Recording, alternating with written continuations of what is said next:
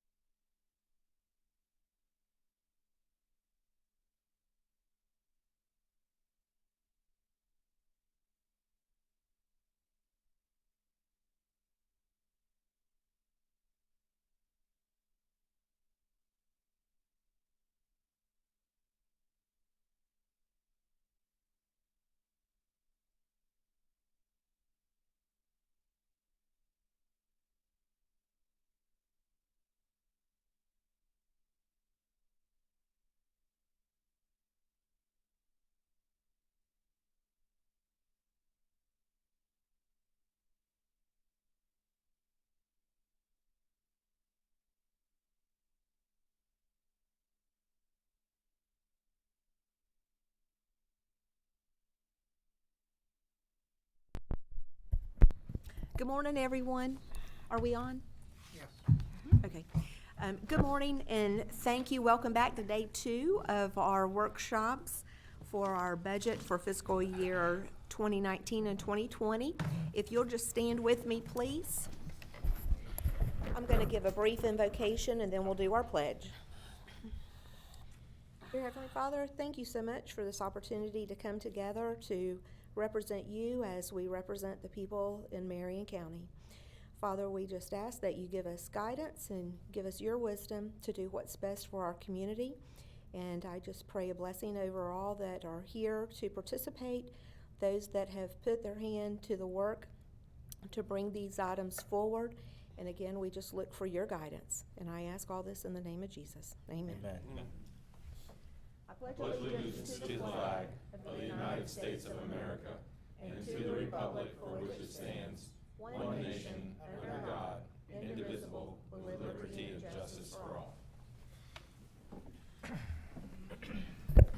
Madam Clerk, if we could have roll call. Chairman Stone. Here. Vice Chairman Moore. Here. Commissioner Bryant. Here. Commissioner Gold. Commissioner Zalek. Here. Very good. And to get us started this morning, Michael Tomich has prepared a new adjustments list through July the 9th, and that should be on top of our piles. Mr. Tomich? May well have been buried. It's yes, it's an updated schedule of budget adjustments. Essentially, it shows the changes that occurred yesterday that the board had directed as adjustments to the budget or were advised of and accepted. And basically, on page 1 of 1, it shows that the general fund reserve has grown. Reserve for contingencies has grown from $1.49 million to $2.86 million. That's where all the adjustments were placed, until such time as the board would otherwise reappropriate such funds or adjust the millage rate accordingly, or let it remain in reserve. Okay. We're going to need to turn his mic on a little bit higher, should he have anything else to add during the day. So, okay, any comments or questions for Mr. Tomich, looking at what we have before us? If not, thank you, Mr. Tomich. Thank you. Thank you for yours and Audrey's attention and making sure you capture everything that has these adjustments. I do have one comment and question for the board for consideration this morning. yesterday, when Monier presented some of his items, we had the opportunity to direct him to look at the cost allocation on the radios. And perhaps, Mr. Boyanis, you could go over that piece one more time with us, and what would that do for the budget as a whole? Commissioner, that was an item presented yesterday in my budget narrative. The calculation has been done by the consultant. We just never implemented that part of the cost allocation. If you elect to do that, it's about $1 million in additional revenues into the general fund. Okay. So if That's you good. give us some direction if you want it done or not, so budget will know what to do with it. I'll bring it to the board for consideration. I would be in favor of allocating. I'm looking at the other two. Well, why hasn't, I mean, is there a reason? I Do could you know, not find, Michael? I could not find a reason why it has not been done. I'm sure there's a reason somewhere. No, I mean, it just hadn't been, it just hasn't been implemented. Historically, the cost allocation was for central service departments, more typical departments like county attorney, Right. procurement, et cetera.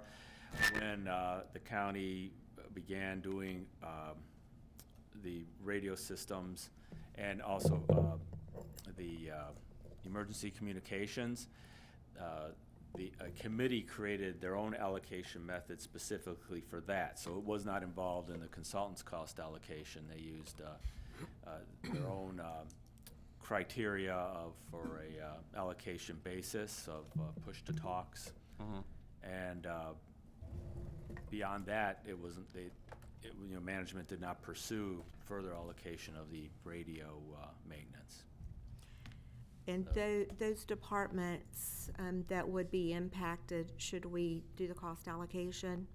Can we run through those?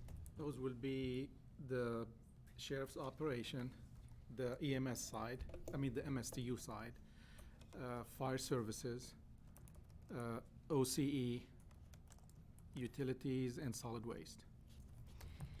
And fire and sheriff would hit the MSTU side. That's correct. Okay. In the fire department, it will be the assessment and the MSTU. On the sheriff's side, it will be only the MSTU. And, And it would hit the EMS side of fire too, wouldn't it? yeah, No, EMS, General it's the general fund. It's being calculated, but there will be no cost allocation. Okay. And that's the case with all the cost allocation we do. So what does that do to each fund, Monier, Okay, before we give consensus? Sorry, I didn't know we were discussing this morning. Do we want to give Where are we at? Michael some time This to get line. that together? I Maybe can. get parts? It's, Unless it looks like he's ready. Are you ready, or do you need a little time, Mr. Tomich? I believe I'm ready. Okay. It's $268,964 for fire rescue services. The Clean Water Program Department, do we call them that, or stormwater? Yeah, Stormwater. Yeah, $4,945. Hazardous waste disposal, $70,064. Utilities, $29,721. Why am I in the middle? He said give you a laptop before I got there.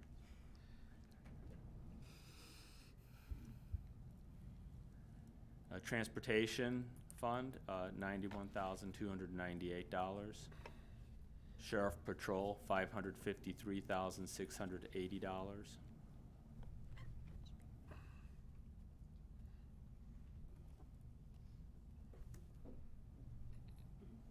That's it. Okay. If we can adjust like the sheriff's MSTU and stuff for the transfers, but I think it's good to cost allocate and have each department pay. Have we had any discussions with any, have we, as the sheriff is the only constitutional that is affected by this? He Have we is. had any discussions with him? I did not have any discussion with him yet. Okay. I mean, I am in favor of the cost allocation, but I do think that we need to have some discussions with the sheriff and let them know, you know, what we're doing and why it's being done, or what we'd like to do and why it's being done. Yeah, I think we definitely need to have some conversation. Right. Before we do that, if the board is of agreement, then we'll make that happen. Also, if I can just ask, on the I sheriff. didn't want to start that discussion not knowing the inclination of the board, if you guys are interested or not. Yeah. I mean, I think that it's actually, it's more transparent and it shows, you know, where the dollars are coming from and what the dollars are being used for. That's correct. And if I may, I just want to ask Michael, the $553,000 for the sheriff, which would be the MSTU, what is that as far as terms of millage? You know, off the top of your head? Probably about 0.04 of a mil. I believe there to be sufficient reserves in this upcoming year. You know, may affect it down the line, but, So what are you suggesting then? Would we not Adjusted millage? adjust? it would not be necessary to adjust the millage. Okay, Okay. well, that's even more positive, Yes. I'm gonna say. Okay, very good. Okay. And conversation will take place with the sheriff as quickly as we can make that happen. Okay. So you are interested in implementing this cost allocation, you need me to talk to the sheriff? Well, I And had explain it. 3, I haven't heard from Commissioner Zalek. Yeah, okay, Okay. so yes. Okay, Okay. thank you. Thank you. Thank you again for looking, and I think that's gonna get us ready for the day. Good morning. Good morning. Morning, Commissioners, Madam Chair, Mr. Administrator, Mr. Clerk, Jim Coulard, Parks and Recreation Director. Thank you for giving us the time this morning to present our FY20 expenditure budget. With us here at the table today, part of our leadership team, I have Kelsey Mears to my left, your right. I have our Operations Manager, Greg Wiley, and our Airport Manager, Mike Graw. Behind me, I have Melissa Diorio, our Recreation Manager, and Denise Alexander is at conference this week. So representing the Southeastern Livestock today, we have Kristen Milligan. In the audience also, we have 2 members of our Parks and Recreation Advisory Council. We have Pat Gabriel, our chair, and we have Craig Curry, representing David Morris District. Before we start the review of our budget, I would like to highlight a few of our notable achievements from this current fiscal year. First, as we've mentioned prior, park visitation is an all-time high, with over 2.5 million visitors coming to county parks. Seeing visitation numbers continue to climb is a good indicator, and we are thankful for all those who played a role in marketing and bringing awareness about our great park system. The number of events in the park system is also up. We consider ourselves the event department, so there's not one weekend during the year that we are not hosting some sort of event. Some of our notable occurrences this year, the Southeastern Livestock Pavilion hosted 829 events. The airport continues to pursue aviation and non-aviation related events. The culture that Mike has created at the airport has been very positive and refreshing for the aviation community. Last October, our Recreation Division teamed up with the Friends of Marion County Parks and Recreation Foundation and hosted our first Brick City Carnival at Brick City Adventure Park. By our estimates, there was over 6,000 people that attended that one-day event. This year, we've hosted 14 baseball tournaments and softball tournaments. That's up from 4 tournaments in 2016. So over a span of 3 years, we've added 10 tournaments to our system. Those events are being handled countywide. Wrigley Fields, Rotary Sportsplex, Shocker Park, Bellevue Sports Complex. So we're not focused on just one facility anymore. The sports community is realizing what we have to offer, and they are loving our facilities. So we're also proud that those numbers are helping increase and solidify Marion County's place in the sports tourism market. One of our fond tournaments that we had this past year recently was our inaugural pickleball tournament at Cohadjo Park. We attracted 28 teams, so that's 52 players from across the state, not just here locally. We'd also like to mention a few of our other accomplishments that we've achieved. We have formally opened the Ma Barker House for public tours, and as of today, we're booked through February 2020. You're about to hear a major announcement Bless you. Thank You're you. about to hear a major announcement about next January, so keep your calendars open for the middle of the month. Earlier this year, we cut the ribbon on over $450,000 worth of improvements at Ralph Russell Memorial Park in Silver Spring Shores. We also cut the ribbon on $200,000 worth of improvements at Salt Springs Civic Park. Our recreation programs, as you remember from our last board meeting, we are booked. Since our update to the board, we've received several praises from the parents and our campers, and they are expecting to come back next year and for winter camps coming up in December. Next week, you'll see a contract amendment on the agenda for the construction of our new restroom facility at the Southeastern Livestock Arena. This is made possible through state grant dollars, so thank you for your leadership and support up at Tallahassee. And Facilities Management will be overseeing the construction of that project through the use of a construction manager. What this all translates to is that we are focused on meeting the needs of the community. Attendance is up, events are up, and the areas of responsibilities continue to increase. We are proud to deliver these services and create meaningful impact on the lives of those who use the park system, participate in programs, and use each of the facilities we manage.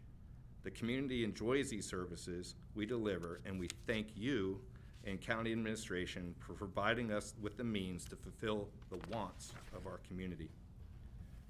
We are not only stimulating lives, but we are also stimulating the local economy. Local parks and recreation agencies generate nearly $7.5 billion in economic impact and support over 60,000 jobs just in this state alone.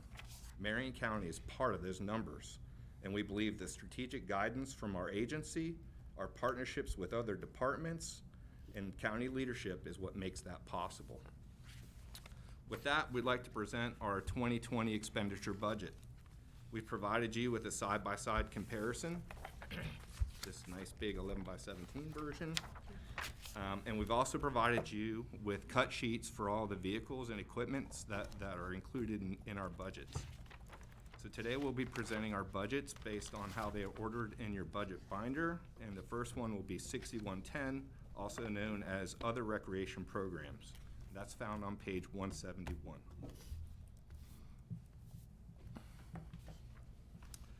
Recreation Program 6110 is generally funded through grants, primarily through USDA, Secure Rural Schools. We also use this fund to indicate grant funds from other agencies such as DEP and Fish and Wildlife. Regular salaries and wages in this budget have increased $2,593, which is just for pay adjustments. Improvements in CIP, there's a $200,000 line item for Shocker Park improvements. We're looking to partnership with Premier First Girls Fast Pitch Softball to increase the size and number of fields there, adding 2 more fields and possibly 2 lights. So that's going to be a match for them. Or either use that for that match or through FERDAP, which is the Florida Recreation Development Assistant Program through FDEP. Historically, FDEP has not been funding, or the state has not been funding FDEP at the levels that make it all the way down to Marion County. They're only funding small-scale projects. Are there any questions on that fund? Madam Chair, Yes, I Commissioner? don't have a question on that fund, but can you give us a little update on Shocker Park and what's happened since we formed the partnership that we formed with them? So the increase in the number of tournaments is what you see. So currently, we are working with the leadership there, Donovan Meyer and his wife, who've created an outstanding board there at that park. The leadership is phenomenal. They have been very proactive in not only bringing travel ball tournaments to that facility, but in several recreation-oriented recreation tournaments. So we're really happy about that. Excuse me. Yeah, actually we've brought in a couple of college showcase tournaments, which is really unique. So now we're bringing in scouting teams from colleges across the Southeast to Marion County to check out the talent that we have. So you've got kids at 16, 18-year-old getting scoped out for scholarships right in our backyard. So the Shocker Park is really making a name for itself. So it's performed, would it be fair to say that it's performed above and beyond what Above we and beyond. originally had anticipated? Yes, ma'am, within our means. Very good. I have one more question to ask about too. The grant, the FRDAP grant, can you expand on that a little bit? Yes, ma'am. So that's the maximum funding levels on the FERDAP grant system is $200,000. But when you get to that level of grants, the level of matches escalate as well. So that's that level, that would be a 50-50 match grant. So we would carry that $200,000 matching in our fees fund. So Okay. together, we can make a $400,000 project for the cost of half that. Gotcha. Okay, very good. But I'd love to spend some more time with you about that. I mean, we've had that as a legislative priority in the past, was to push the state, to ask the state to fund that program through FDEP, because that money really does help several agencies across the state.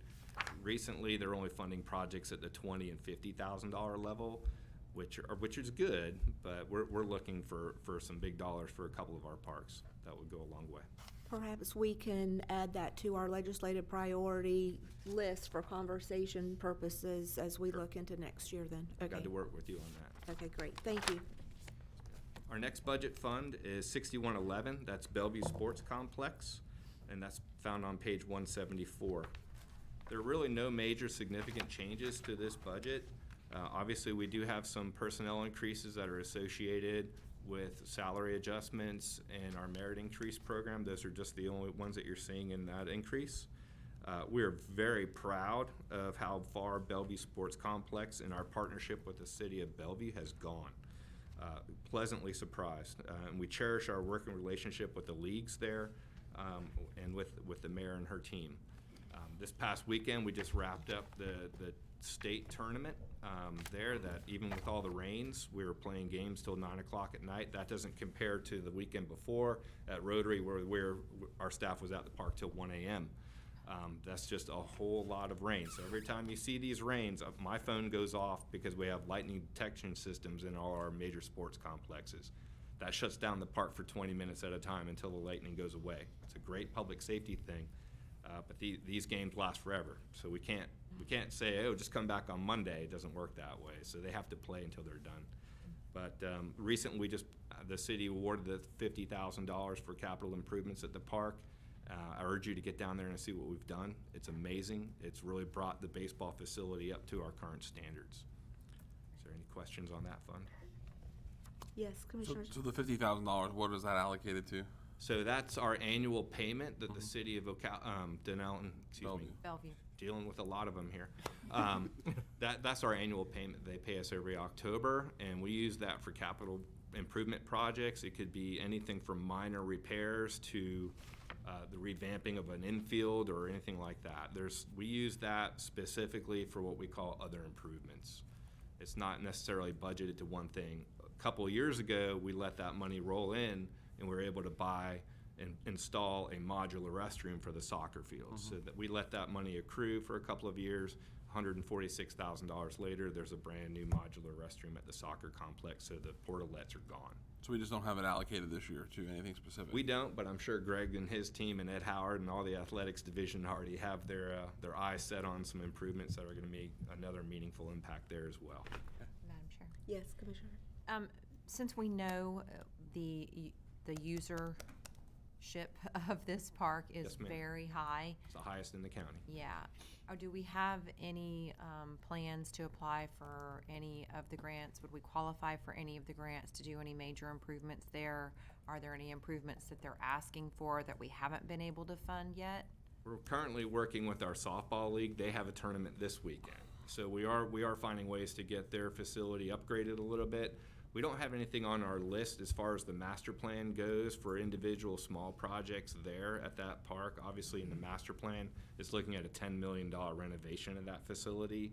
So we're trying to just patch things along until someday we find the mechanism, or we drop back and punt and we develop a smaller, achievable projects that we can accomplish within a 2-year period. So we can go after grant dollars as long as we have the matching dollars in a different fund. And that's kind of one of our challenges. Matching dollars in a different fund, so we couldn't take this $50,000 and use it We could. towards, okay. Yep, When we you could. said in a different fund. Yeah, we could, and I get those a little confused sometimes okay. because we do have If we're doing matching dollars out of 6110, we look at the matching dollars in 6118. Right, So with this, if we wanted to match this and make it a $100,000 project, we could. yeah. I mean, I think with the amount of people that we have coming through that park every year, even if I know we have a $10 million master plan. Right. But I think every little improvement we do down there, they notice. They do. And if we have opportunities to do that, I'd like to see us take advantage of those. Yes, ma'am. Thank you. Any other questions? Our next fund is our main general fund account. That's 6120, and that begins on page 177. In this fund, we're looking for 2 new positions as it's presented today. One position is a title of Operations Supervisor. As mentioned earlier, we are growing, and not only in the number of the facilities, but in the assumption of additional duties. We have more facilities now, more events, more responsibilities. We're also looking at our succession plan for the future. Mr. Wiley's not gonna be with us forever. What? He said he would, but I don't know. I wish I thought he was dipped in something special. I did too. He'll be around for a while. So this position would allow us to be a lot more effective. This is, Greg's title is Operation Manager. The Operation Supervisor is one step below or over to the right of that. Yes, ma'am. Can I just pause you 1 second? Yes. We received yesterday afternoon from Amanda Tart, commissioners, it was the new deleted and reclassed positions. If you want to look at that as he references, you'll find it on page 7 and 8, I believe, of the new positions on 8, and then any reclass positions you're going to talk about. Okay. So again, this position will allow us to be a lot more effective. It would help spread the span of control and provide relief to the operations division. So Wiley's having some issues, is what you're saying? Well, Commissioner, I do director work days in the Parks Department on Saturdays, and I do go out there and take a look, get dirty, get in the trenches, and Oh, yeah, see it's what's tough. going on in the Parks Department, not just during the day when no one's there, but on a Saturday when it's slam busy. That's fun. Yeah. It is very fun, it's very educational, and it's eye-opening. And what I see is a need for some more hands-on contact. And it's not anything against Greg at all, because he's doing a great job in what he does, but his responsibilities have been elevated. So now we're missing some of this field implementing, and it's important to us to make sure that the integrity of the parks and the standards of the parks are maintained. That's how we got to where we are today. And when I start seeing things slip, flags go up, and I want to get those addressed. So talk with Greg about this. It's going to be a big relief for us. So in your, Madam Chair, Yes. so organizationally though, Yes. responsibility of that on, I kind of thought that was more of a park ranger. Right. This would be an duty. elevated position right above the park rangers. And so help me out. So you feel like the park rangers today aren't able to handle the parks that they have? Our park rangers are a very unique position. So if you go to a state park and see a park ranger, it's usually the staff members that we consider park service worker twos. Their park managers are like our park rangers, but they only see one park. Our park rangers oversee several parks. Several parks, and they're all hands-on folks. So with the increase in responsibilities throughout the Parks Department, say we added the Mall Barker House, we didn't get any additional staff for that. We added the Kiwanis Beach, didn't get any staff for that. So there's areas in the park system where we've added on the responsibilities, yet no additional staffing. Right. So the park rangers are getting dirty. They're out there doing more of these things that we would expect them to be filled by park service workers. So having somebody in as, say, like a senior park ranger come in and help. Well, that's what I'm trying to ask. 'Cause Right. to me, it doesn't make sense that you're asking for a supervisory Right. position when you need Right. people. So part of our succession plan, Maintain that Commissioner, process. is always trying to promote within.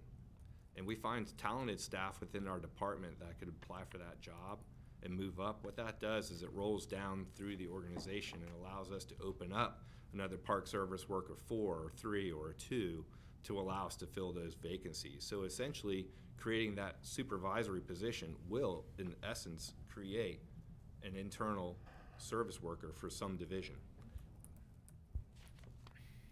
That really doesn't add any manpower. Right. So we did ask for several other staff members in this proposed budget, but we had to scale our ask back. So we asked for additional park service workers, and we asked for additional help at the Southeastern Livestock Pavilion, and we just couldn't, we couldn't do that within the means. So we really had to scale back our ask. So we've decided to focus on taking care of the existing staff that we have and asking for some help in the office with Greg, and actually asking for some help at our front office, and that's another position I'm gonna talk about here. So the second position that we're looking at is actually a customer support specialist. This position is already occupied and used through a Resource 2 contract employee who's been with us for over a year. Her position has been a great addition to our department and our frontline customer service team. We believe we offer some of the most effective and efficient customer service in the county. Adding this person to go from a contract employee to a full-time employee is a $4,000 increase. That's all we're looking for that position. So when you come to our office and you come in the front door, the person that you see there smiling at you is the person that we're referring to. And we really like to retain her as a full-time employee. She's worked out great with our team, and we're looking forward to having her with us and letting her grow with us for many more years.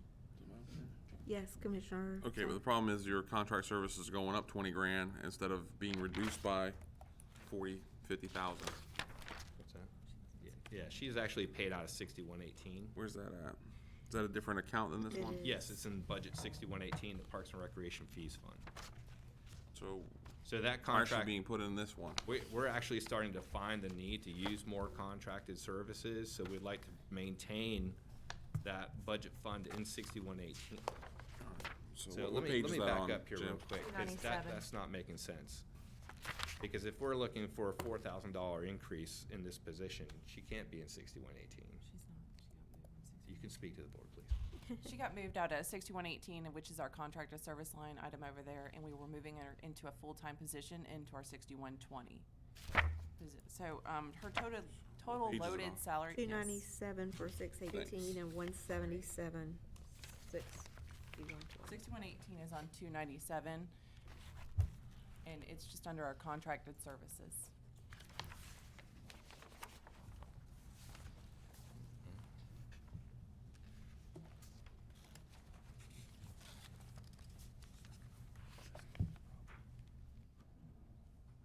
So what else is coming out of there this year? Out of 6118? Mm-hmm. Yeah, let me get that list here. Because it's 100,000. I mean, in 18, it went up $200,000 for this year, and then now it's going down $100,000 Correct. all over the place. It is. And that has a lot to do with our desire to try to move more of our personnel and operating funds out of 6118 into 6120 to help free up some more funding for capital projects. But again, that was a big move that we tried to do this year. It was about $609,000 impact to the general fund, which we did not do. So I'd like to just remind the board, and we can talk about 6118 in more detail when we get there. Currently, our revenues are at $1.3, $1.4 million, and every time we have a merit increase, every time we have some type of increase to salaries, that starts pulling back on our ability to do projects. So over the long term, it's not very a sustainable model, in my mind, to not have a capital fund budget, something that can help fill these projects. So that's kind of one of the things that we've constantly looked at. Monier and Angel and I have had several discussions about what we should or shouldn't be doing with 6118 and the personnel and operating accounts. Okay. So in 6118, tell me how many people are from Source 2 or other contract service people? One. Just the one? Yes. Okay. So how much is her loaded salary? $44,857. Okay. All right. And the rest of the deduction in the contract services is what? That was for unit management plans that we are currently implementing right now. Okay. We have one for Silver Springs Sand Hill and one for Silver Springs Conservation Area. Those are state mandated unit management plans. Okay. What's that? Yep. And then in this 21 or 6120, what is the increase in contract services this year? 22,000. Right. What is it? It's the 20,000 there. Yeah. We had the mowing contracts, we had parks that we weren't mowing previously, we've added all those into it. Let me double check on that one. I know that's for sure. Yeah, it's essentially, it is essentially just the cost of our contracts going up. Okay. Are there any contract people in that budget? No, sir. No. Okay. Thank you, Madam Chair. Okay. Oh, I do have another question on that Yes, same go- budget. Go ahead, Commissioner Zhao. Sorry.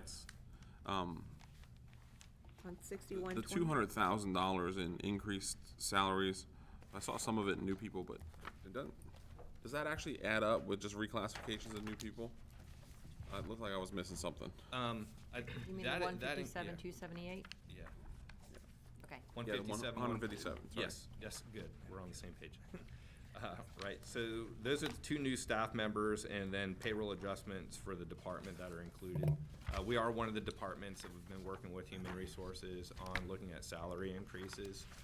So that's the number that you're seeing in there, Commissioner. Plus, not everybody was affected by the pay adjustments. Correct. So what we were able to do and provide you is 3 employee matrices. Two of those are, one of those is the Park Service Worker Matrix.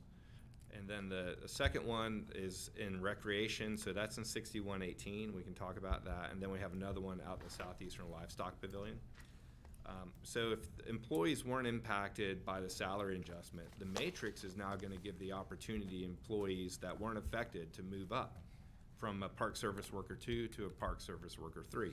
So or 4 or 5. So we've actually assessed our department and looked at the number of people that would be impacted by that. We're very cautious about this. We're very slow pace with this. No one's gonna be moving from a 2 to a 4 in 1 year. That's not allowed. You can move up 1 position per year, but the requirements, the certification, and the training certs are not easily achieved. This isn't something that's just given away. They have to earn it, and they have to demonstrate that they're able to do these new chores. So we're thrilled to have an employee matrix. Not only because we know we have staff that are in positions that now we're wondering, how did they get there? So we look at qualifications. We have some service workers that can't operate equipment. So how did that happen?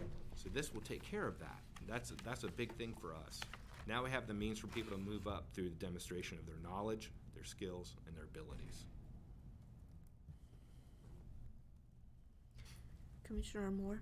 Okay, while we're on 6120, I don't know if this is the exact one, but 6120 or 6122, Camp Izzard, which would be a passive park, so no additional staff needed, and since it's an area where we're already maintaining, there's no additional, personnel, so it's not ongoing, so it'd be one-time expense of about $50,000 or so, but would it be in 6120 or 6122 that we would put something like that in? And then the advantage to this is it would be part of our history trail where we have Fort King. We've already had the Mayor Donnell, myself, Gary Ellis from the archaeologist went out there, Greg Wiley, and Greg Wiley is the one that took my $1 million idea and put it actually into a workable idea. So kudos to you on, again, my grandiose idea, but basically where we would put a kiosk up, there's already, at this site, we already have parking, we already have tables, picnic tables, we leased the area from the Greenway. So it's Where is this area at? it's adjacent to the actual Camp Izzard.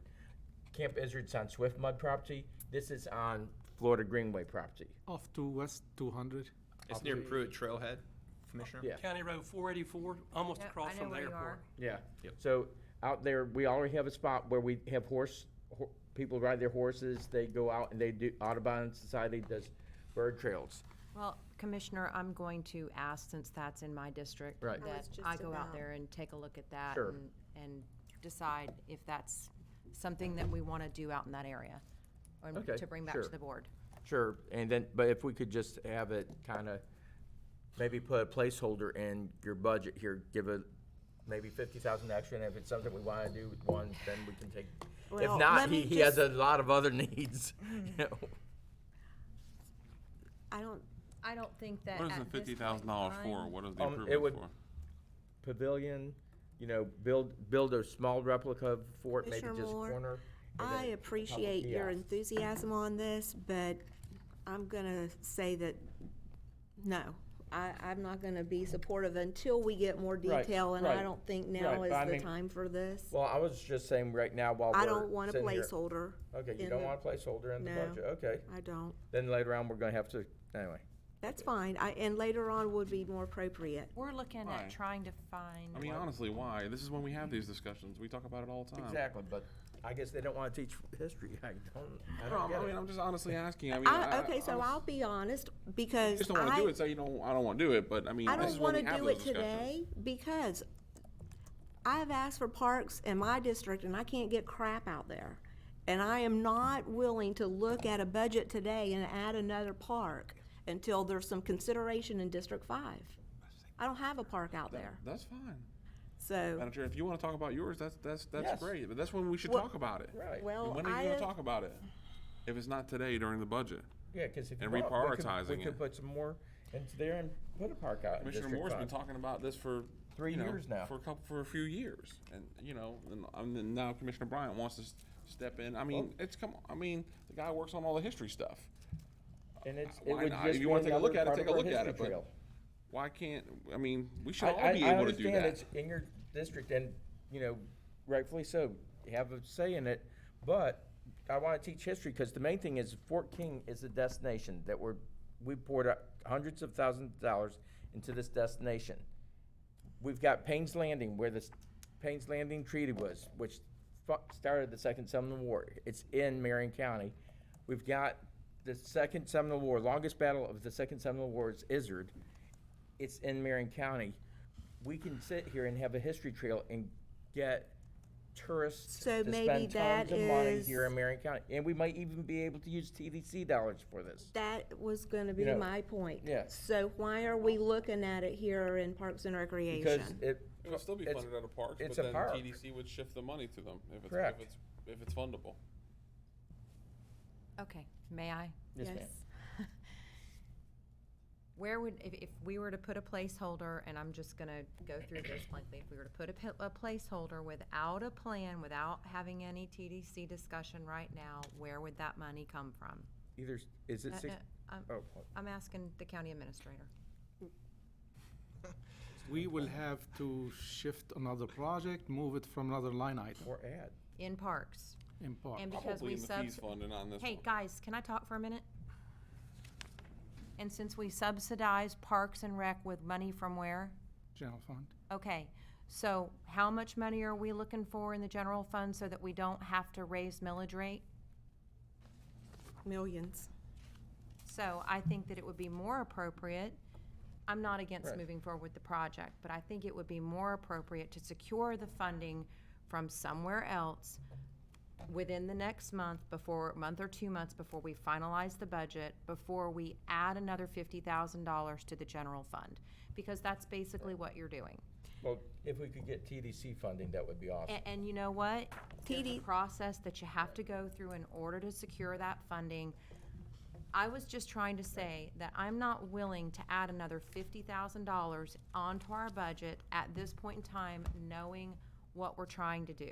So let's go through our budget process. If we can secure the funding and it doesn't have to come from general fund, Awesome. great, move forward with it. But let's work on that Okay. first and then have it come before the board in an agenda item and go through the process the right way. Not just bring this up at the budget process and try to add We don't do something it to the When budget. do we do it? Do you Well, want me here, to just check? in my defense, when I have brought stuff up at regular things, they say, no, that you need to bring it back a budget, which this is actually one of them. I was told to bring back a budget, I bring it back a budget, now I'm being told to do it the way I did originally. So either you wanna do it or you don't wanna do it. Let's figure out, but I would like to teach Marion County's history, have the history trail, and have the most awesome history trail, so when people come to Marion County, Commissioner Moore, they we've have all the heard that. experience.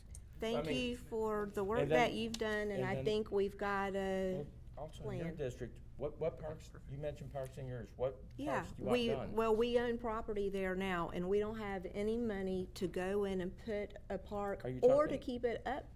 Are you talking Westbrook or which No. one? We have That's a property that bequeathment. has been designated don't for have. a park in a community, but we have never developed that park. I think she's talking about Ocala Park Estates. Ocala Park And Estate. for Oh, 2 okay. years, we've talked about it, and I'm not putting the stress and strain on parks because I know we don't have the funding or the people at this point in time. So there is my reluctance to approve any more parks when we don't have the upkeep of what we need today. Yeah, but this one would be a passive parks, there would be no Okay. additional. We've gone other through than that, the Commissioner capsule, Moore, and it's we're nothing. gonna do it on a different, we're gonna move forward in a different, more appropriate way than today's budget.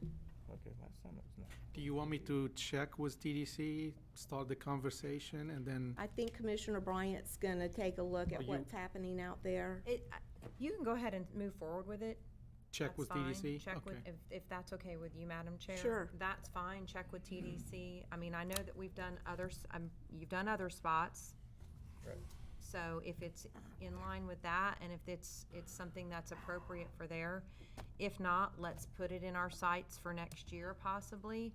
But, I mean, just, At least you can We're- plan it, though. We can put it in We the can planning put some cycle, we can put it plans in the in CIP, it Right, can be or in the next something, 5 yes. years. we can put some mean, plans in place. My right. point Exactly. was, I just don't wanna throw another thing that's gonna have to I come wasn't out even of saying general to throw it in fund. there this year. Yeah, On that's the- what on we the were. CIP. Right. Okay, So- that works.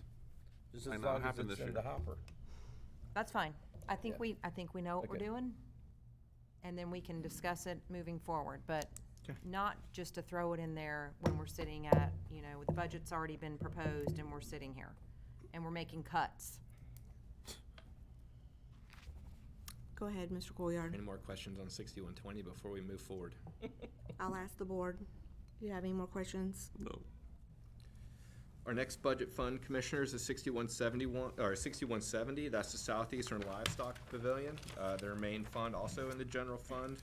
That's on page 181. Out of all the positions that we've looked at this year, we do have one reclassification in this budget. That's for our crew leader, Daryl Gregory. We're looking at a new position for him. It's a facility management supervisor position. This would bring his salary up to a point that's more commensurate with the responsibilities and duties that he has, and it will also help us reduce our overtime line item. A lot of the work that's done out at that facility is overseen by Mr. Gregory, and this position would this reclassification would help that. Also in that budget fund, we do have our matrix for the buildings and ground technicians, Southeastern Livestock Pavilion positions.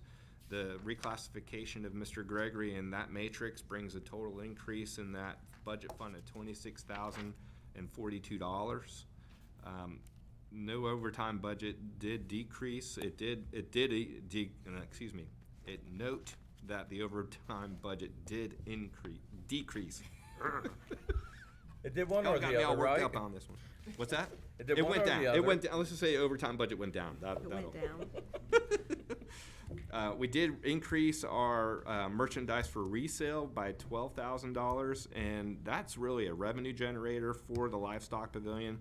That's mainly for bag shavings.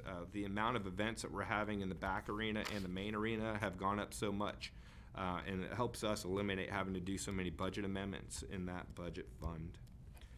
Some of the other improvements that are included is a $58,000 project that we're working with information technology and the City of Ocala fiber department to help bring high-speed internet to the entire complex. As you know, some of the events that we're having at that facility are actually being broadcast worldwide. Wagyu beef sales and other steer sales are happening right here in our backyard, and you have people bidding on animals as far away as South America. So having high-speed technology and the ability to have a broadcast and handle the volume of users that come into the arenas is really important for effective customer service. So we've got a lot of the infrastructure, all the conduits are pretty much in place.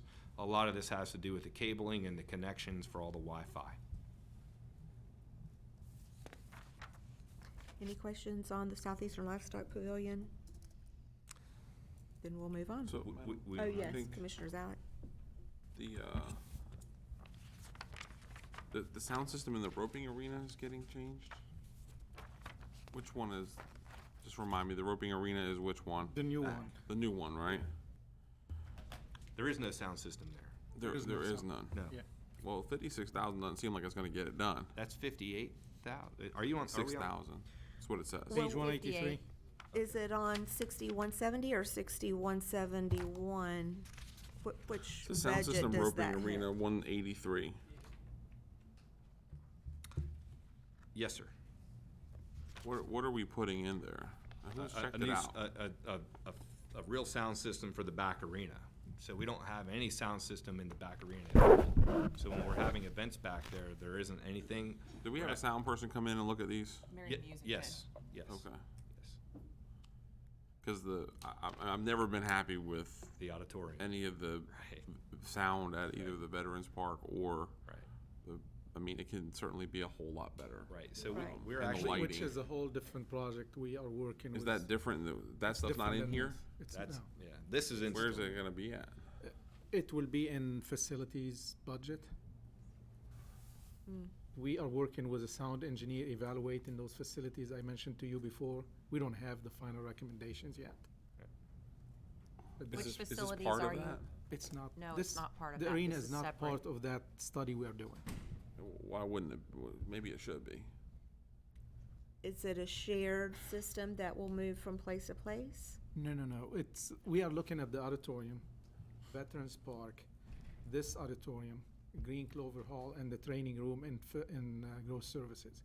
They are being looked at by a sound engineer, looking at the design and what the sound system needs to I'm be saying like. this should be done, then if we're gonna put a sound system in it. Because I Somebody think needs to you take a look did at have- it. You did have a consultant, or professional look at it, what needs to be done. We had Marion Music come out, and that's who did the front arena, and they just actually did an upgrade this year there. Did which arena? At the front arena, the pavilion itself. Oh, okay, definitely then. Yeah. We need somebody else to look at this. Okay. Have you been out recently? We did have it. I don't care what it's been. If they did it originally, I definitely think we should have. I mean, unless you could prove to me that they're. Send me some samples of some of the other work they've done, because I have been happy with the livestock pavilion for years. Roger that. When we go there, and the announcements, or especially if you get a lot of people in there, and you go to the rodeo and it gets diluted. I mean, I don't know about you all, but I don't think the sound works real well through that process. And so if we're already evaluating Right. the front arena, I don't know why we can't just What, If you add this. want, if you would leave this money in the budget, Right. we will include it to the list, and it will be part of this funding and the funding from facilities. All I'm saying, To Monier, get is it I don't done. understand why, if we're already doing all these other jobs, why this is not part of it, if it's in the budget. can I ask don't you a understand. question? It was not. Commissioner Zalek? Yeah. So I mean, I've gone to plenty of events at the Livestock Pavilion outside arena. Yeah. I don't recall having it be terrible. Everybody I go with, everybody I talk to Just during the sound time, the sound distortion throws everybody off. Even when you sing the national anthem, depending on the crowd, it's very different. I'm just telling you, we've added those big fans, we've added a bunch of different stuff, we've done, I get complaints about it when I'm there, for sure. You know, that they can't hear the announcements, and, you know, sometimes you can't hear the whole thing, what's going on, and it's very distorted versus, you know, something that's laid out. I think we're gonna get some good recommendations. I hope that Monier is gonna do that, because we've had that Just problem. needs to be And I mean, crisper. even the auditorium, where you know, it echoes The auditorium, significantly. absolutely. You get a lot of sound distortion there. You get a lot of sound distortion at the Veterans Park, depending on Veterans the Park sound is system. not good. I will And- agree with that and- 150%. So I'm just saying, I mean, we're already gonna have this study done, and I'm trying to figure out why, if we're already gonna spend some money, why that's not part of the project. I can tell you, I did not know that was gonna be a part of the budget request. Okay. Our priorities were those 5 locations, the auditoriums and the Veterans Park. So I'd rather take it out than not do it right. So we can leave it in here, we can do the study. Or we can add it to the or list we if can- you wanna leave or we the can just money take in it there out, and. if we're not gonna do it. Who's with- gonna look at We already have a consultant. Facilities, a consultant through facilities is looking at all the other facilities. This may be an We opportunity have a for- consultant working with facilities. Okay. So what are Just we? to weigh in, Jared Goodspeed. We had our consultant would do RFP, Sabian's looking at those 5 locations that Monier mentioned. The idea was that we would take those techniques and recommendations and see where else we could apply those throughout the county. But if there's additional places we want to look at, we can definitely do that. And I actually just received that last night. Who is our consultant? It's Sabian is the, They're out of where? they're out of Gainesville. Okay. Yeah, and they've done multiple things with it through the state, NASA Space Center. They've done a lot of different large outdoor and indoor venues. So, Well, that's what I'm excited to see trying the to think recommendation. about, because, you know, when you go to, like, especially when, like, the Veterans Park, right? I mean, you would think that it would need, you know, speakers in multiple places. I mean, if you go to any other park that's outside, you know, they have a bunch of different, you know, they just have it, they're not playing it really loud, but they're playing it throughout, right? And through, or so, I don't know what needs to change. I'm sure that the sound folks can look at it. And I understand what you're saying, but I mean, if we're already gonna do this job in this budget year, I would like to see it be just part of the evaluation. If we can we do that? The evaluation's complete. Yeah, and so the RFP it's went already out. It done. was just those 5. But at least we can put it back out if we have more priorities of other facilities, because since we've done this, we've had even the new TDC where they have I'd like conference to rooms. A get lot of done people. with the 5 priorities, so Yeah. we can get something accomplished. So maybe we just leave this in here for now, and then after those are done, we evaluate how they are, and figure out if the end of next year if we want to do this, which are the middle. Or can you bring this back Oh, we before bring the it- board before you execute this project? Yes, Certainly. Madam Chair? that's the Yes, direction. Commissioner Bryant. All right, so before we move forward with that direction, Yeah. I'd like to at least have a talk with Denise, Jim, somebody, to make sure that they're not booking events based on the fact that they're supposed to have this sound system in place for next year. Because we have to remember that that arena is being booked for different events, and if she's told someone that's planning on hosting an event there, oh, we're gonna have a sound system as of whatever date, and they've booked their event I don't know based how on she could've that. booked that yet. I don't know, but I'd like to just have that conversation. I think it would be prudent for us to do that. So if we leave the money in there and figure out to make sure what we're doing. Correct. Okay. I mean, and we I could think All actually, I'm asking is that this project, Right. before it get I- executed, it comes before the board. That's, Okay. and That's I all. agree with that. I wanna know the answer to that Understood. question. Understood. Okay, got Hey, it. down, Jim. What do we do, Jim, now? Do we bring in a portable system? Yes, sir. Okay. And that's something that Denise usually charges back to the client. To the Yes. user? Yes. So is the rate for that arena gonna go up once you install the audio? It'll be an additional feature, right? If you want it, turn it on, that's an additional charge, it'll be a surcharge. Okay, so it's the same thing. All right. Okay.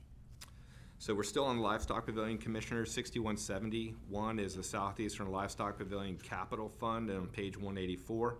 The main inclusion in this proposed budget, again, this year, is a $3.6 million line item for the completion of Phase 3 of the facility. We are constantly going to the state looking for funding for this project. More than likely, this won't make it to the final budget. I would like to work with the board and county administration on a new strategy to make that project a little bit more achievable, instead of constantly going to the state looking for the same amount of money every year. So I'd look for some help and guidance from the board and administration on making that project or parts of that project move forward. But I don't think doing it all at once is necessarily the correct path. Can you remind us of what the CIP is on that? So that, you're asking me what that project is? Yeah, I looked at it earlier. So that is Phase 3 of the Southeastern Livestock Pavilion. So the east side of where the back arena is the creation of several campsites, full-service hookups for water, sewer, power, a new parking lot in front of the complex, right there next to the auditorium, so that big wavy sidewalk that isn't very usable would go away, and a new parking lot would be added there. Additional campsites and facilities south of the back arena, and this really just rounds out the completion of the master plan for the livestock pavilion. So, I've got Commissioner Moore with a question. Because I think as long as I've been on the board, we've been going up for livestock, and this one, I have to say, has been a tougher ask than the others. So do you think if we broke it up in smaller chunks, it would be easier, or how do you think we should proceed? What do you think would be the best? Just kind of get your I thoughts think of it'd be what best to the way. prioritize it, Commissioner. I think it's a matter of digging deep into possibly phasing the phase and going into Phase 3 and creating Phase 3A, B, C, or D, or whatever it needs to happen to make And sure. then just take smaller bites. Smaller bites. So, I mean, we got a $300,000 grant from the state this year for the restroom. If we get a $300,000 grant for the parking lot up front, you can check that box. We have received comments back from our representatives that we keep coming back year after year after year for the same project in big dollar amount. At one year, they suggested we do smaller ask. Another comment where maybe you need to ask one more time for the whole thing, and that's gonna be it, but we didn't get it, so. so looking at, the CIP Exhibit F that you have in here, Munir, Yes? is that part of some of this that's broken down? It's not, that's great. Okay. Yeah, good. this is general fund only. Right, Okay. And This this, project is grant money. Okay. Okay.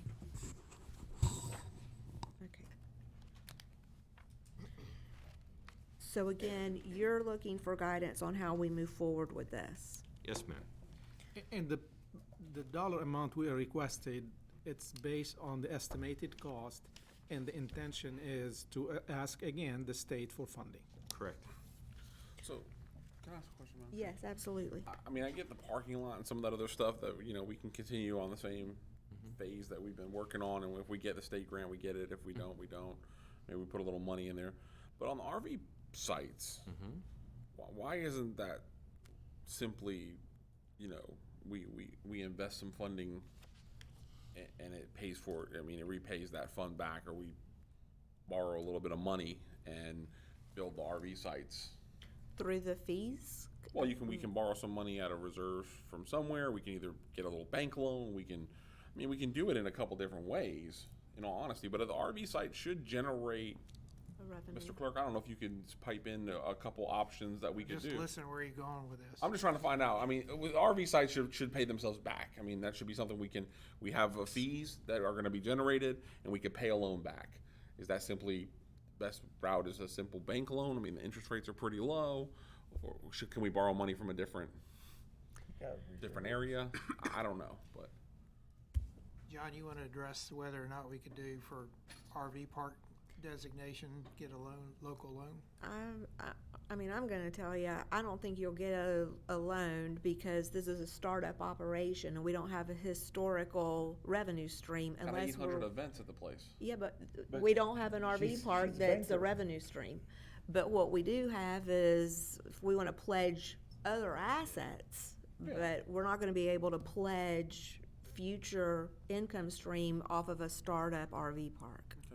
I mean, we can look at the issue, but not give you an answer today. That's fine. I wondered. I mean, there's got to be a few different things we could do. Maybe something else in the parks we could pledge. Or pull from our reserve. I don't know. And then pay the reserve back. But you know, I mean, I know we can borrow money from somewhere, if that As long as we're willing to pledge it, Right. I mean, an asset. and that would seem like that would make a big difference at the livestock pavilion. I think the RV. I mean, that's the one thing I do here. All these folks come in. They've got horses. They're trying to take care of their horses. You know, we should definitely have an RV. You know, Mr. hookups. Bottom line is, the only one that's gonna be recognized as a fee that's accessible is sales tax. Okay. And that's, if you're gonna pledge anything, that's the only thing you're gonna be able to pledge. Okay. Because if your revenue doesn't come in relation to the rentals, you've gotta have a revenue source. Go ahead, Mr. Gary. John Gary, Finance Director. As with, other conversations I've had with Jim and his staff, any request the board has with regard to bonding or funding or bank loans, Jim can get with me, and then we can address it with Jay Glover from PFM, who is your financial advisor. Okay. And then Jay could put a package together for you. Have a couple different options. Yes. Okay. I think if I think we it may be want, worth it. I think it's On worth it. whatever at the livestock pavilion that's gonna generate some funds, we can put a package together and say, hey, this stuff's gonna make money. Let's do this. I think if you wanna go down that road, that analysis needs to be done. Yeah. You need to be sure that whatever you are doing, and you're gonna rely on revenues to pay for it, Right. that it's gonna be self-sufficient. Right. I didn't think it was gonna get past Everything Mr. we have Gary if done, it it wasn't. has not been self-sufficient. Right, Mr. Gary? And say that last comment. Everything we have done at the livestock pavilion has not been self-sufficient. I understand that, but those are, Here you go, sister. Which would be my concern of taking out a 3 million plus thousand. And it's not a cheap project. It's a big project. oh, I mean, if it doesn't pay for itself, then that's fine, and then I'm not worried about doing it. If it does, I think we need to do that analysis. Okay, so do we have consensus to at least If do you all an agree, I mean, analysis? that's the I direction. think so. I think we should look at it. Yes. All right, look at it. Okay. I mean, if Jim wants ways to get things done, we gotta give him permission to go out there and figure it out. Appreciate that very much. Ready to move on? I think so. Marion County Airport is on the page 7, it's Budget Fund 7210, page 220. The main increase to this budget this year is an additional $90,000 to an account for additional fuel sales. And again, that'll help limit our need to amend that budget so frequently. We are looking at implementing a an airport master plan this year. Mike's been working with the FAA on several initiatives out there. The T-hanger project's moving. It's gonna be coming to you pretty soon for a budget amendment, or a contract amendment, and get that going as well. We're working with local consultants on developing our site plan there, and we'll be in touch soon with that. Funding is in place. Commissioner Zalek? So the 300,000 for the master plan, Yeah. Yep. where's that money? It's just we're just holding that's a reimbursable grant, so we have to budget that money, and then the FAA and the FDOT, our cost is really gonna be 2%. Yeah. So we just have to have that money in our budget to show that as a reimbursement. What are we hoping to get out of that? Well, we've kind of gone around this thing forever. So I can speak to that as specific questions I'd like Mike to answer for you. The FAA and FDOT are adamant that our master plan is updated. It's well over 10 years old. So airport layout plans are essential in us being able to grant funding and other projects moving forward.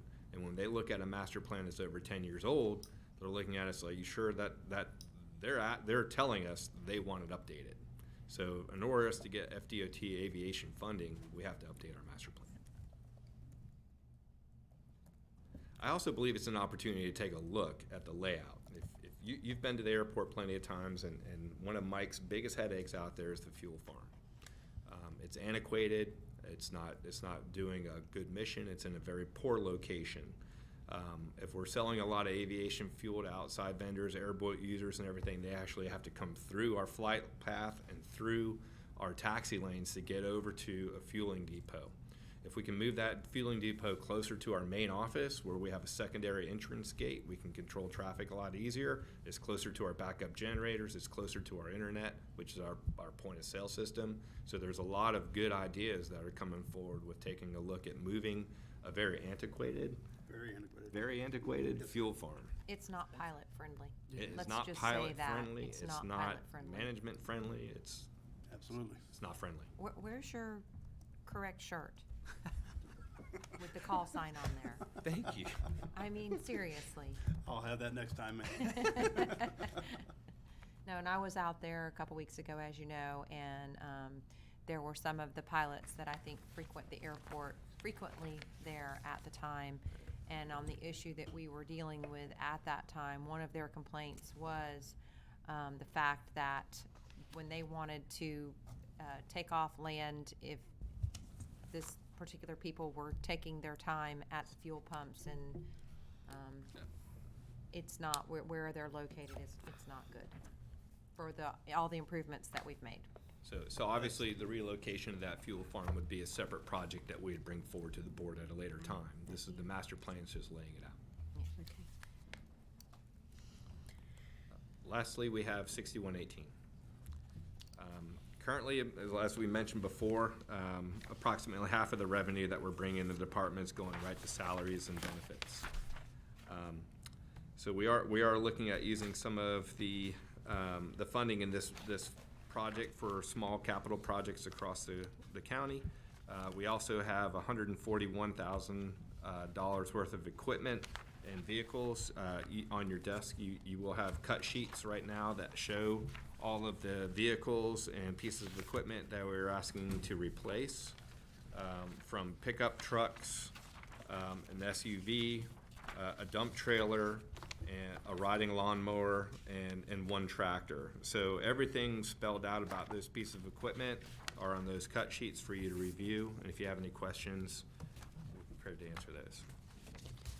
The repair cost on each one of these, that's what you spent this year, or total over the life of the vehicle? Life. Life of the vehicle.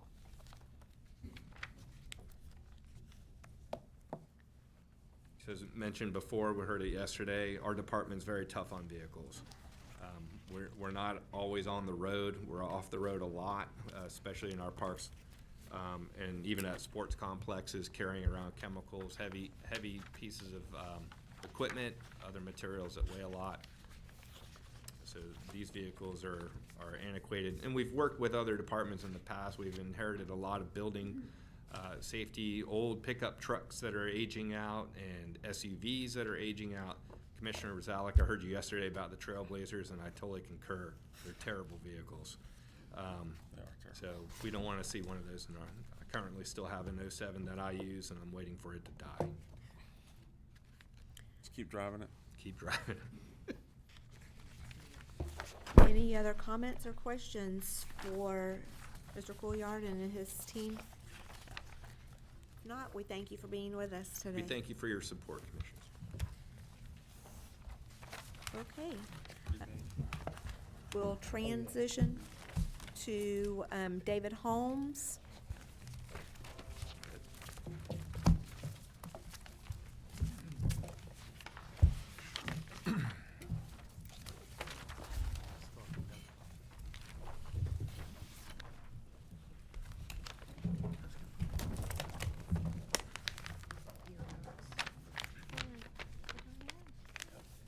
Which one?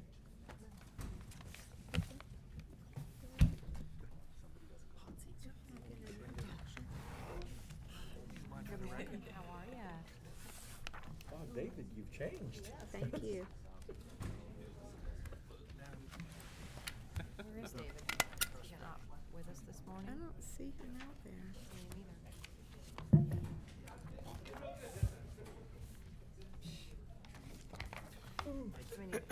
Greg, you did really well. Actually, I don't give any of them a really well. We are way off timeline. Off the schedule. Way off schedule, and so it's, hopefully we'll, That's because of all the questions Commissioner Zalek asked. Yes. they were necessary. All the discussion. Okay.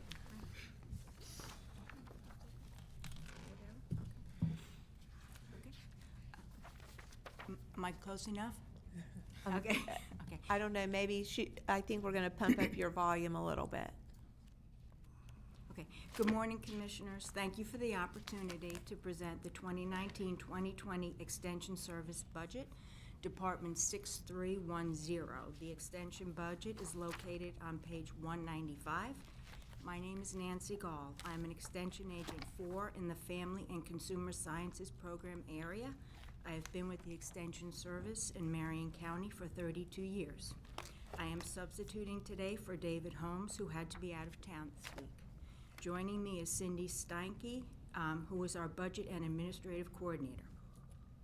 There are a couple of items, key items I'd like to remember regarding the Extension Service budget. First, Extension is a partnership between Marion County, University of Florida IFAS, and USDA. We appreciate being part of Marion County government and the opportunity to participate with other departments in events like Citizen Academy, Government Day, and the 5-year master plan as a part of priorities Marion County is working on. Extension work falls into 2 areas: response to customer needs and a proactive effort to prevent or lessen problems to promote a quality future. Our priority is taking care of Marion County residents and visitors. Next, please remember the Extension Partnership includes a large number of volunteers in both our 4-H and Master Gardener program. We could not do our work without our outstanding volunteers, and they are very much part of our department's work and success. Please note the value of our volunteers as depicted on the attached data sheet from the UF IFAS Program Development Office. That should be on your second sheet. If you look on the left-hand side column, midway down where it has volunteers, this entire statement is based on 2018 numbers, and you can see the number of volunteers, hours worked, and the dollar value. Very commendable. Finally, please remember that all of our recommendations are based on the research work conducted at 14 research farms around Florida, including very locally at our farm in Citra. Our outstanding item this year for 2020 is $17,000 cost share with Master Gardeners for improvements to their propagation area. This will be construction of a retaining wall at their commercial greenhouse and correction of drainage issues at this site.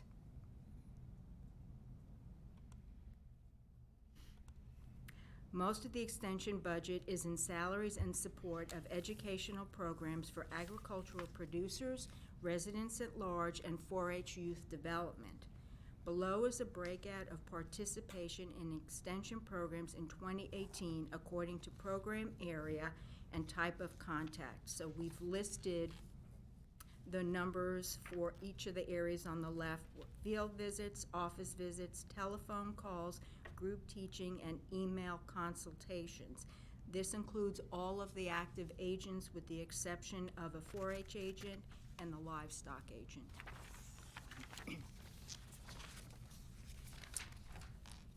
Just to share some of Extension's work on the master plan priorities. In terms of water, the Florida Friendly Landscape Program conducts workshops throughout the county to teach citizens 9 elements of FFL, which protects and conserves water. Last year, Extension held 24 workshops with 420 participants. We also offer Green Industries Best Management Practices certification classes regularly. Last year, 3 classes were held with 89 commercial applicators attending. Evidence-based soja workshops taught proper irrigation and fertilization with 32 landscape professionals attending. 7 FFL demonstration gardens with 13 guided tours and 253 persons attending. We also offer monthly Is Your Well Water Well workshops. This is a partnership with the Health Department, which offers free water sample testing for E. coli bacteria to workshop attendees. We also provide visits to farms to promote utilization of industry best management practices. Those are for cattle and equine farms. 47 farm visits were conducted in 2018 to introduce farm managers and owners to best management practices. In terms of the outcomes, we have noticed water savings, reduction in nitrate load to enhance water quality, and 37 wells were tested for E. coli. In terms of agriculture profitability, Extension conducted the following workshops for agricultural producers in 2018. Equine Institute, a Spring Ranchers Forum, Small Ruminant Conference, Pasture School, Cattle Conference, Blueberry Production Workshop, Animal Mortality Management, Dairy Cooperative Workshop, Pesticide Applicator Training, and Kogan Grass Control Workshop. The outcomes for those efforts include increased quality of hay purchase for equine participants, improved insect management for blueberry producers, enhanced weed control in pastures, understanding of genetic traits and bull selection options for livestock producers, and licensing certification for commercial fertilizer and pesticide applicators. In terms of healthy living, we provide classes in management of diabetes, introduction of finance and budgeting to residents, including prisoners at local institutions, and ServSafe certification, which is food safety, for 71 commercial food handlers. The outcomes of those efforts include savings in healthcare, enhanced financial management for families, and safer food practices in restaurants and commercial food establishments. And finally, our youth development program. We currently have 1,000 4-H members in 43 clubs, an additional 3,000 members in school and after-school clubs in the extended day program, and the outcomes of those efforts include youth learn responsibility and enhance leadership and communication skills. I appreciate the opportunity to present the 2020 extension budget. Do you have any questions? Well, thank you very much, Ms. Gall. I do have a question.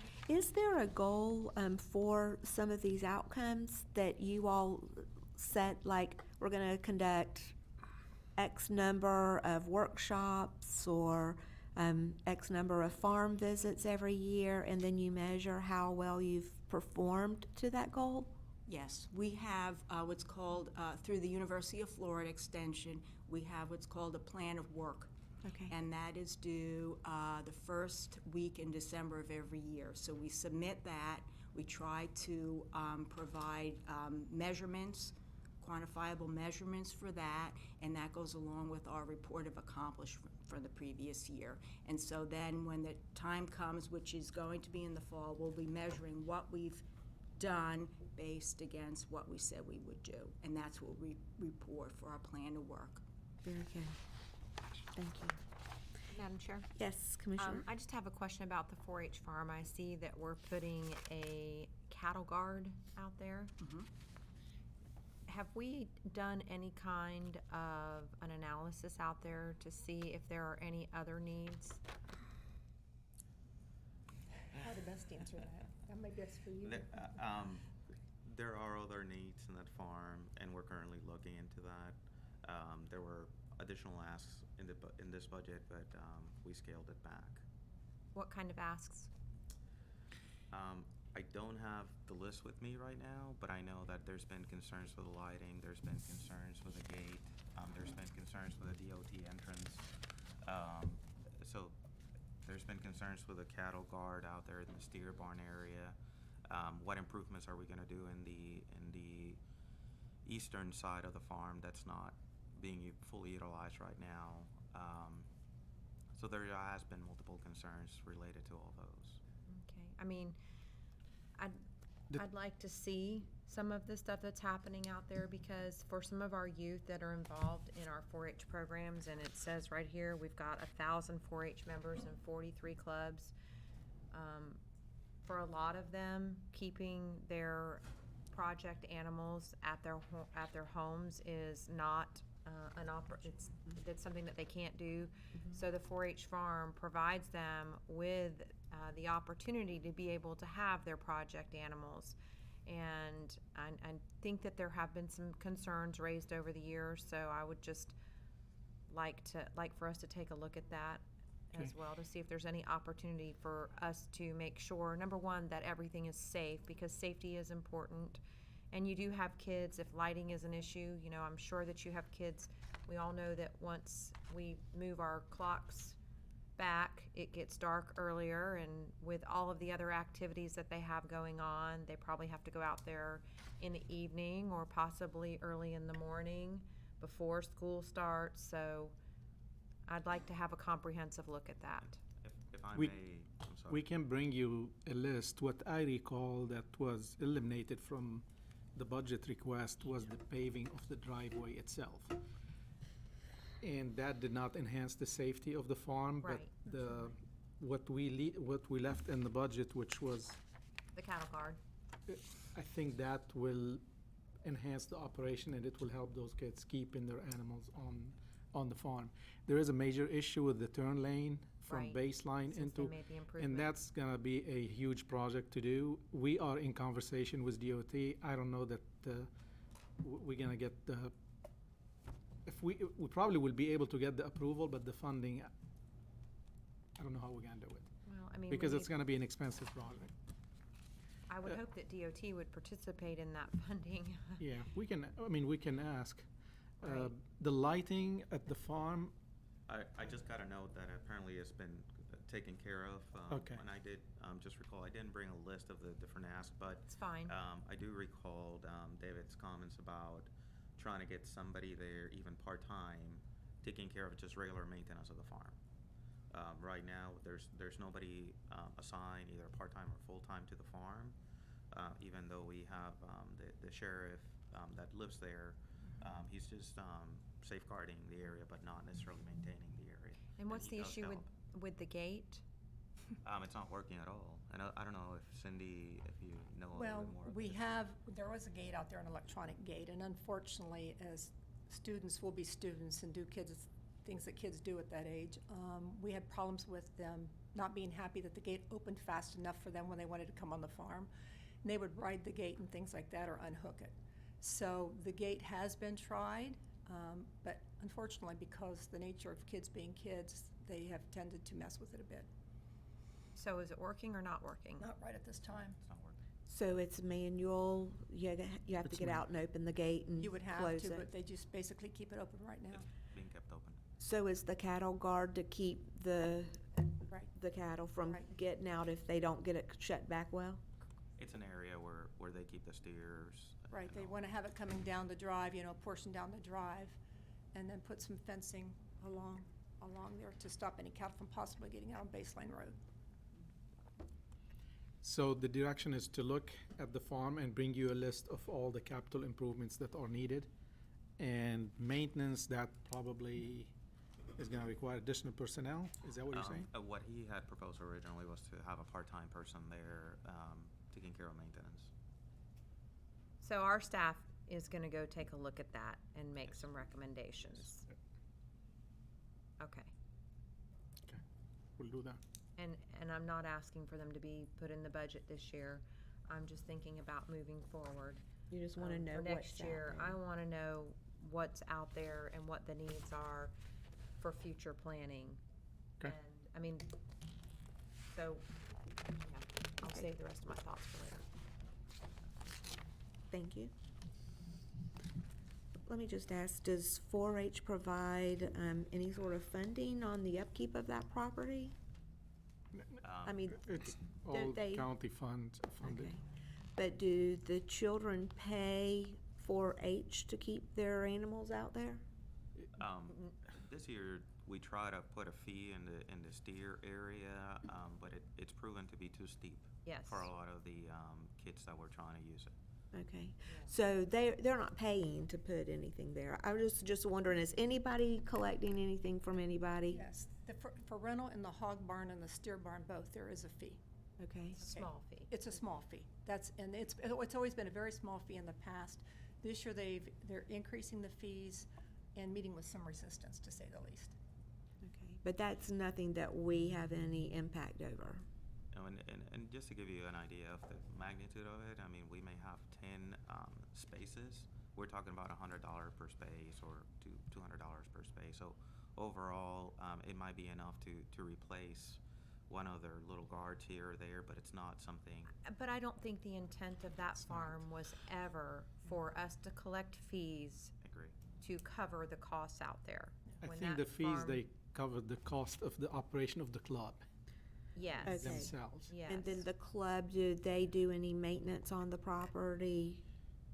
No, they don't. They don't. That's not part of or community service hours or anything that the No, kids do I at mean, this the point? kids may take care of their own animal in their area, but not of the farm.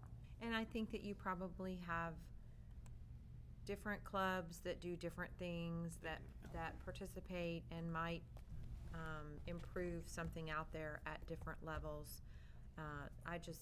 I'm kind of curious what we have going on out there, what it looks like today, and what the needs are. The dog training is going on out there now. We did put up an area last year with lights for dog training, and as well as the archery folks are meeting out there. So there are a few clubs, in addition to regular traditional clubs, there are some specialty clubs that also meet out there. 4-H specialty 4-H clubs. specialty clubs, yes. Mhm. And Commissioner Stone, for example, this year we are in the projected revenues from this department, it's like $1,200. It's not a revenue generating department. Okay, It's a community service. yeah. The 17,000 request for the wall, is that to get a matching grant to complete the project? So the master gardeners do generate some funding, but they did not have enough to pay for everything. And that is an area that they have in next to the auditorium and the livestock pavilion area. There's an issue there where they need a retention wall to make it safe for everybody to walk up and down into their greenhouse area. Initially, they were trying to pay it all themselves. They didn't have sufficient funds. So this is what we're trying to make up the difference. So it's going to be a combination of their funding from their 501c3 with the county funding if approved. How much is the project total? I think it's around $40,000, but Jared, I don't know if you can help me with that one. Sure, I can.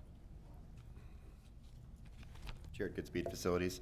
So September 7th, 2018, we did a civil design for that project, and it was estimated to be between $35,000 and $40,000 for all the work to be done on their property.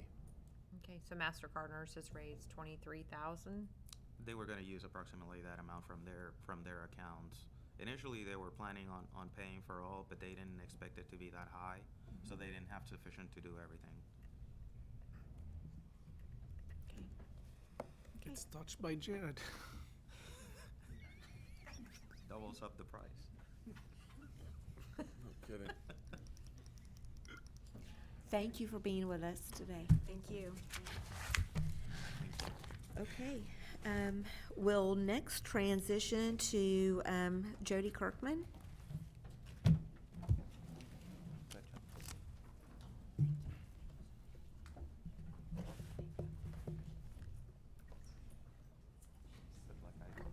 I think Kevin should present.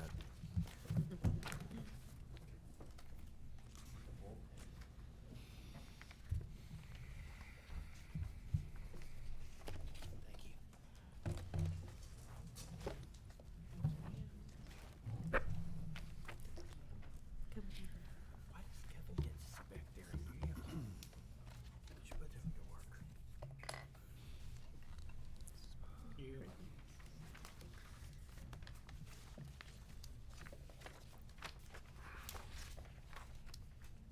How are you this morning, Mr. Kirkman? I'm good, thank you. How are you? Very good, thank you.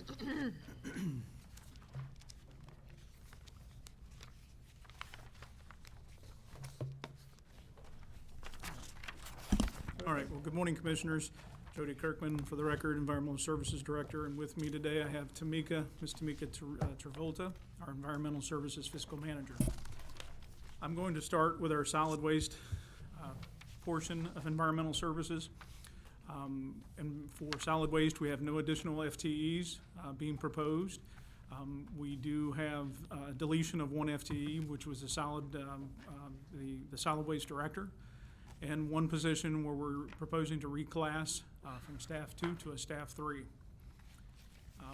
We're requesting consensus from the board to make one change in the proposed budget.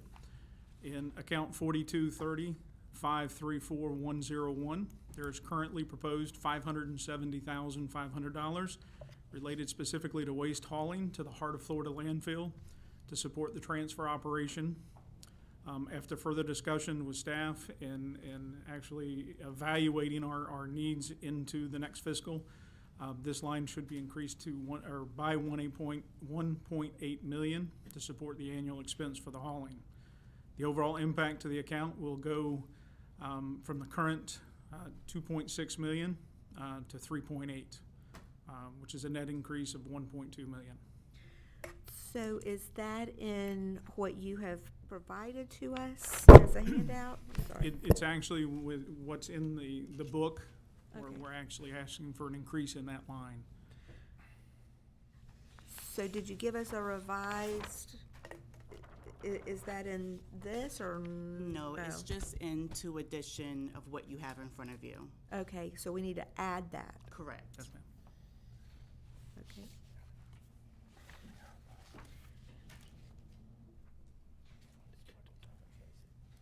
Go ahead. Okay. Did they explain why? Okay. Yes, basically what was put in the original proposed budget was evaluating about a 4 to 5 month period of hauling expenses, and did not evaluate the entire annual 12-month expense. So basically, it's just a straight cost, the cost from Merrill Brothers, our hauler, and the tonnage we propose over that annual period. So again, it's just straight through. It was an oversight, It was an Commissioner. oversight. We did not calculate the cost for the whole year. That's correct, In 2020, we didn't? For the proposed Yeah. budget. for the proposed budget. Yep. Staff went with what they have in the budget this year, which was Yeah. partial for 4 months. That's correct. How would that make sense? Commissioners, if I may. Just bring your mic down to you if you would, please. If I may, Commissioners, this year we had predicted about 4 to 5 months in the current fiscal year. So we have a certain amount of money that we had put in the current fiscal year. When they were preparing next year's budget, they didn't realize They just transpose that number. that it's going to be not 4 or 5 months, now it's going to be a 12-month period. And they realized it in the last month or so, and they were already in the printing of the budget, so we couldn't make any corrections at the time. So that's why the staff is presenting it at this time to make the corrections if approved by the board. So let's make sure that that gets with Audrey and Michael as well. Okay. Okay. Moving forward, not including the reserves, provision for the landfill closure and capital improvement plans for solid waste, the net budget increased by approximately 4.5 million or 32%, which will be explained as I move forward. Referencing 4230, which is our solid waste disposal, the proposed budget, again, by removing the CIP and the reserves, there's a net increase to that section of 4.9 million. Significant changes included in the 4230. Contract services, increase due to the increased hauling we just explained, increased tire pickup or basically dealing with the tire contracts, and paint disposal related to the landfill closure. Also, one of the other items is repair maintenance of equipment. We increased due to heavy equipment repairs. We also had the long-term landfill closure cost increase due to the closure and long-term care of cells A, B, and C. Again, those are the big items within that account, the 4230. And if you have any questions on 4230, we'll be glad to answer them. Yeah, so Commissioner Jarrett? what's the price per ton on the transportation right now? I don't have that cost with me. Okay. I can definitely get that for you. I'll get the tonnage cost. Commissioners, if I may, I think it's approximately $13. Don't hold me to the exact number. I think there's some cents in there, but it's approximately $13. Okay, thank you. Go ahead, Mr. Kirkman. Okay. Moving on to 4250, solid waste collection. We had again, with the removal of the CIP, there's a net decrease within this line item. Basically, some of the changes again in this line, contractual services increased due to 2 additional cycles of litter pickup. We actually, in the south part of the county, added the 2 additional cycles at the board's request. So of course there was an increase there. We also have promotional activities. We had an increase due to request for litter control advertisement throughout the county. Again, those are a couple of the items within 4250, and if you have any other specific questions on 4250, we're glad to talk about them. Board? I think we're good. Okay.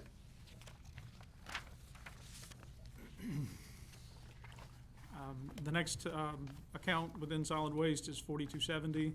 This is the solid waste recycling proposed budget. Again, with the removal of the CIP, there's a net increase within that line also. Mainly due to contract services. We had a budget amendment actually posted in FY18 that decreased the adopted budget, and basically we're just accounting for that moving forward. So if you have any questions on 4270? I don't think so. Okay. That basically takes care of solid waste. FY 2020, if you don't have any other questions on solid waste, I can move into utilities. Any other questions on solid waste before we go to utilities? Yeah, can you list out the machinery and the equipment? Which page, What's that? In the solid waste disposal, 4230. This one? Page 616. In 4230, we have the replacement of a TS11, so we're replacing that with a new John Deere 744K loader. We also are replacing 2 vehicles. One is a 2-ton full-size 2-wheel drive, and another is a 2-ton full-size 4x4 diesel. Those are the vehicles in 4230. All replacements. Yes. Why is it not listed out? How do you want it listed out? I'm just, It is on 619, I Yes, believe. 619 under. that's what I'm trying to figure out. Under this one, is it? Page Normally it 619. comes listed out, so that's what I'm trying to find. Yeah, they're listed out. Yeah, Okay. page 619, they're listed out in detail. Thank you. Yes, you're welcome. That equipment's not cheap. Yeah. We'll give Commissioners out just another moment to study that. I'm good, thank you, Madam Chair. Okay. Okay, I think we're good. Moving into the utility section of environmental services, I want to note a final copy of the revenue sufficiency analysis, or what we consider the RSA, has been provided to Commission. Some of the key points within the RSA, there's a 0% rate increase is supported by the RSA. Of course, no additional FTEs are being proposed in 2020 by the Utilities Department. New debt will be considered with a state revolving loan, with SRF loan, for the Golden Ocala wastewater treatment facility project. The capital program is fully funded as presented to the board at the April 2019 workshop, and reserves are projected to be at the target levels. Not including reserves, debt service, and capital improvement plan, the net budget has increased by approximately $565,000 or 4%, which will be discussed as I move forward. Starting with account 7130, which is utilities management. By removing the debt service and reserves, there's a net decrease within that proposed budget. I do want to note significant changes within that 7130 line. Salary and wages, increase due to reorganization plan presented and approved in October 2018.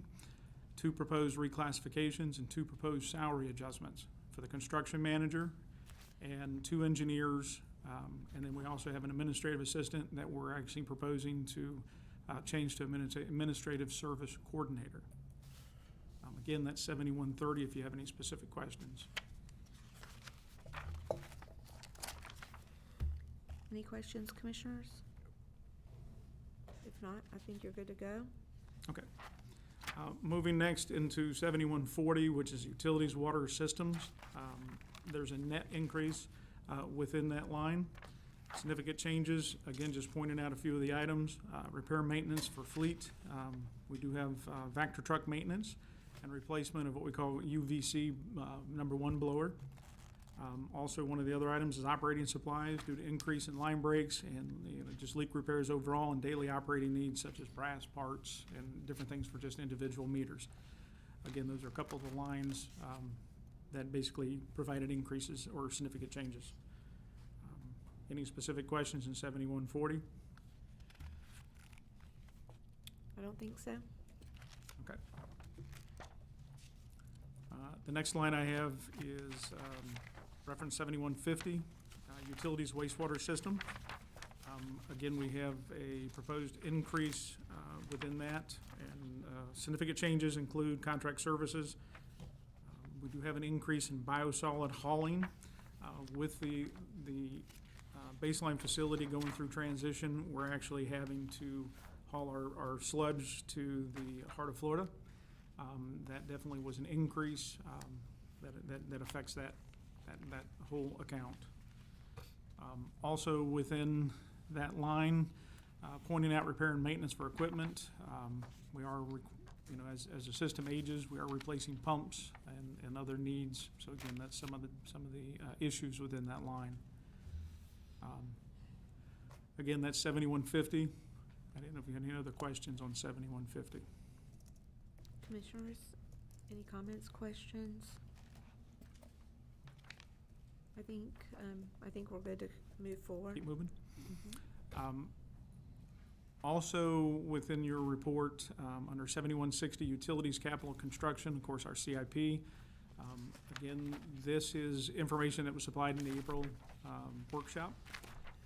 As I stated earlier, the final RSA report includes these projects too.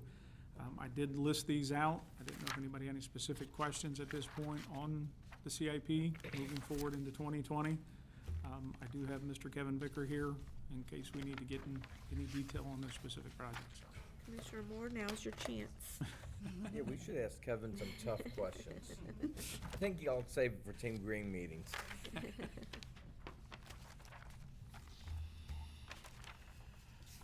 Commissioners, do we have any other items you'd like any more clarity on?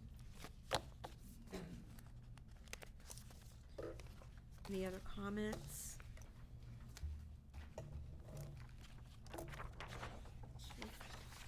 Good? I'm good, thank you. Okay. Commissioner Zalet? Mr. Kirkman, Tamika, thank you so much for being with us this morning. Thank you. Okay. Thanks, Kevin, for, you know. And Mr. Vickers, absolutely, thank you. He didn't have the guts to sit on the front row with them. While we're transitioning, I'm gonna just take a little 3-minute transition period here.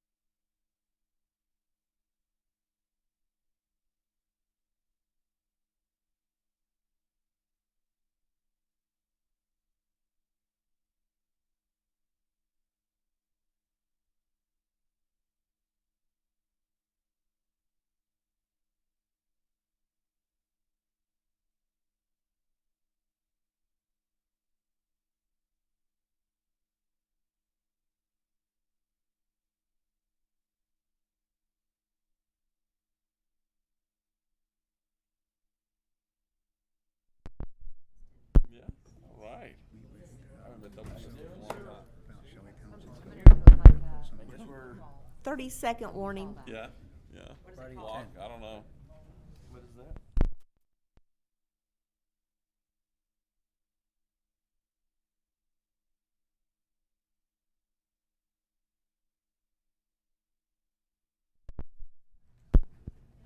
To get us started, Mr. Boyonis is the bearer of good news. He does that strategically. Couldn't come at a better time. If you would allow me, Commissioners, we have been looking at the annualized report, which means money that is budgeted this year that may not be spent, and it will be carried forward, and it will help us in the fund balance. We have this list of projects that I would like to, for the budget office to look at and include in the annualization report. Midway down that list, there is a project in general government capital in budget 1270. It's 140,000. I just wanted to let you know that an old project that is tying up that 140,000, and it has been for a few years.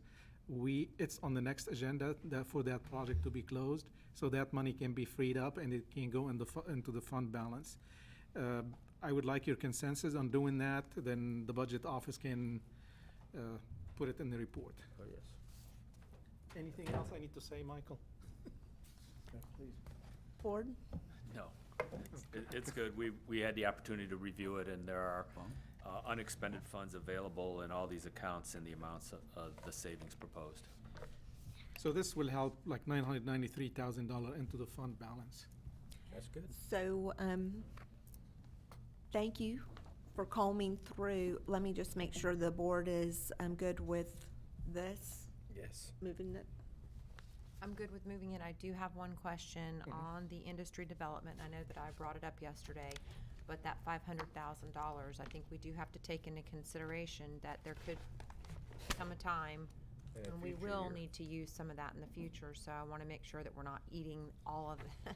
I want to make sure that we're not eating everything up with recurring costs. I know that we have capital in the budget. Just keep that in mind. That's it. why we keep budgeting that 500,000 every year, but we're gonna have a discussion. I think you requested that we sit down and talk details Yeah, about that. absolutely.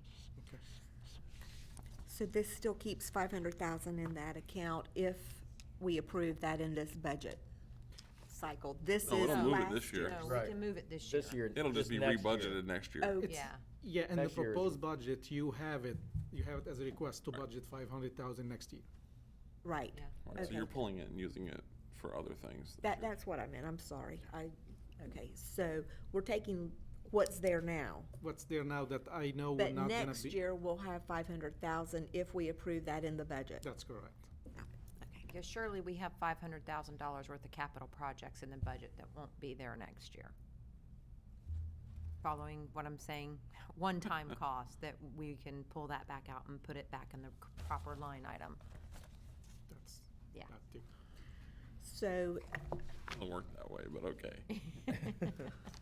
well, we're getting close to a $2 million mark of what's been found based on the conversation we had earlier today. Should we do the cost allocations? That's correct. Almost 2 million. And your fund balance deficit, based on the report from budget, is about 2.6 millions, which has an impact on your millage too. Correct. Okay. Okay, thank you. Thank you. Keep looking. And we- Good job, Mr. Boyos, and your staff. Absolutely. Thank you very Yes. much. Thank you, Mike. We appreciate it. Okay. Good morning. Good morning.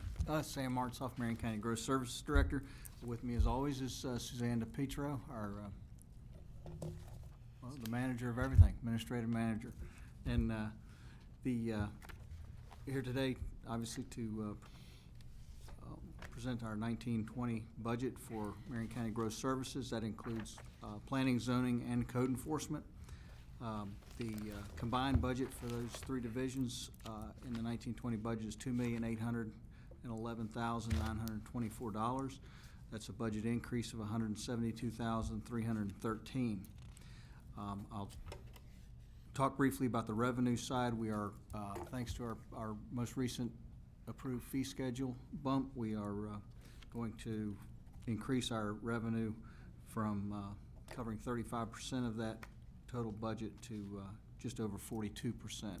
So we will realize an increase from a conservative estimate of the new fee schedule of $261,000. So the department I'll present in two department codes, planning and zoning and code enforcement separately. And I would just like to go through the high points of the personnel, the operation, and the capital changes. So on the planning and zoning department number 2730, please refer to page 112 of your line item book. In the personnel side, the difference in increase for this coming budget year is $120,878.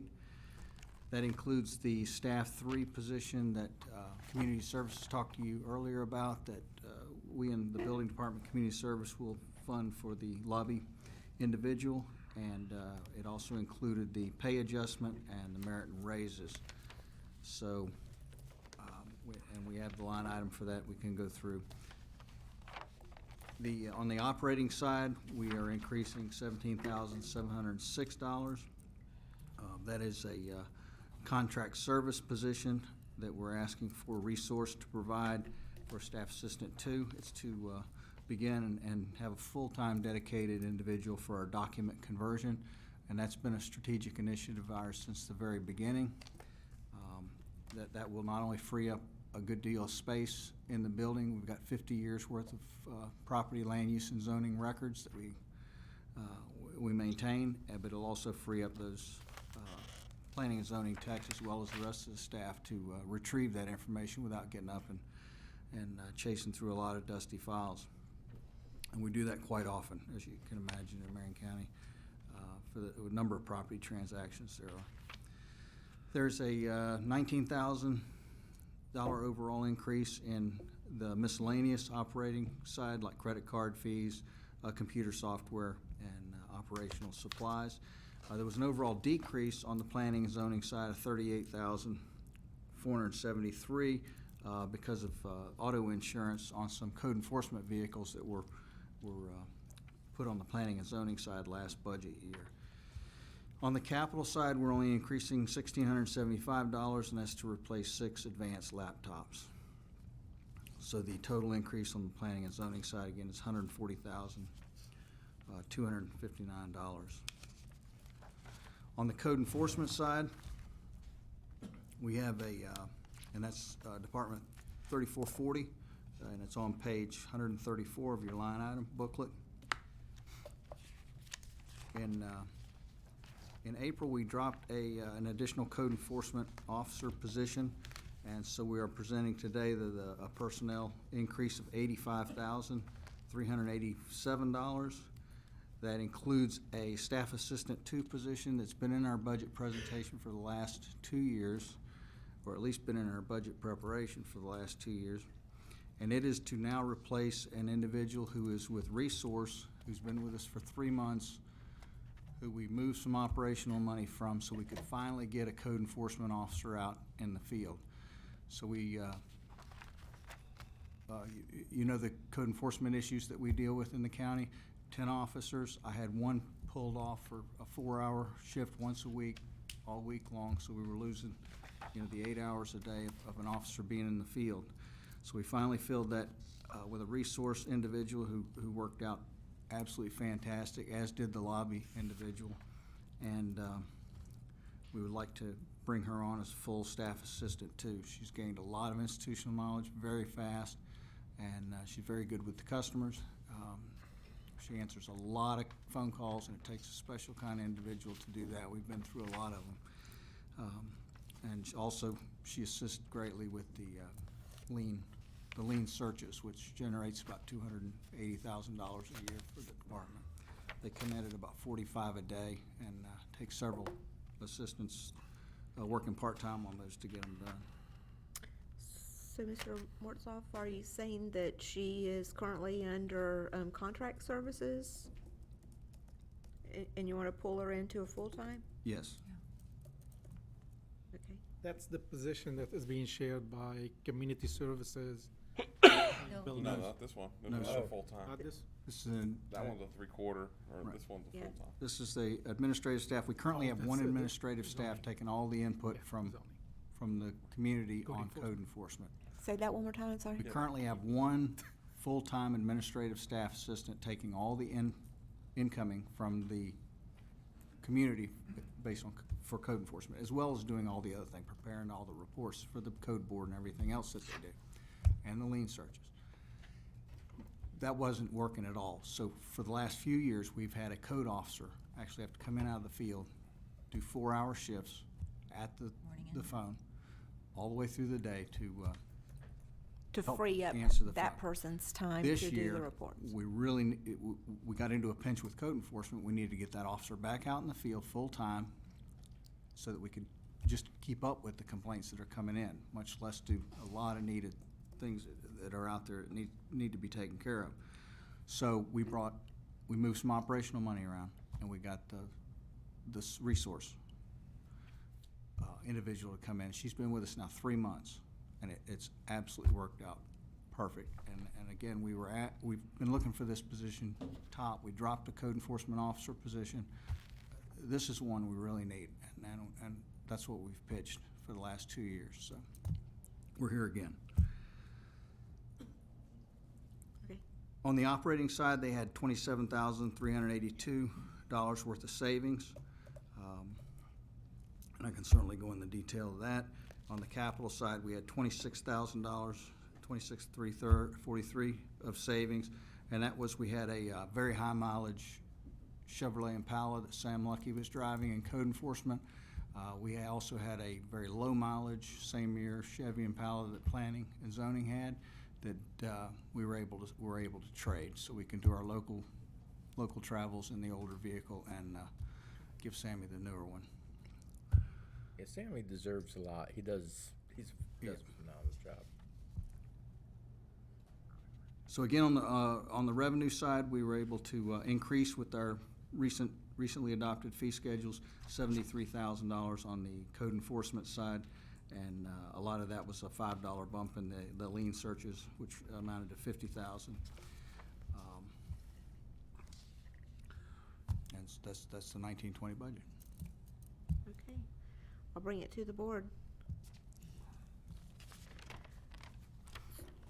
So staffing increase is the 1 staff assistant 2 for code enforcement, and then a third of the position for the staff assistant 3 that you'll be sharing with the other That's correct. departments. Yes. So those 2 staff adds, Yes. in addition to the reclass. That's correct. Okay. Commissioners, any comments, questions? Okay, thank you.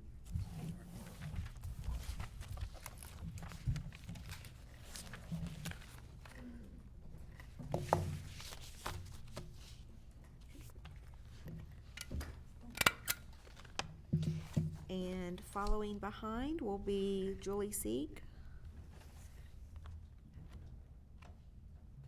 Where's Julie? I don't see her. She's right there. She went right there. Here she comes. Okay.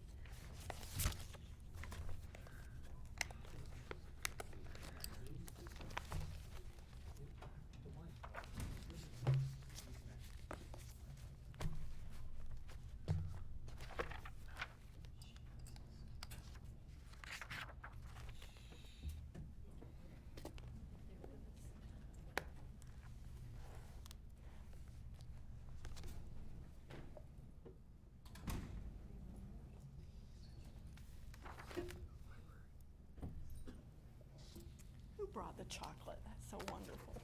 I believe, Just for you. Jim Parks, yeah, they're buttering everybody up. You saw how quickly his budget went.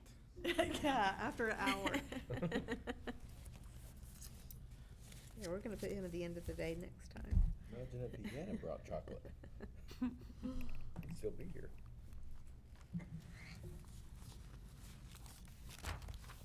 morning. Good morning, Commissioners. The library budget can be found on page 186.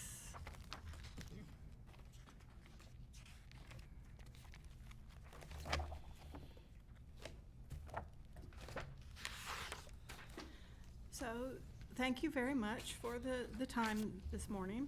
And on behalf of each of our library employees, thank you so much for your consideration of the proposed salary adjustments that were discussed yesterday.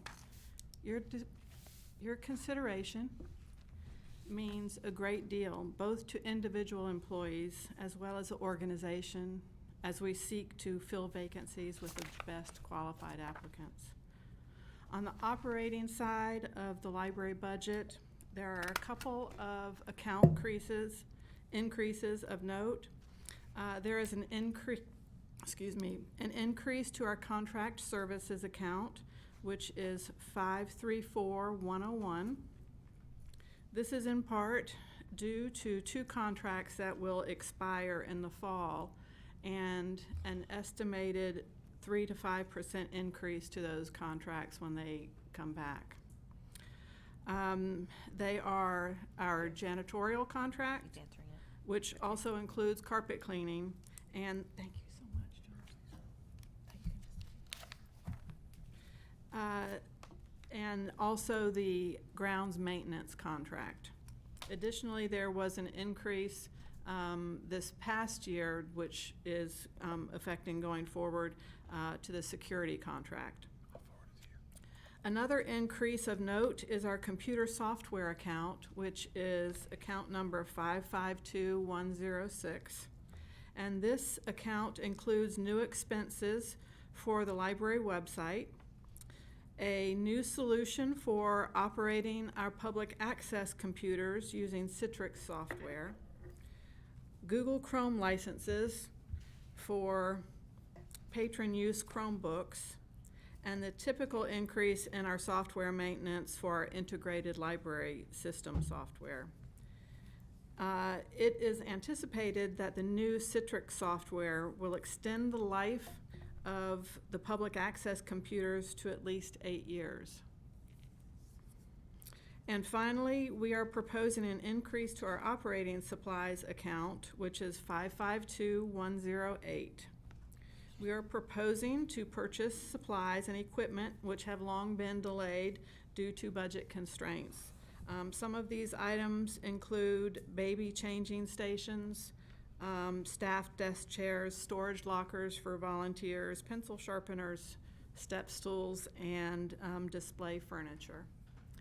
And that concludes my prepared comments. If there are questions related to the library budget. I'll bring it to the board. I'll just make a statement. Thank you for all you do at the libraries, because libraries are the backbone of things, you know, and it's just the community, all the things that people don't see that you all do every day, because they see, we go in, we check out a book, they see that, but they don't see all the community involvement that you all do that just really, you know, helps, especially like out in the forest where there's not, if it wasn't for you all, there wouldn't be a whole lot out there for some of the kids during the summer, so thank you for what you do. Thank you very much. Commissioner, the handout I just gave you, it's an issue that was brought to my attention at the Fort McCoy Library. I believe we have 3 part-time positions in the budget for that branch, and they have been vacant for how long, Judy? Since Julie? the retirement. So we have 3 25-hour positions. One is a branch library supervisor 1, and then 2 of those positions are public services assistants. And the branch library supervisor 1 has been vacant since last April. I mean, 2018. Yes. So one thought is with the pay adjustment, I'm not sure if that is gonna help fill in those positions. Another idea would be to reduce the number, make 1 full-time and 1 part-time positions. And I would like the board, if you want to discuss that and give us some direction. I talked with the Friends of the Library out in Fort McCoy when they came to see me as well, and they mentioned this to me, and I asked Julie to work this up, and so Monier has been kind enough to work this up for us. And I would hope that we, you know, while we're doing all these adjustments, and I still think this can be tweaked. Just this is the start of an idea. But in all honesty, I think if we could at least maintain our hours at 30 hours, I don't know that we have to increase to 38, although that would be nice to keep all of the staff. That would be fantastic. But if you would at least consider, I think what we can certainly do and continue to tweak is put the branch supervisor at full time. And of course, the real difference in benefit you see is the health insurance, right? It's an $8,000 increase, and that's really where the cost is. Right. But then we could also delete the other part-time and give us and make that job appealable and get somebody in it. Right now, I know Julie's, you know, running someone from some other library all the time out to cover those. This strategy, which has been great for Fort McCoy, has worked for, I mean, decades before in being able to have part-time folks. But today we're just not able to recruit and put somebody in there that can do that, especially when, you know, somebody's looking probably for a full-time job, probably for benefits and those kind of things. So this is an advantage that I wanted to bring back to the board based on the Friends recommendation and chatting with them and seeing what could work and what could do. And want to bring that to the board for your consideration. I know we have the same strategy, both. Actually, the lady that was working in Fort McCoy was also at one time, before we even had this much funding, before that was splitting time between Reddick and Fort McCoy, and that was working. The part-time thing is still working in Reddick for now, but I'm seeing that we're going to probably need to change that strategy in the future as well. I don't know, Commissioner Stone, if you want to do that today, but I think that's something you should look at. And I've had some conversation with Julie about that already. Okay. With it So I just know that working this as it is today. I We don't, need to do something in Fort McCoy to get somebody there. So I'm not- Commissioner, hold on one second. Madam Chair, so if I'm reading this document correctly, it's about an $8,000 Yes. increase. That's correct. I can support that. I'm not asking you for approval today. This, Right, I for need your consideration. consensus. Then we will put it on a regular board meeting on the agenda.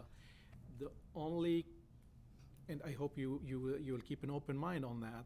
If we have a scheduling problem, for example, if somebody is out sick, and we have a scheduling problem to be able to find another staff person to send to Fort McCoy, that's gonna cause some limitation. I hope you keep that in mind. And Right? I've we told have them that talked we, about have, that. you know, we're shifting people today. And so if we gotta Yes. send somebody from some other library, we're just gonna have to send, I mean, we're doing it today. So, I mean, we have a big enough library system that we can shift on to cover work and sick, you know, vacation and sick time. And we're just And gonna that have to will be figure the that out, intention. So here's my Let's- question. right? That will be the intention. Yeah. Unless something happens. So today, the proposal is to just look at the middle column. That's correct. Okay, so your question, My question is, you've got two people out there, security? no, can you not leave one of them, if somebody's sick, can there not just be one of them out there? There used to be one that all the time, but What's the concern? We, for safety reasons, we really want people to have, there are times when we could pull in a volunteer, but there needs to be two responsible individuals there for safety, So when you talk, especially as remote as it, excuse me. I'm yeah, sorry. that's okay. When you right around talk the corner from about the Circle K. a volunteer, the volunteer, would that suffice for a second body if you were in a pinch? As long as you had a volunteer, you would not have to pull from the other system? We would likely pull from another library. Right. Okay, so technically, you'd still end up with 3 then? Yes. Okay, They can cover it. yeah. Okay, well, and going back to your It's not- it's point, not- it's I mean, it's not ideal, being I get covered it. today. Right. But we need to support our We library. need to do something here to figure this out. Exactly. I'm proud of you. You are? Absolutely. You're not proud of me. Yes, You're I lying. am. No, I am. Hey, do you have a Friends of our Library sign in your front yard? Very now? proud of him right now. I agree. No, but I better. For more so- reasons so- than this. So I had to. I joined the Freedom Library Friends because the lady out there was a really good salesman, and so Lawrence is here yeah, today. Yeah, hi. And but I have to join the Friends for Fort McCoy now because of course. You have to share They the put the better they, than they put the me. pressure on me. You were better than me because they asked me, Florence asked me to join too, and I was like, if I join you, I have to join. Well, that's Down right. I Ellen, was trying to and figure I that have out. to So join I'm going to be Marion part of the Oaks. Freedom and the Fort McCoy and get in trouble everywhere else. How about if we just support this way? Yeah. I will say that we have representatives from Fort McCoy, Bellevue, Freedom, and Ocala. Our people are here. Thank you. We do And- appreciate the library friends. And Commissioner, Friends of the for, library. for their benefit, since they are here, Freedom expansion is in the 5-year plan to start in 2022. Right. That means we will have to go through the design phase, permitting, and all of that before we get to construction. That, w- Florence, I'm sorry, I probably gave you wrong information this morning. The books and publication, it's at 390,000. I know Julie requested additional funding, but we were not able to include that. However, the overall budget in the library went up by, Well, it's Yeah, you want $300,000 in just salaries. Yeah, about $400,000. In just salaries. that's correct. So I don't. Yeah. I don't know. Is there any other real? I didn't see any real other additions. I think that was, Some the- operating supplies was about 30,000. and I think that was the priority this year, is to do Is the- getting all of those pay adjustments. pay adjustments done. they're getting a UPS server replacement as part of machinery and equipment too. Yep. Okay. Do we have any other questions, comments, issues? Thank you for being with us all. Thank you. Thank you, Julie. Thank you. Thanks, Julie. Okay, So we have consensus to bring this. we Yes. do, Be on the agenda. yes. I didn't know. Yes, we Okay. have consensus. And next, before breaking for lunch today, will be Michael Savage with the building and he has someone with him today. He has Chad with him. The one that Ice Bucket challenges commissioners.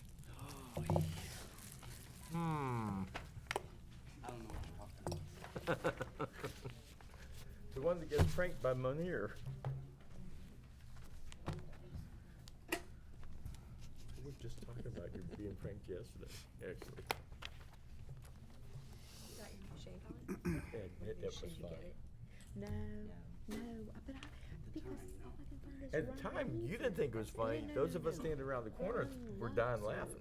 Oh, yeah. Is it really I just didn't, I made sure he showed up. Different kinds, So like I one's a need- cream. they may. You wanted your budget approved, so you bring Chad that everybody loves, so you can get your budget approved. Good show. Look at this, thank you. Oh, look at this, he's even giving out pens. You all really want to make sure your budget goes well. And I love the little 3. Most sought Wait a after minute, pen wait a in minute, wait a minute, Marion wait a County. It didn't work for others. Nope. Is this the one that opens up And as a screwdriver, the screwdriver too? Yeah. Too cool. And look at that. I It's know. also a level. I didn't notice we that. have actually had people And call. measure. Oh, yes. and We have the had red- people call the office and try to buy these from us. I bet. Yeah. Very nice. And now I have a Look at that, stylus. bribing the commissioners. Exactly, the other end's a stylus. Yeah, the other end's a stylus. Look at that. Whoa, it works good too. I'm a gadget guy, so it was a perfect buy. Nice job. Now, to the business at hand. Well, good morning, Commissioners.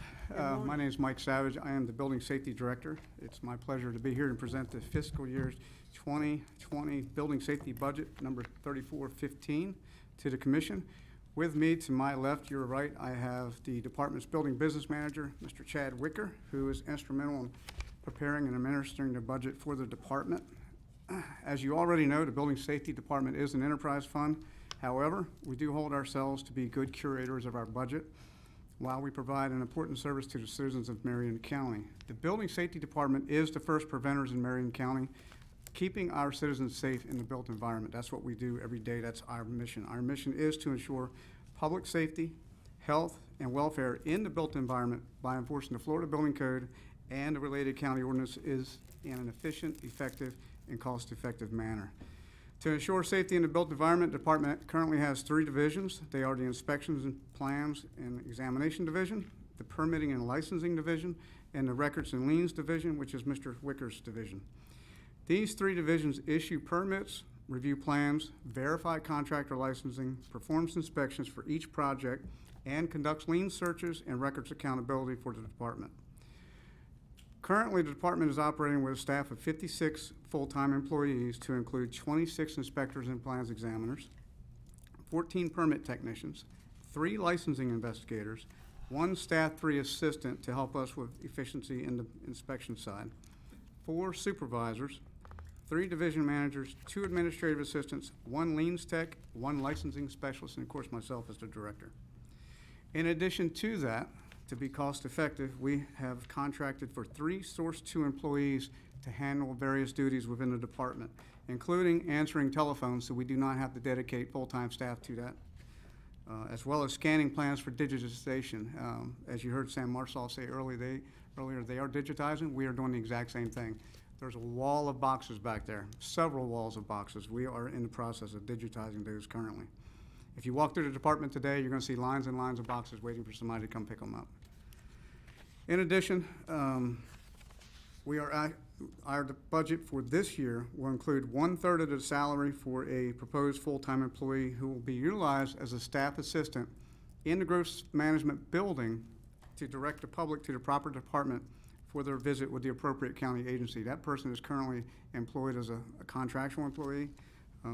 The idea is to convert her into a full employee with 3 of us, myself, growth, and community services, splitting the cost of that person. The department is conducting all plan reviews in-house. We do not outsource any plan reviews or inspections any longer. That has not happened in my time here. And the department personnel are providing all the inspections on the 300,000 square foot hotel at WEC. If you haven't been there, it makes a great field trip. I was just out there last week before last. In fact, we took the employee academy out there just so they could see what we as a department do, because you can hear about it, but seeing it is worth 1,000 words.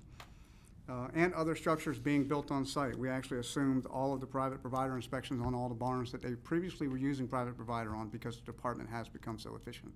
So that's a good shout out to the department. At this time, the department currently has 2 building inspector vacancies, which we hope to fill soon. I've got 3 very good applicants sitting on my desk that we're getting ready to schedule inspections, or getting ready to do interviews for. So let me tell you why all this is important and why this budget is going to reflect some change in the department. The department, as of June 1st, 2019, these are the most current numbers I have, issued approximately 24,991 permits. That's an increase of 110% in single-family dwelling permits. That's an increase of 75% in inspections. And I'm going to stop there for a second, because we went from 64,000 inspections to 120,238 inspections with the same personnel. So that's a lot of work for those guys to be hustling every day and doing. We've served 60% more customers that the staff has seen come in and go out. 110% more permits were processed through our e-plans. We've been pushing e-plans pretty heavily. It seems like it's been successful, and we've got 110% more of that coming through e-plans. 60% more in lien searches being processed. We're doing them so fast that we're almost not doing the expediting anymore, because she's literally able to turn them around same day or next day. So that person has really done wonders to get that moving.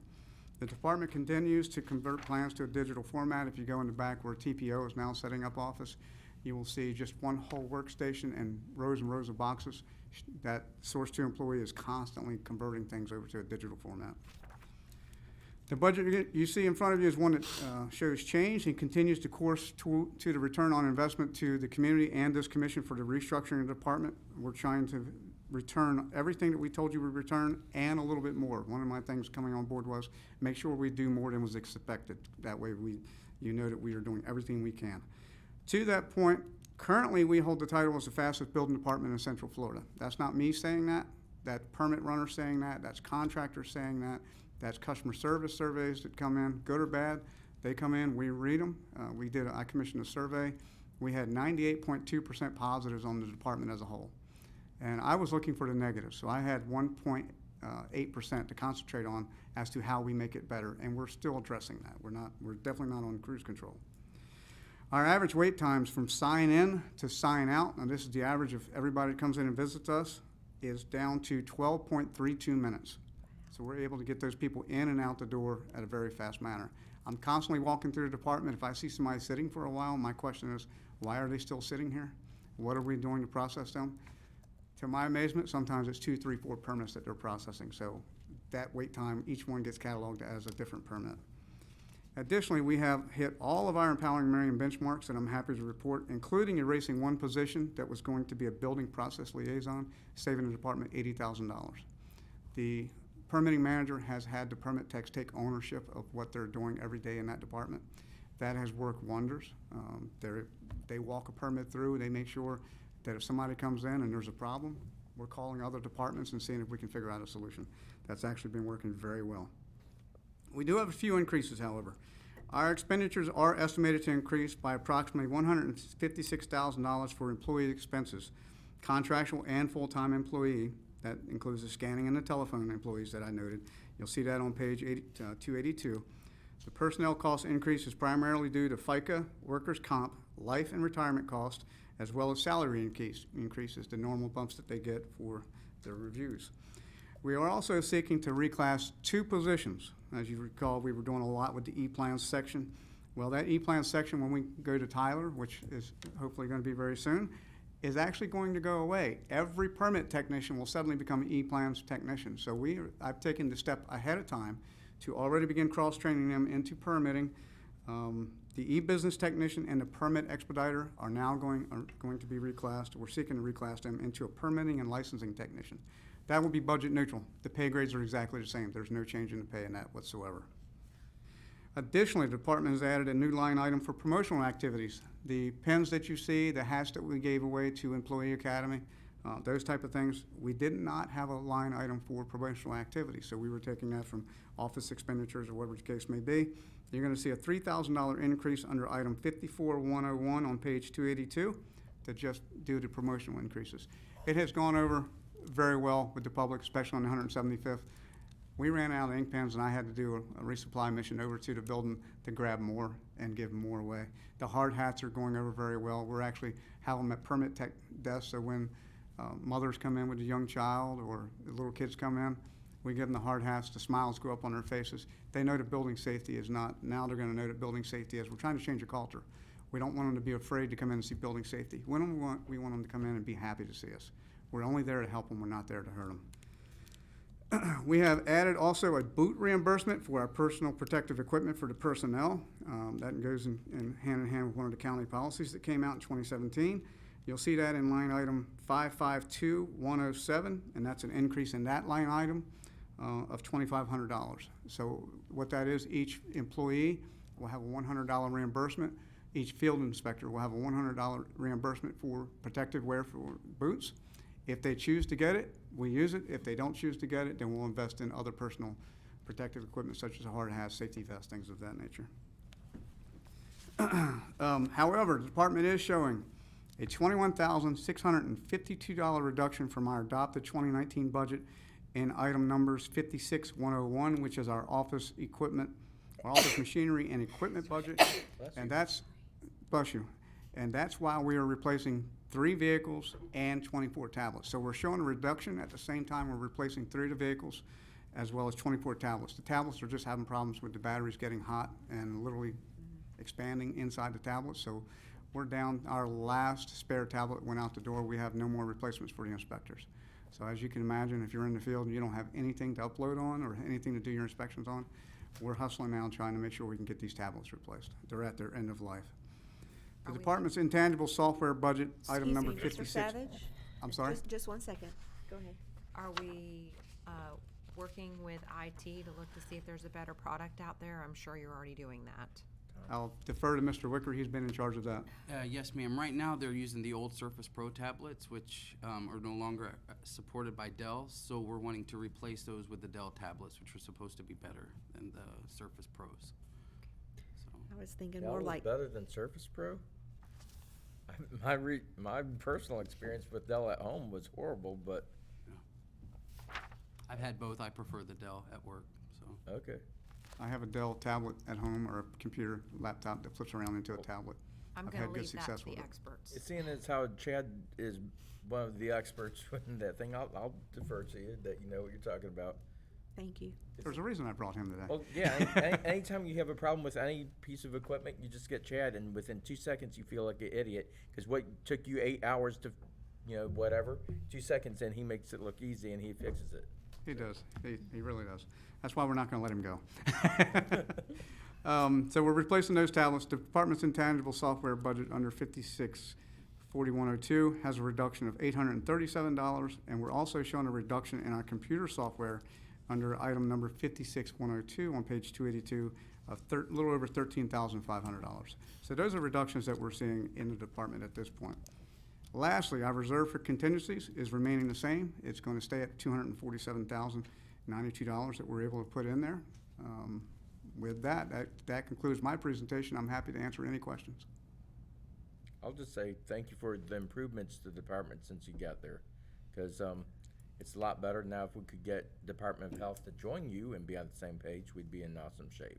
Yes, sir. Mr. Mark Lander over at Health Department and I have been in multiple conversations. We will be getting together to work out some issues. They actually have stepped up to the plate recently. They've been working with us very well, so I shouldn't say recently, but we've had a case where in our plan review process, we were a little bit slowed down because some of the subdivisions that are currently on Marion County Utilities still had to go through a DOH review, and the review would come back, no comment on Marion County Utilities. So Mr. Dan Dooley over at the Health Department is going through and looking at the subdivisions that do not need review from DOH, and that is actually speeding up our review as well. So where we can be faster and more efficient, we're doing it. So any suggestions, I am more than happy to take back. I think Mr. Lander has been a great asset to the health department, and I'm sure that he's directing them to work with you and try to figure out any kinks that they can and move quicker, so. Yes, ma'am, he has been a great resource. We have each other on a speed dial because we're trying to be proactive versus reactive. Very good. Commissioners, do you have anything else? Yes, Commissioner Zalek? Mike, can you go through the contract services and how many employees are in that line item? So currently we have 3 Source 2 employees under that line item. 2 are telephone operators. That's their job the whole day is strictly to answer the telephones, take messages, and we actually have them now helping in scanning because obviously we shut down at 4 o'clock so we can process the permits that came in that day. So from 4 o'clock to 5 o'clock, instead of sending them home, we decided to go ahead and pay them for an additional hour. And when I was speaking with them yesterday, they were scanning while they were speaking to me about issues they saw that day. So we don't let them stop at 4 o'clock and go home. We're keeping them for an additional hour, frees up my staff so they can finish processing permits. It's actually worked very well. And then we have 1 full-time Source 2 employee who her job is strictly to be in the back of the building. We actually created a workstation, have a new leaf scanner in that back area where her job all day long is preparing plans, scanning them, and processing that. Okay. As Mr. Wicker told me yesterday, she is doing a phenomenal job. She just goes back there, processes, doesn't stop for anything, which. So that $70,000 or so that is in there today are for those 3 employees? Yes, Is sir. that it? Yes, Or sir. is there anything else in there? I'm not aware of any other Source 2 or any other contractual. Like I said, we're doing all the plan reviews in-house. We do have open purchasing agreements or POs for assistance with plan review, but currently we do not need to take advantage of that. We are going everything in-house. It also includes records destruction, a shredding company that'll come and shred the records for us once we've scanned them. Gotcha. And the courier for carrying finance money back and forth. And so those are the 3 people that are in there, and then the additional $105,000 this current year is for what exactly? That would be for the additional plan review people if we needed them. If a hurricane hits and we get overrun with permits, we can help get those permits out by having those third party, I guess you could call it, or private provider plan reviewers to come in and assist the department in doing that. Okay. In prepping for the budget, I actually did call over and talk to purchasing. Those agreements are still good until next year, I believe, was the termination date. Okay. So you're actually not planning on spending more money than you are this year in that line item? Planning on spending more money? Well, based on what you've asked, the contract services. Trying to figure out what it is. It is If going up. It's going up Yes, that- $105,000. That included we had to extend we actually put on the Source 2 employee that was not in the budget the previous year. Yeah, our scanning, the employee that's doing all of the scanning for this year Right. was not in there last year. Where were they at?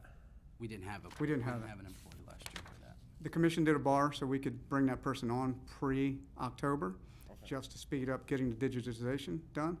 And now we're trying to put her in there for another year, just to keep that digitization. I don't have any personnel to assign to that. We've got a lot of people already. Our full-time guy who scans for us, who is a full-time employee, he's keeping up with what's coming in. He can't get to the stuff that is sitting back there that we need to get rid of. Okay.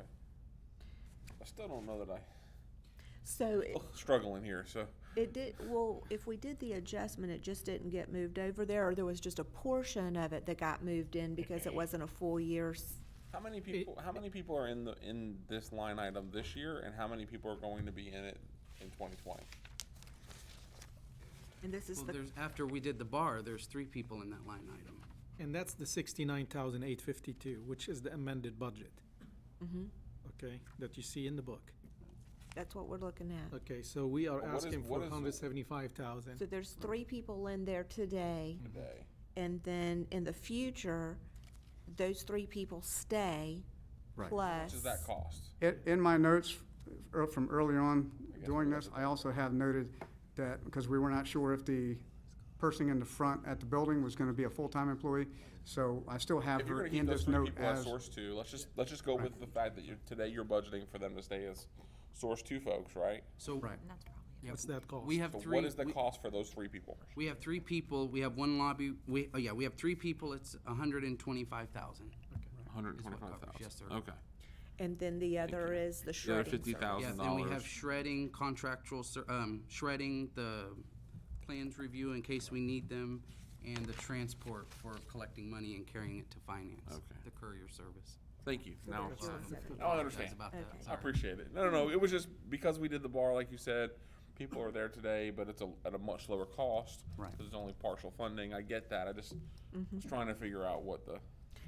And his reclass is very minimal as well, I mean, because we 2 are spent so much budget money on it last year. neutral. The reclass is literally is 0, because the Yeah. they're okay. exact same You've seen the results. number that they're coming in at currently, so there's no increase to that whatsoever. So, okay, do you have anything fine. else? Put as many people as you want in there. Commissioners, if not, we're gonna We're good. thank you for being with us, for all the work and the production that you and your team do on behalf of the county. Thank So, you. enjoy your afternoon. And Commissioners, we'll be back at 1:30.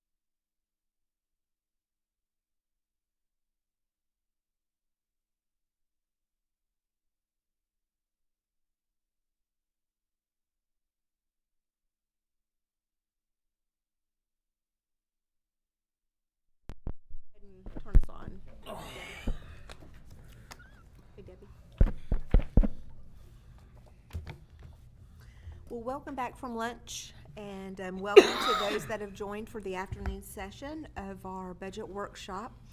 And we will now turn it to Mr. Sean Hubbock.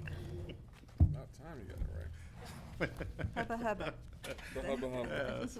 Good afternoon, Sean Hubbock, MSTU Assessment Director. And today we'll be going over our 5 of our major budgets, besides our 4155, which is our office. Then we have Marion Oaks Recreation, Silver Spring Shores Recreation, Hills of Ocala, and then finally General Services. First, I would like to just update the board from Rainbow Lakes Estates. There was a discussion pertaining to the job description for the management that's been modified and made it clear that fire services is also included, and that's been entered into GovMax. So I just wanted to make sure I updated the board from a few weeks ago. Thank you. So first, I'd like to start off on our 4155 assessments. It's located on page 144 through 146. And I just want to briefly mention some of the accomplishments that we've done in this that department. We've completed 12 road construction and grading projects consisting of about 40 miles. And we currently have 9 road assessment and MSTU projects in progress, in a total of about 32 miles. This proposed budget has a 4% increase of $19,179. Majority of all that is related to our personnel proposed merit increase, based on merit increases, and 2 in positions that's impacted by the cross the county position adjustments. Our operating's decreased to 2005, basically a flat budget. Our machinery and equipment, we're looking to replace a 2007 Chevrolet pickup half-ton 4x2 truck that has approximately 144,000 miles, and propose to replace it with our great Jeep Grand Cherokee Laredo in the price of $33,375. And if there's any questions, I'm happy to address them at this time. Board, do we have any questions? Any clarity needed? Okay, Mr. Hubbock. Okay, our next budget, and I'm gonna have our chairman come down from Marion Oaks Recreation, our chairman, Alice, and also David, our manager. And this budget's proposed on pages 351 through pages 354, Marion Oaks Recreation. Some of our major accomplishments is we've estimated attendance of 118,560 to date, which includes our community center, annex, events and programs. And additionally, we've resurfaced our basketball and tennis courts, indoor, outdoor exercise equipment. And something that we're very excited about is our splash pad is getting very close of getting opened, and you'll see an item at on the next board as far as our ribbon cutting that we're proposing. Our budget is actually a decrease of 22% and $313,925. We do have an impact for personnel of $43,324, which is 9%, and that's associated with the mayor's increases and reclassifications for recreation and facility staff positions at our community center, which is in concert with what the other facilities department and recreation department has followed with the pay grades.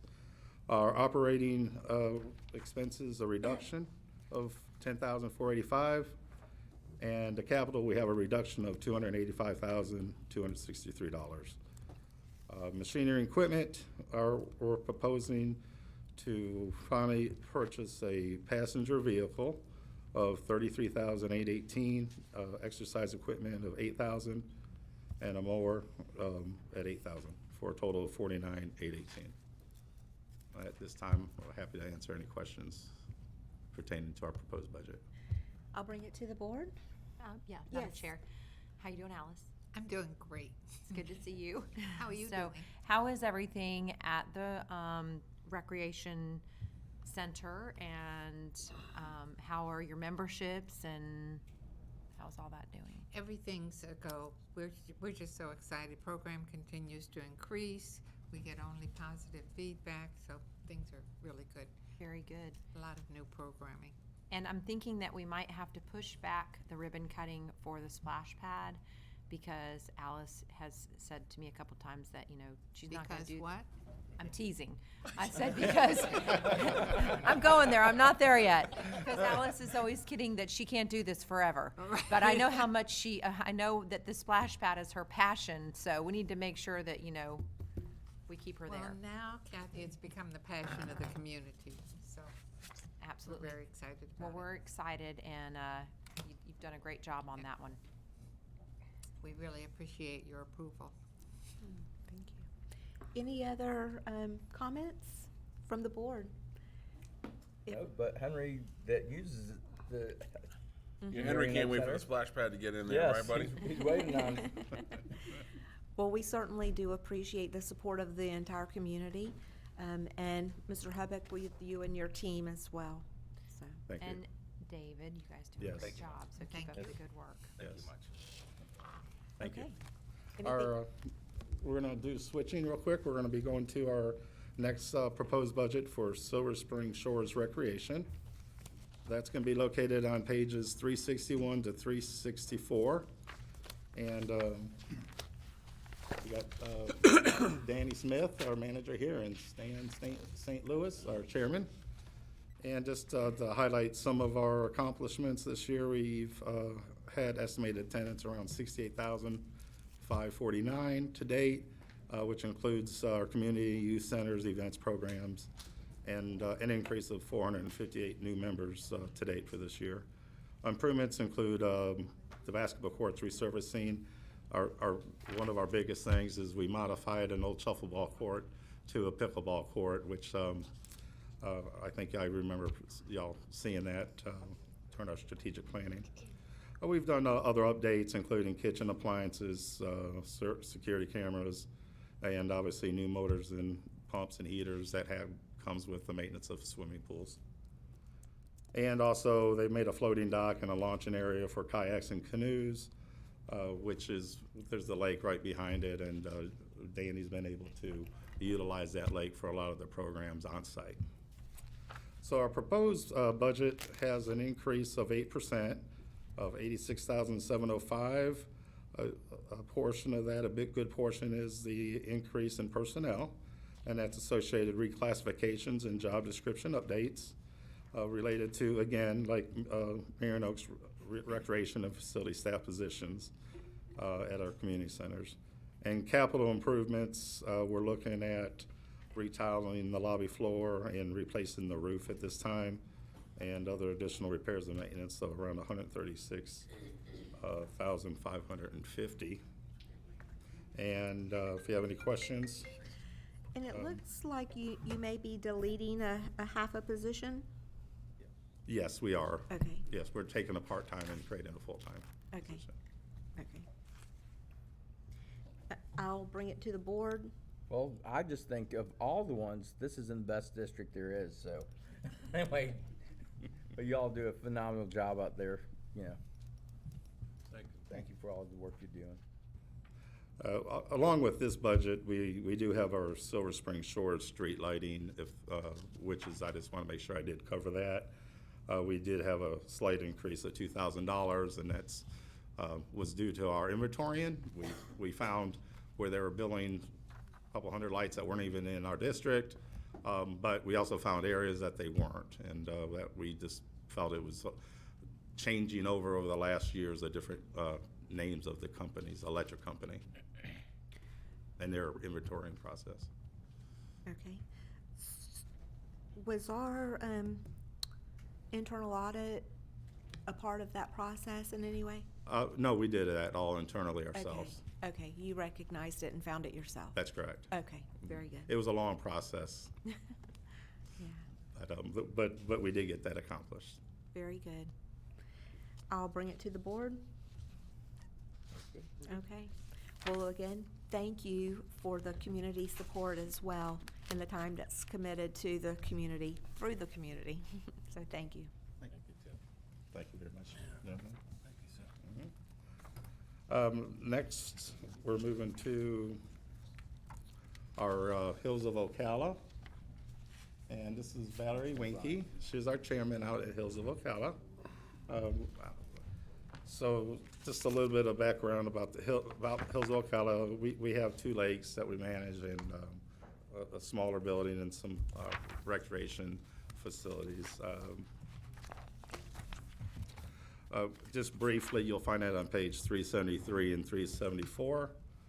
We have an increase in our budget of around $14,285, and we just have identified repairs and maintenance that's been somewhat deferred as long as we can, replacements of air conditioning, and also potentially security cameras because we've had vandalism, unfortunately, out there. But other than that, it's moves along very well, and I appreciate Valerie showing up. It's a long drive from out there. Yes, indeed. Thank you. And basically, that's my presentation for the Hills of Ocala.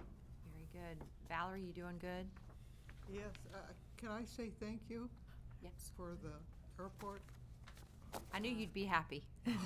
Ecstatic, thank you. Nice and quiet out there now? Oh, it's beautiful, and we have a beautiful park. We can walk around, and it's quiet, and it's just 100% better. Good. Very good. Yeah, the board has stood strong, and we just sent them another letter last week after a meeting that we had last week, so hopefully it stays that way. Okay. All right. I thank you. You're welcome. Well, thank you for, I wish we could make it longer for you, but it's a quick budget process. Thank you. Thank you for driving in. You're welcome, thank you. Yes. And my last presentation is going to be Marion Oaks General Services. And I have Sherry Sloan with me, the manager, and Mr. Henry Munoz, the chairman. You got all the troublemakers with you. Yeah. But he's got a good hat. You want to sign in? Yeah, state your name and address for the record. Yeah, Henry Munoz. This budget can be found on pages 507 and 509, and once again, it's the Marion Oaks General Services. Just briefly, some of the accomplishments is what we do every year. We continue maintenance of approximately 360 miles of right-of-way, including litter pickup as well as the mowing of the grass out there. And the continued maintenance of the flowers, the plantings twice a year, at least at the waterfall, mulching, trimming bushes, upkeep, the pressure washing of the waterfall, and just brings the beautification to the entrance of Marion Oaks. And I can tell you that the residents out there has gotten very fond of that waterfall. The budget overall is less than a 1% increase, and for note, earlier this year we did last year we did the job description modifications, and I just put that in here because this year it's basically about an $8,600 impact out there, about 2%. Then we also have just our merit increases, and we do have one job reclassification, but there's not a salary increase out there in there for that position. And we're looking to replace a 2007 Silverado crew cab truck with approximately 120,000 miles for a new Ford 150 Super Cab 2-wheel drive XL in a range of $33,735. A new zero-turn mower, $12,000, and 2 new utility trailers at $7,500 for a total of $53,235. And that is it for my presentation. I'll bring it to the board. Any questions, points of clarity? You couldn't find any cuts? I did find cuts, You did? Okay. but I also saw that we had needs. Yeah. Right. See how that works? Yep, yep. Oh, I never said that cuts is the only way. It's using it properly. Thank Good you. job, Henry. I was Fiscal gonna say, responsibility. thank you, Mr. Munoz, for setting a very fine example. Yes. Thanks, Henry, and Sherry, thank you for all your hard work. So Indeed. I get compliments from people out in the community when I go out there about, what a great job you guys do, so We Thanks. try. The waterfall looks good. And she does do a good job. Yes. And she's keeping everything even keeled. Whenever she needs something that might need some help from me, my opinion, she calls, and I talk. You're always ready to give your opinion, sir. That's right, you know, you guys know that. So we should have to give her a raise for dealing Well- with the certain chairman. Well, I was thinking about it. Yeah. It's up to you guys. No, that's okay. Raises come with prices, though. I'll stay where I'm at. But thank you. Thank you. Thank you very much. Okay, well, does that conclude MSTU? That does conclude MSTU for today. All right, well, again, thank you to you and your team, and we appreciate everybody being here today for their budgets to be presented as well. And it's nice to see us once a year, you know, at least I get to come in and say hi. Well, we invite you anytime. Well, it's hard to get in, Hard you for know, her to get get away. I know. But, thank you. But the door's Don't always worry, open. Mr. Munis is always here. Yeah, he does it for both of us. The MSTU department's very blessed with all the great employees that we have all across the county. They really do care, and you see that in the work that they do. So I feel very fortunate to be able to work with a group of people like this. So Very thank you. good. As well as the team here with the commissioners and administration. On that note, next. Okay, thank you.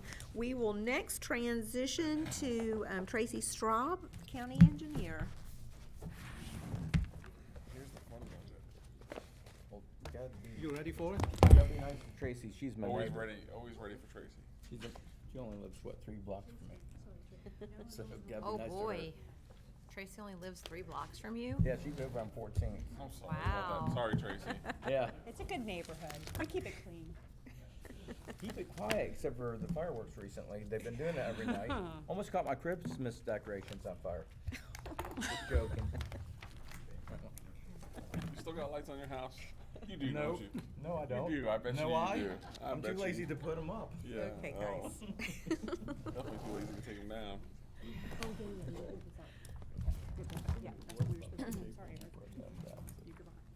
What's the point, man? You have all these other opportunities. Now you can just put LEDs up, right? And then just pick the color depending on the time of the year. You'd be like, idea. that's real redneck. Now, I like your idea. Hello. That's how we do it out in the country. Good afternoon. Us city boys wouldn't know nothing about that.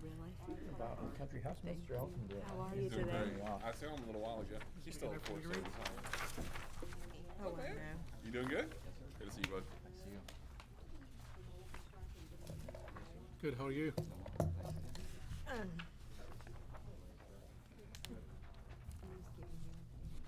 I gotta have larger font. Yeah, I gotta use my glasses for this. You would think Tracy would finally make it bigger, but Yeah, you'd think they would Takes- use like an takes- 18-point font it for takes it, engineers a little while. and then they ignore you. A little bit bigger. A little bit. You want me to go up another spot?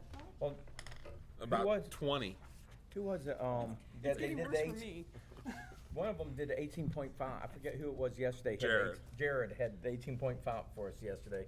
I mean, it was like, you can see it way far away without your glasses. I asked them, they brought me a spreadsheet this morning, and they brought me 2 versions, one on 8.5 by 11, the other one on 11 by 17.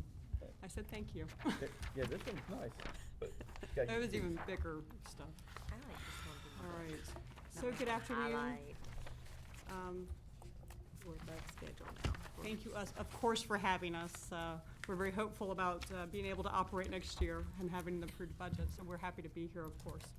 I know, I think we just shut the whole department down. No! I was gonna say, I think you might get a few phone calls. I see fresh mowed grass on 27, thank you. Some days it's better than others. Yeah. So, you know, I'm always excited because we, of course, are busy. I like to think our department is always really busy, but it's exciting, the work that we do. So in the past fiscal year, it was very physically painful too, but in the past fiscal year, I want you to know we had more than 10 road rehabilitation projects awarded. The construction or portions of the Southwest 49th, 40th Avenue corridor is underway.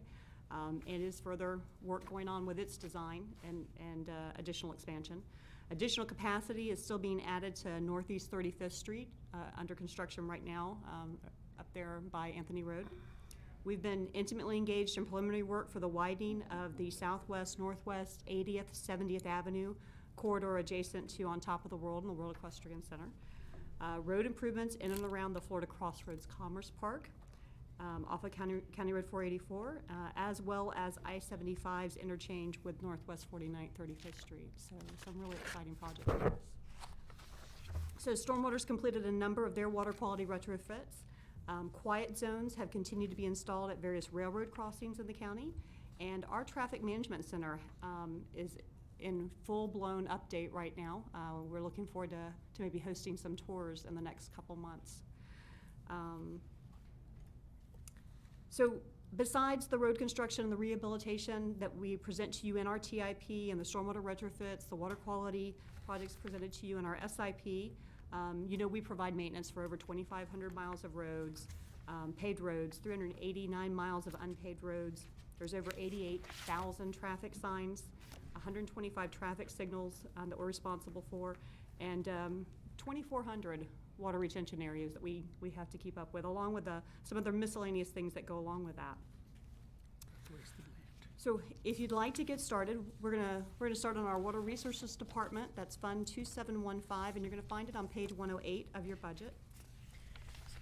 Tracy, as we're flipping over to that page, and how many employees do you have that takes care of all of this? So as a total, the department has 172 and I'm sorry, last year's numbers, we went up last year's numbers. So we have 186 in the entire department. Okay, thank you. 172 and a half is in your TM fund. 1 is in the water resources budget we're about to discuss. 1 is in our property and engineering services, and then 11 and a half in the stormwater fund. Thank you. So the Water Resources Department funds the long-term water supply planning and aquifer protection countywide. It is a general fund budget. The one position is the Water Resources Liaison position that assists the utility department and the stormwater program with its public education and outreach activities, water conservation requirements. Again, that focus there, assisting the utility department, is a county-wide water conservation initiatives. So one of the changes that we are asking for in this budget, things are pretty much the same through the budget, with the changes being based on the merit increase and the general changes with insurance allocations and things like that, minimal changes there. You see, we adjust professional services based off of what we actually have project-wise going with that fund. Then the dues and membership line, which is the Withlacoochee Regional Water Supply Authority dues, are paid for out of this fund, and it goes up based off of the population projections. That's your correct number. But in promo activities, we're just asking to change some monies around. The total dollar amount remains the same. So when we bring the water use efficiency education plan back in the fall for approval, we're just trying to target a slightly different audience. We see that we're missing landscape and irrigation retrofits. We're not hitting those as heavily as we have seen in the past. And we would like to hit toilet rebates and water conservation kits for non-utility customers as well. We definitely see a great request for that. So we're just trying to balance those monies there. I think that's a really good target group, especially in our current environment. So yeah. So that is that budget in a nutshell. If you have any questions, we certainly can. I'll ask the board. If not, then we'll move forward. We're good. All right, so property and engineering services, that is Fund 4145. It's on page 142.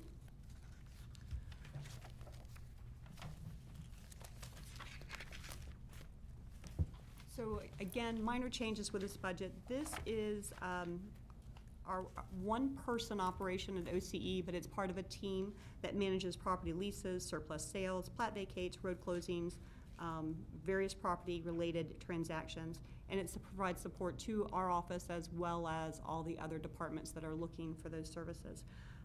There are no changes other than just the merit increase change that shows up with this fund. So, do you have any questions for property and engineering services 4145? Doesn't appear so. Okay, all right. So we're going to move on to 4121. which is found on page 222. This is the operation and maintenance side of the Office of the County Engineer for the most part.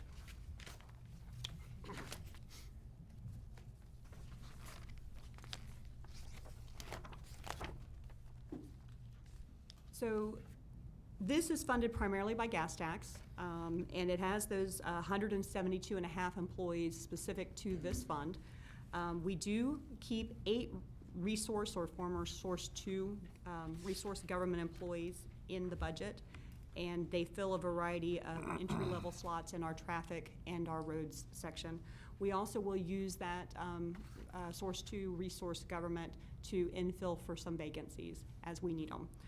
We are requesting in this budget to add 1 new traffic supervisor position and 1 new project manager to support the overall department.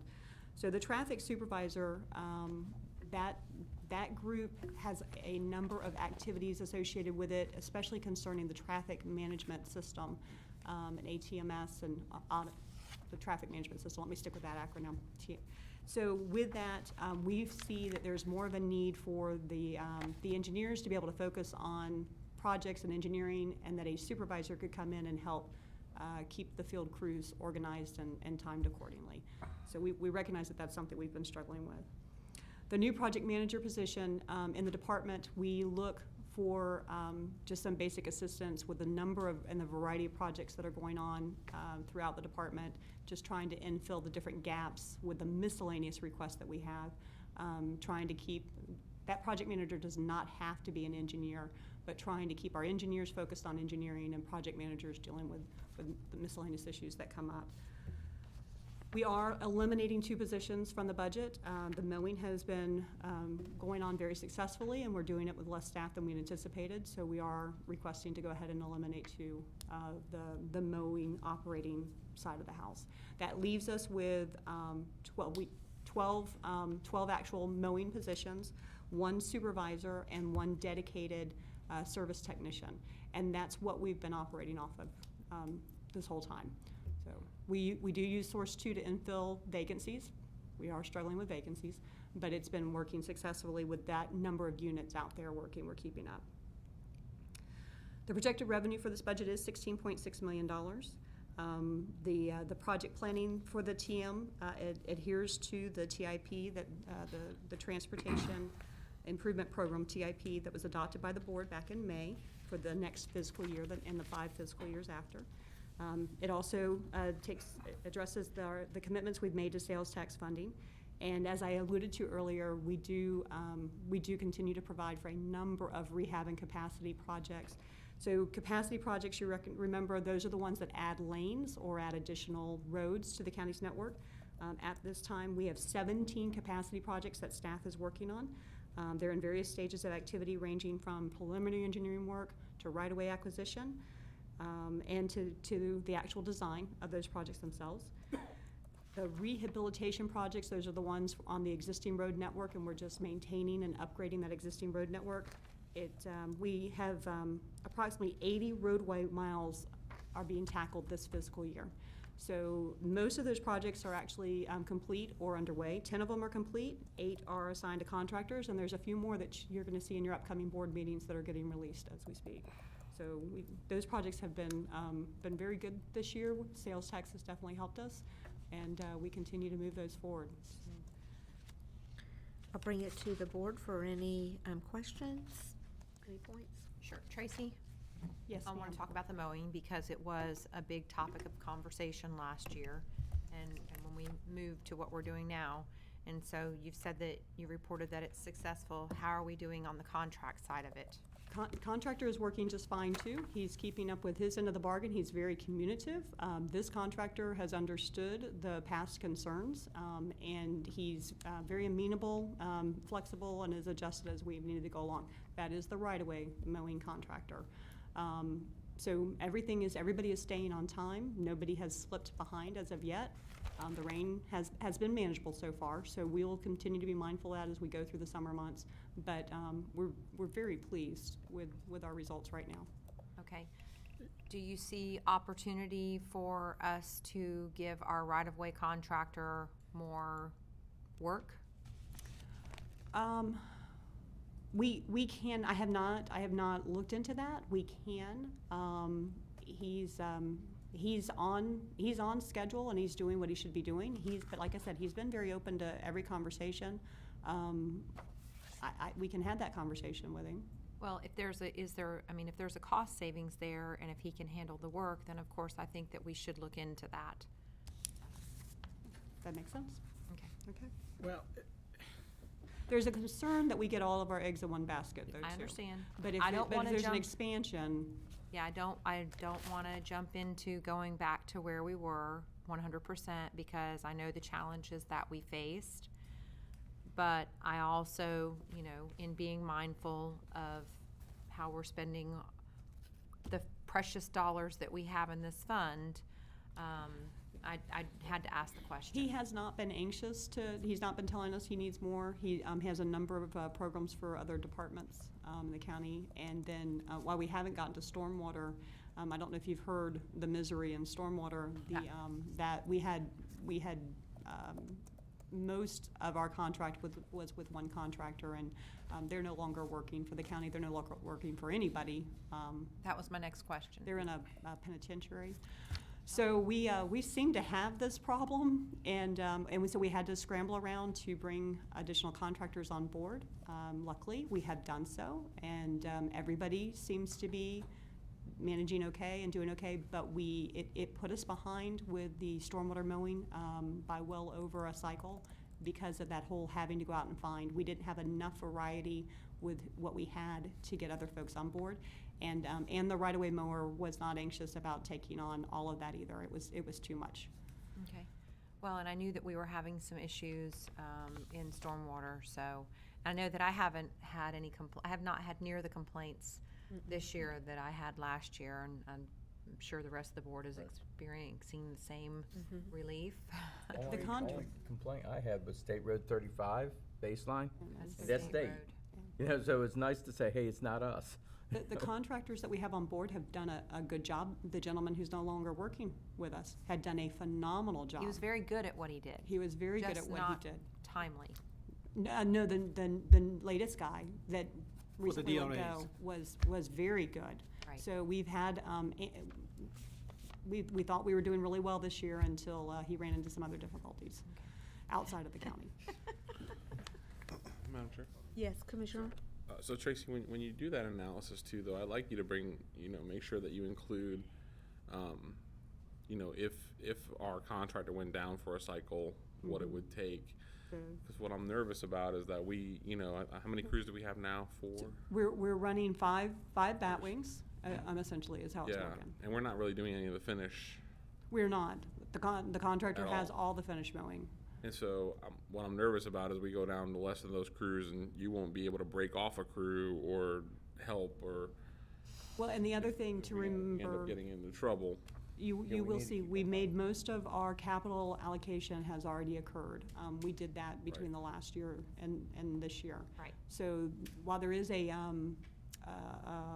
zero turn requested in the budget, it was time to replace. We keep a zero turn at the yards, and it was time to replace. So we moved those out into the field operation. That's where they came from originally, and they were well overdue for replacement. But again, just doing the yard, they could handle it. So we are asking for the zero turn in the yard, and it is it's a zero turn in the budget, and it is part of what will go out into the fleet. That is the one additional capital cost for mowing. But otherwise, we outlaid, and that's why you see the offset in the capital budget this year, because of all the mowing purchases that have occurred. Yeah, I think maybe too, I don't know if you have it with you, but do you know what the mowing contract costs versus our mowing price? I don't have those off the top of my head. We do have the mowing costs are line item detail, but but I do have, we do run a tally consistently on the mowing. We do see ourselves becoming more efficient.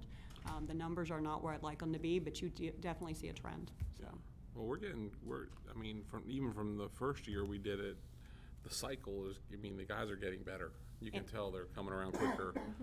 And they're paying attention to more problems. Better litter control overall. They're not having to spend quite as much time on some of the litter because we're getting it, I think maybe the only hiccup was last year, the fact that we didn't plan on doing any litter in the off. We had to. We had Which to is- adjust, and solid waste has helped us. They've been along with us the entire way with that, for sure. The guys have gotten better when they're going down the road, recognizing, at first it was just catch up, get along the edge of pavement mode, and now they're recognizing, pushing back to the fence lines. We are regaining some of the road network that was lost over the last several years, and they've been very diligent about that. Good. So, I've had good conversations where they're telling me that they're seeing things, and that's good when the folks recognize it in the field. And the benefit of having the in-house mowing, and Tracy, maybe you want to talk a little bit about that.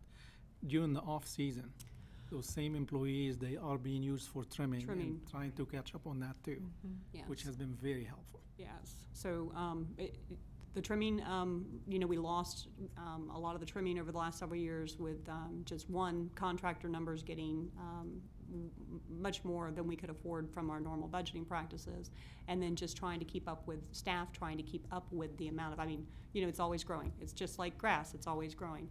So trying to keep up with that and put the emphasis on that, as well as all the other level of work that has to go on, that has been very good. We've actually shifted back to a proactive trimming crew last winter. We were able to accomplish some routes that had not been done in several years.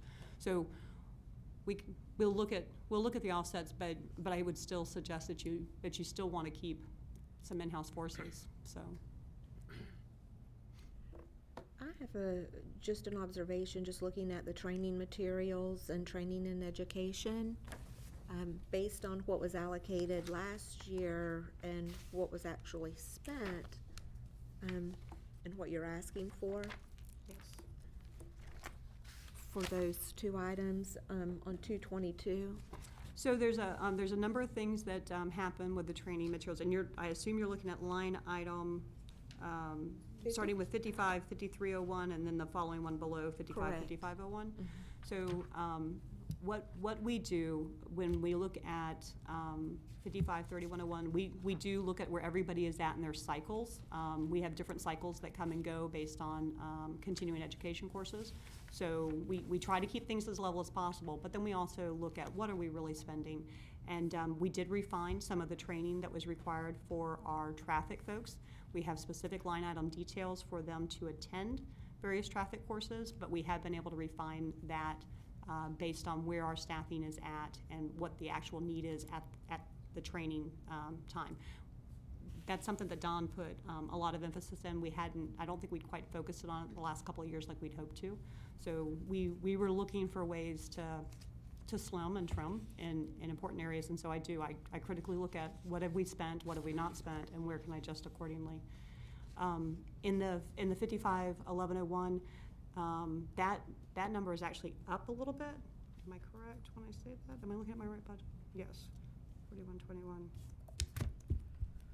The office supplies? Yeah. No, training and education, right? 55-1101. 55-5501. Yes. Okay. Mm-hmm. Office supplies is up, but your training and education is down. It's down.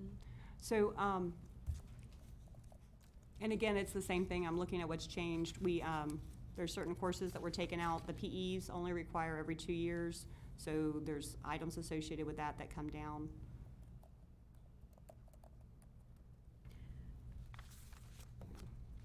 So I can give you a specific breakdown. We've got them all marked, but we do specifically look at what we're doing. We did add to that one, the CDL program.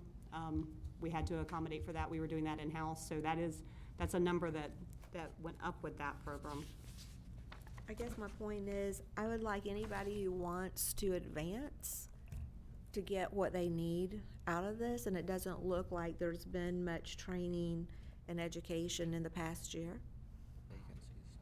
We've had a lot of vacancies, so you're not seeing as much activity as you should have because of the vacancies. Okay.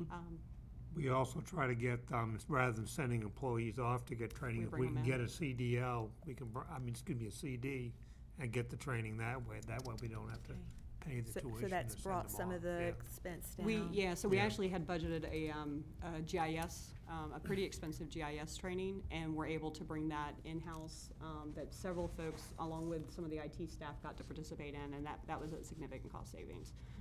Those courses usually can run $4,000 a course. Wow. So, Okay. And some of the traffic ones were expensive too. Those are some of the ones we're able to get at a cheaper rate by using the CDs. Okay, very good. Well, I just Thank want to you. encourage I appreciate them that to get the opportunities that they may want and to further their own career. That we've, just let them know that we'd like to see them use that money. Appropriately, of course. No, that's good. Sure. Yes. So Tracy, is it Monier just getting really expensive in the cost allocation? There's more Is that mentorship just like $100,000 more expensive this year? There's more to come. Yeah. He's really expensive. It's wonderful. Invaluable. I heard yesterday. I heard there's more to come. There's more to come. He's already updated us this morning. Is Do you want that me to give you the mostly numbers? legal? I wrote them down. Tracy? $91,298. Yeah. Thank you, Tracy. Yes. Is that, Tracy, is yours going up because of some legal cost issue? Why No, is the cost your- allocation is the radios. I know The it's radios. over the, The but not here. Oh, no, so that's just in general, the cost allocation is in the rears over a 2 years, previous right? rear. And so as the usage fluctuates, years ago. they track what our usage actually is. Can't remember. It's 2 years, right? So it's a It combination. probably went up this year because last year they had a lot of facilities work done. Right. I mean, that could be the reason. Right. Well, I know when we have a lot of legal work, you guys get banged too. We do. And when we do eminent domain, Right. Yeah, there's a legal, lot of cost. legal does support us, very much so. And you're right, we had had outside consultants in the past, but legal has picked up a lot of that for us recently, Yeah. so, yeah. Any other questions, comments on that particular one? Yes, Mr. Tomich? The biggest increase is facilities. Don't know Those why, but facilities, that's okay. more. And it would be actual expenditures from the 17-18 fiscal year for the 19. Right, so it is. 2 years in Yeah. a rear. So 2 years in the rear. Again, it's Jared. It's Jared. The guy's freaking expensive everywhere. The one that went up second most was administration. Was administrator? Yeah, well, Mike, he didn't. yeah. Thank you, Mike. I We appreciate knew that Monier clarity. was expensive. That's a lot of expertise. I think we're good to move to stormwater. So, thank you. Your stormwater, fund is found on page 487.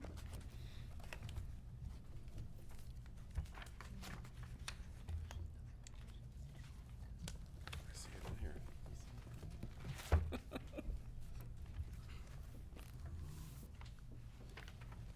So you all are pretty familiar that this one was established, this particular fund was established in 2002 as a response to the federal and state requirements to address water quality associated with the county-wide National Pollutant Discharge Elimination System permits.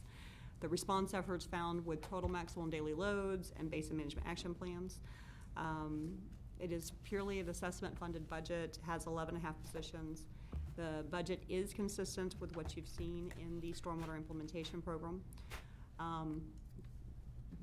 Productivity in this budget, I would tell you, this past year was moving along phenomenally well with the loss of our stormwater engineer. Some of the projects have certainly slipped behind. So hope to get things back on track, but we are struggling to fill that position as well as a couple of the other engineer positions. I do want to share with you an item I have put in the budget. In line 564101 in machinery and equipment, we added a drone request to the budget. So the drone in the industry, as I've talked to my counterparts, a lot of folks have begun to use them, and we were able to take great advantage of our individuals, personnel, staff that had drones during Irma, and looking at the extent of flooding. So not always wanting to rely on somebody having to put up their own personal drone in that time. We said now's the time to go ahead and ask for the budget, hearing the uses that are going on throughout the state. So we've priced, looked at different versions, and $2,300 is a price that would get you a quality drone that meets the FAA criteria, would come with a good housing for it, good case, extra batteries, things like that. So that is the oddity in this budget that I wanted to go ahead and share. That makes sense to me. Absolutely. Yeah. Is there certification? There are. You do, there are some mixed comments I have heard from folks. All of my research tells me, even as a government entity, we need to be certified. I have had some folks tell me that we don't need to be. We will get that pinpointed for sure, but I don't believe that there's any reason why my operator shouldn't be certified. So it's not that difficult. There's, they've had some of their own training. There is a certification that we will get done, and it will be official for the county at all times. So I think that's important that we set a good example with that. I don't think it's gonna matter much during a hurricane, but okay. Commissioner But other Moore? times, it's probably good to have. Yeah, if you're doing something recreationally, you get to hold yourself to a slightly different standard. But I don't want anybody questioning that for us, so. FAC would be a good resource on that, because I know they did a class on it, Mhm. one of a whole class on drone use and government. Yes. I certainly heard a lot when I was at the conference, and the Governor's Hurricane Conference featured quite a bit about it, and we had staff there to hear that too. Very good. Commissioner Moore? Back to the thing about stormwater engineer, I know you're having trouble filling that position. Are we gonna have to bump up the salary or change the thing to attract quality? We're Or- working with HR on that, and it's not just salary. I do think I'm going to have to pay more than what we were paying the previous stormwater engineer, but it's just the shortage in general. I'm hearing that from everyone. We're not recruiting. Bobby, I hear great stories about Bobby looking for people and trying to send them our way. So, but again, she's hearing the same thing. It is salaries, but it's just a general industry shortage. I have the Okay. same problem. I don't have a traffic engineer right now either. Yeah, well, supply and demand, if their supply's low, your demand, whatever, you're gonna have to pay to steal them away from some other county. It's a good thing you're a stormwater engineer, and Don's a traffic engineer. Yeah. We have tapped our consultants. And Monier's an engineer. But Yes, he we're not able to, because of You the could do some staffing stormwater, shortages, couldn't we're you? not able to manage the consultants to keep them moving You don't like inside hope. stormwater? Yeah. But I do have good DRA is a good consultant example. backup. Madam Chair? Yes, Commissioner Bryant? So, talking about staffing, I know that we had a lot of issues previously, so update us on that as far as where we are now over the entire, not stormwater, but going back to your big budget department. So the department is struggling. I have 34 vacancies throughout the entire department. Traffic is missing its traffic engineer, it's missing its project manager, it's missing a technician, which is a higher level technician, not a field individual. In roads, I'm missing a variety of equipment operators, and even my entry level HMT folks. Resource 2 is having Resource Government Services is having a difficult time even getting us employees. For that, I have 7 vacancies with resource employees. In stormwater, I am short an engineer. I'm short the stormwater engineer. I'm short a second engineer, and I'm short an inspector in that group as well. Tracy, how do you look this year as compared to last year is my big question. So actually, Because it's we- interesting. The numbers are somewhat consistent. Some positions have floated and changed. For instance, I had a stormwater engineer, but I was missing 2 engineers in stormwater. So the equipment level positions have stayed pretty much consistent with the vacancies. What's worse though with the roads folks is that we used to be able to infill with source 2s. So I had so many source 2s as my HMTs, my entry level road individual. I would go ahead and bring in extra source 2 to infill some of our light equipment operators. That's our entry level equipment operator position. We don't even have the source 2s right now and to fill the LEOs. We did make a salary adjustment, so we felt very good about that, and we heard good things about that.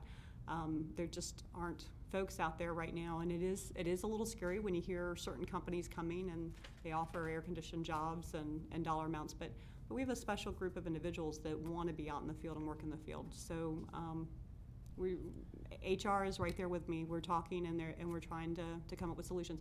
We're even, Monier brought this up, that FDOT, this isn't for the field folks, this is for your entry-level folks. FDOT actually uses consultants as in-house staff. So I'm going to explore that as an option as well, that they would come and sit. You pay more, you're paying for a consultant, but you could actually have them in your office, sitting with you, dealing with those phone calls, those complaints, those issues, all the routine stuff that just still has to be dealt with. And I think that as we've made salary adjustments, and I'm sure that this is probably an issue and a trend that you're seeing with your counterparts across the state, I'm gonna guess this is not just something that is a Marion County problem? It's not. It's not. So it's a workforce problem for sure. You have a lot of good folks though in the office. You have a lot of folks that have absolutely dedicated, not just the office, the field. They will put in the time to get the job done.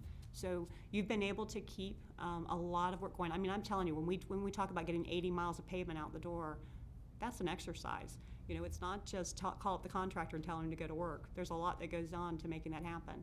But you've got folks that stay on it and get it done. I mean, I think when you look at our production levels, our maintenance is not where it should be. Absolutely is not where it should be. But I think when you look at our overall production levels, I think you have a lot of folks that are cranking out at a very high level of performance from the field to the office. Yeah, I'm very proud of our staff. So, and I think that shows their pride in their community too. So. I'll be happy when you get my light at 89th and 60th. We're on it.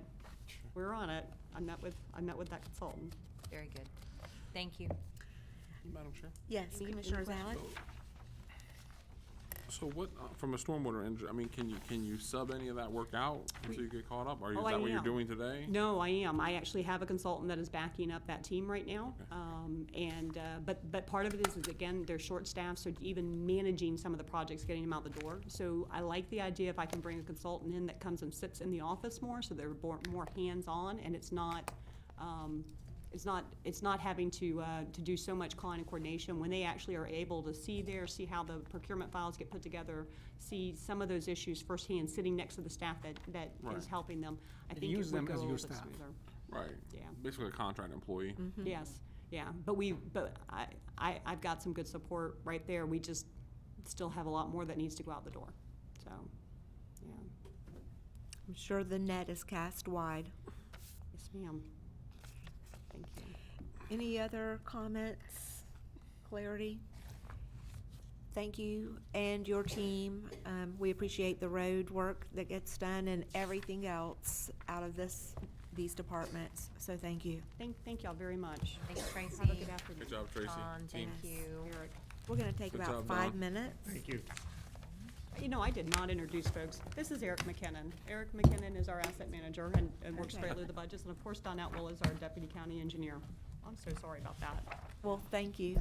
Thank you. Thank you, both Eric of was you our, for being here. was our 175th hero. So, Ah, yeah. nice. I know I just announced a break, but we're gonna go one more round and then we'll take a break before fire rescue. Yeah. Our new TPO director. Thank you. Are you and your team getting settled in well? Yeah, just fine. Thank you. Great.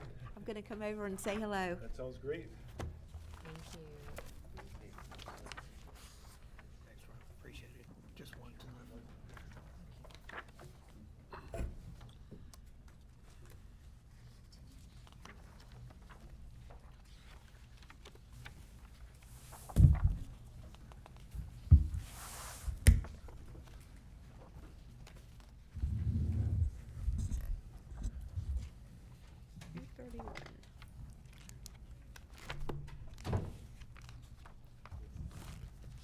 This budget is not in your book.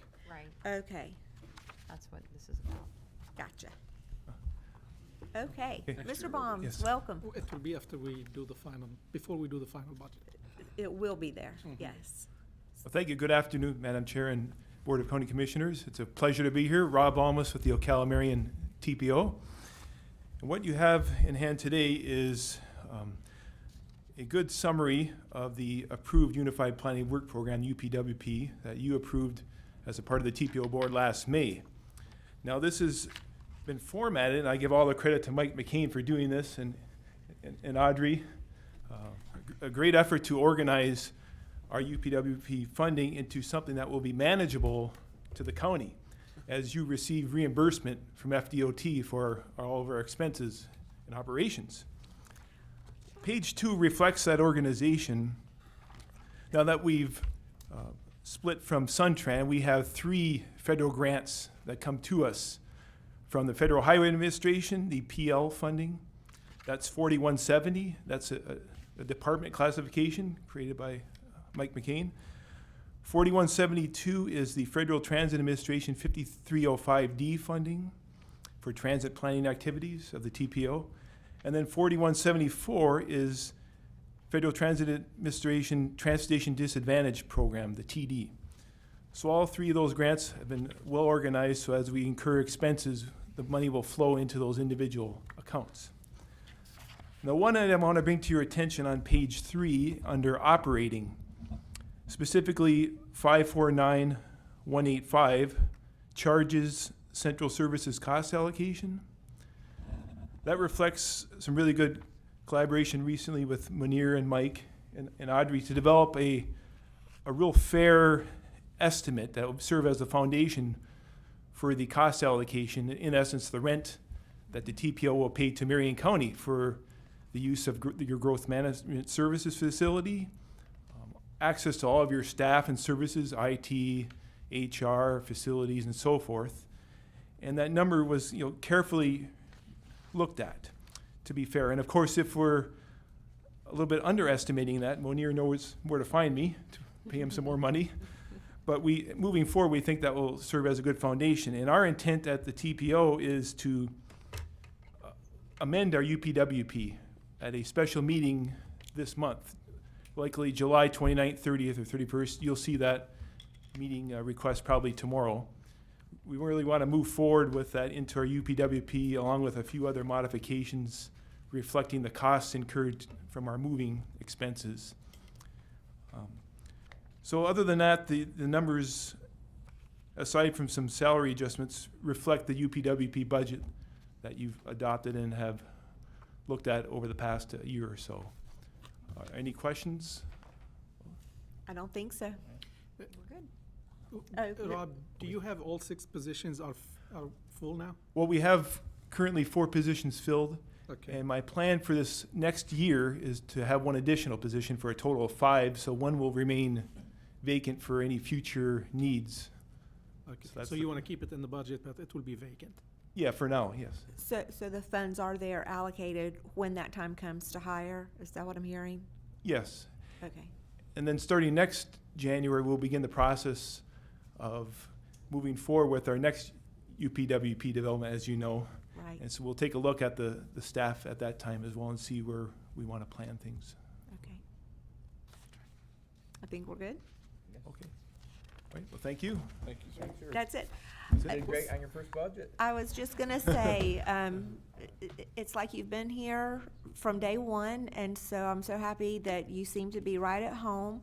And I want to thank both Audrey and Mike McCain for the support, as well as, of course, Munir as well. We're happy to have the TPO through the county at this point in time, so thank you for making it your home. We're glad to be here. We really appreciate the facility. We're getting adjusted, but we were looking forward to it very much. So Great. Thank you. Great. Thank you so much. Commissioner, one thing we used to discuss in the past was Greg Slay. On page 231, the Suntran budget, our share used to be 250,000, now it's down to 138, and that is based on the new calculation that was done when we Right. split Suntran. Right, I think we took 35% or so, Yeah. and 65 to the city. So, okay. Very good. Commissioners, just want to make sure that we will go ahead and add this into the budget, but as you have your next TPO meeting and you make changes, I just want to have authority from you to go back and make those changes and then just bring you a notification of those changes. Do you know that this will change the general fund? Because there'll be revenues going into the general fund and the cost allocation, and it will also alter the transportation maintenance fund slightly because there's a match for one of the grants from them, and it's 10% based on whatever that fund, that department's total is. So as long as I just want to make sure that you know that those may fluctuate slightly as they get closer to finalizing their numbers. And Audrey, at this time, how much is the match dollar amount? $9,233. It's very small. Yes. Okay, Thank you. great. Thank you. All right, thank you. Enjoy your afternoon, and we're gonna take about, yes? Audrey, so at the end, when we're done today, are you guys gonna be prepared to give us an update where we are with all of the numbers? And now that 50,000 will go in, that 50,000 cost allocation will go into general fund as well, correct? Okay. Will we get it today or tomorrow morning? Tomorrow morning, because we'll have several changes to update. Okay, very good. All right. We'll take about a 5-minute recess.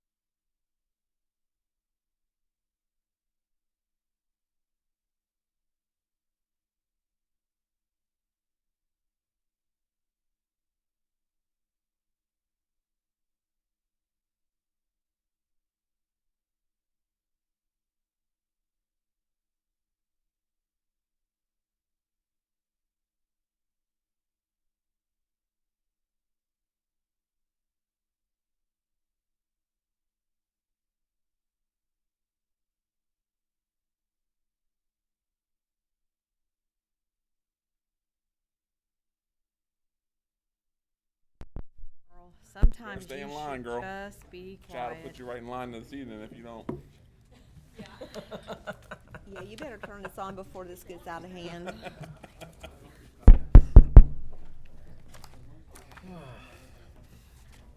Welcome back, everyone, and we want to welcome our fire chief, Chief Banta, and his associates today. Thank you for being here. Good afternoon, Commissioner. Yes. Before you start with the fire department, do you want Amanda to give you an update on the workers' comp request that you all requested yesterday? Whenever Commissioner Gold returns, since Okay. that was his request. Okay.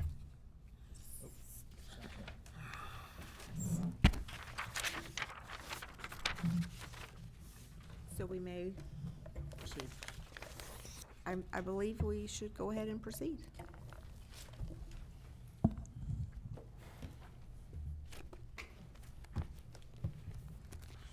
Go ahead, Chief. Good afternoon, Commissioners. James Banta, Fire Chief, Marion County Fire Rescue. The first budget we're going to present to you today is the medical examiner's budget. The Medical Examiners Board met on February 25th and reviewed the budget presented to you today. As you may remember, the medical examiner's contract was expanded on October 2nd, 2018 to include Seminole County District 24 for services provided by Medicus Forensic, which is Dr. Wolf's company. This seems to be going well so far. The Medical Examiners Board approved increases to the operating budget for transcription services and an increase to Dr. Wolf's contract for an additional investigator that would be used in District 5. The increase for Marion County's share is $11,761, and the revenue for the administrative fee is $223,702. The cost shares were reviewed and approved by the board. There's no large capital expenditures scheduled for fiscal year 1920, and the generator that is scheduled is going to be carried forward. The Medical Examiners Board expressed interest in conceptual ideas for a facility expansion within the next 5 years. Staff will be working with the district board to create a financial schedule that helps minimize a large one-time expenditure for each of the partners. And then with that, we'd be glad to take any questions today. Commissioners, do we have any points or clarity necessary on there? Okay. And again, this is all in line with what was approved at some point or sometime back, so I think that falls in. Can we just get an update on the building, the racks, all the different modifications that have been made this year? What was reported to me is everything has moved on as scheduled, and I don't have specific about the racks. All that stuff done? I don't know that. I can find out for you. I can follow up with you on that. Yeah, that was my only question is, I mean, I knew that they were going to be adding all that additional capacity. I mean, we all said that it was supposed to work the way you planned it. So you haven't heard any issues being able to have that, the number of bodies go up with that capacity and then keeping the building cool and No, all sir. that stuff working What's been well? reported to me is it's all working as planned. I do remember, vaguely remember signing, I think, an authorization to purchase that equipment, the additional rack, so I'm pretty sure that That got done. was done. I'm pretty Okay. sure, but I'll follow up and make certain. That's fine. Does anyone else have anything on the medical examiner's budget, proposed budget? Okay, I think we're good to move on, Chief. All right, thank you very much. As you're all aware, public safety communications this past year has fallen underneath the fire chief responsibilities. I have Division Chief Craig Damian here, who oversees public safety communications, and he's prepared to present his budget. Hello, Chief Damian. Commissioner, how are you? Thanks, Chief. Thank you. Thank you, Chief. Thank you. Just one, Chief. Thank you.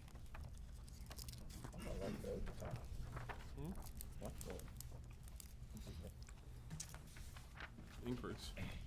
Good afternoon, Commissioners. As Chief Banta said, I'm Chief Damian, Marion County Fire Rescue. Be presenting the 3950 and the 3960 Public Safety Communications budgets. First, I'd like to thank you for the support that we've received from the Commission in the department in supporting the mission of providing the emergency call taking, dispatching, and radio communications for Marion County's first responders and associated county departments. As Chief mentioned, Public Safety Communications was reorganized under Fire Rescue in February of this year.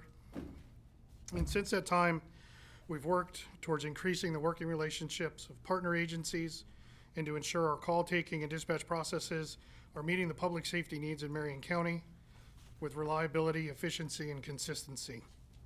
As part of that, we had an aggressive hiring campaign that was conducted in March of 2019 to bring us to full staffing. We had also determined that a need to increase staffing existed, and in April of this past year, the board approved 9 additional positions. With those 9 additional positions, it'll help bring our call taking metrics into line with the state statutes.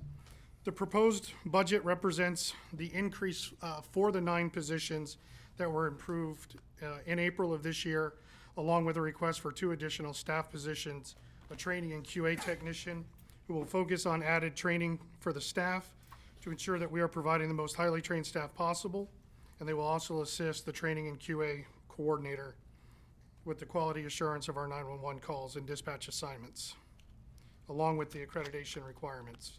The second position is a staff 4 position who, if approved, will assist with public records requests, pulling of audio recordings, CAD reports, the required redactions, and compiling information for the partner agencies. This past year, Public Safety Communications received the FLAWTAC reaccreditation, and in June, we received the reaccreditation from the International Academies of Emergency Dispatching for emergency medical and emergency fire call taking. This makes us one of only 21 agencies worldwide to be dual ACE accredited by this organization. In coordination with Marion County Sheriff's Office, Public Safety Communications launched the emergency police dispatching protocols in November of 2018, and in conjunction with the existing EMD and EFD protocols, help ensure that partner agencies, the citizens, and our first responders are receiving the best possible and most consistent services from the Communications Center and providing critical life-saving instructions to our citizens prior to the field responders' arrival. Public Safety Communications is working towards our emergency police dispatching accreditation, which we hope to have the early part of next fiscal year. When we receive that, it'll make Marion County Public Safety Communications one of only 6 agencies in the world that are Tri-ACE accredited. Our radio division, the 3960 budget, continues to work with our customer departments, as well as the interoperability partners in neighboring counties and in the region to ensure that we have sustainable radio communications when we travel outside the county. The radio division completed an Empowering Marion project that was funded by the sales tax this past year with the addition of the baseline tower, improving coverage in the southern portion of the county. The 1920 budget for sales tax does have a request for an additional tower to further strengthen the coverage of the radio system. Public Safety Communications, in coordination with 911 facilities, IT, and emergency management, are well underway with the construction of the Disaster Recovery Communications Center. Once completed, it'll enable Public Safety Communications to operate at full capacity in the event that there's a disaster or situation that renders our primary site unusable. This will provide true redundancy to our emergency communications in the 911 system. Some of the budget increases in 3950 are directly related to this project. The 3950 proposed budget contains an increase of 15%, which is $794,825. The increase from, this is an increase from the adopted 1819 budget. The majority of the increase occurs in the personnel cost, which accounted for $733,543. And of that, $433,000 was related to the 9 positions approved in April. $105,559 of the increase is slotted for the proposed training and QA technician and staff 4 positions that are requested in the budget. There are also 2 reclassifications in the budget for the training and QA coordinator to be reclassified to a training and accreditation coordinator. This reclassification has a loaded salary cost increase of $2,437 and a reclassification of the Public Safety Communications Assistant to Communications Compliance and Information Specialist. The loaded salary cost for that position increases $2,566. These reclassifications realign the work of the current positions to more accurately reflect the position scope from what the position was originally designed for during the initial consolidation, and to reflect the changes and growth of the department. Accounting for the addition of the 9 positions already approved mid this year, the total increase in the proposed budget is $361,742. Another line item that saw a significant increase was communication services. This increased from $22,112 to $43,435. The majority of this increase, over $19,000 of it, is directly related to the costs associated with the disaster recovery site and ensuring that the necessary secured fiber connections and telephone lines are established. The other significant cost increase was in computer software. The increase in this is from the TriTech upgrade maintenance cost for the upgrade that we're currently undergoing, as well as the additional TriTech consoles that will be, those are the computer dispatch programs that'll be located in the disaster recovery site, as well as some increase in maintenance costs for the EPD, EMD, and EFD software, telestaff maintenance, and First Watch. The general fund covers 21.45% of the total public safety communications budget. Of the proposed $6,092,341 budget, $1,285,898 of that would be funded from the general fund, which represents a general fund increase of $167,762 over this year's budget. Along with the 3950 budget, we've been well underway with the consultant. They've been in town. We had the kickoff meeting. They've conducted a number of interviews with the stakeholders.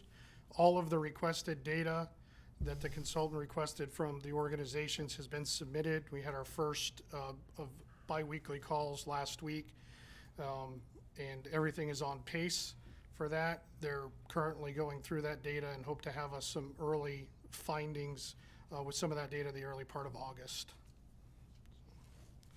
And that's the 3950 budget, so if there's any questions, I'm more than happy to answer them. Let me bring it to the board.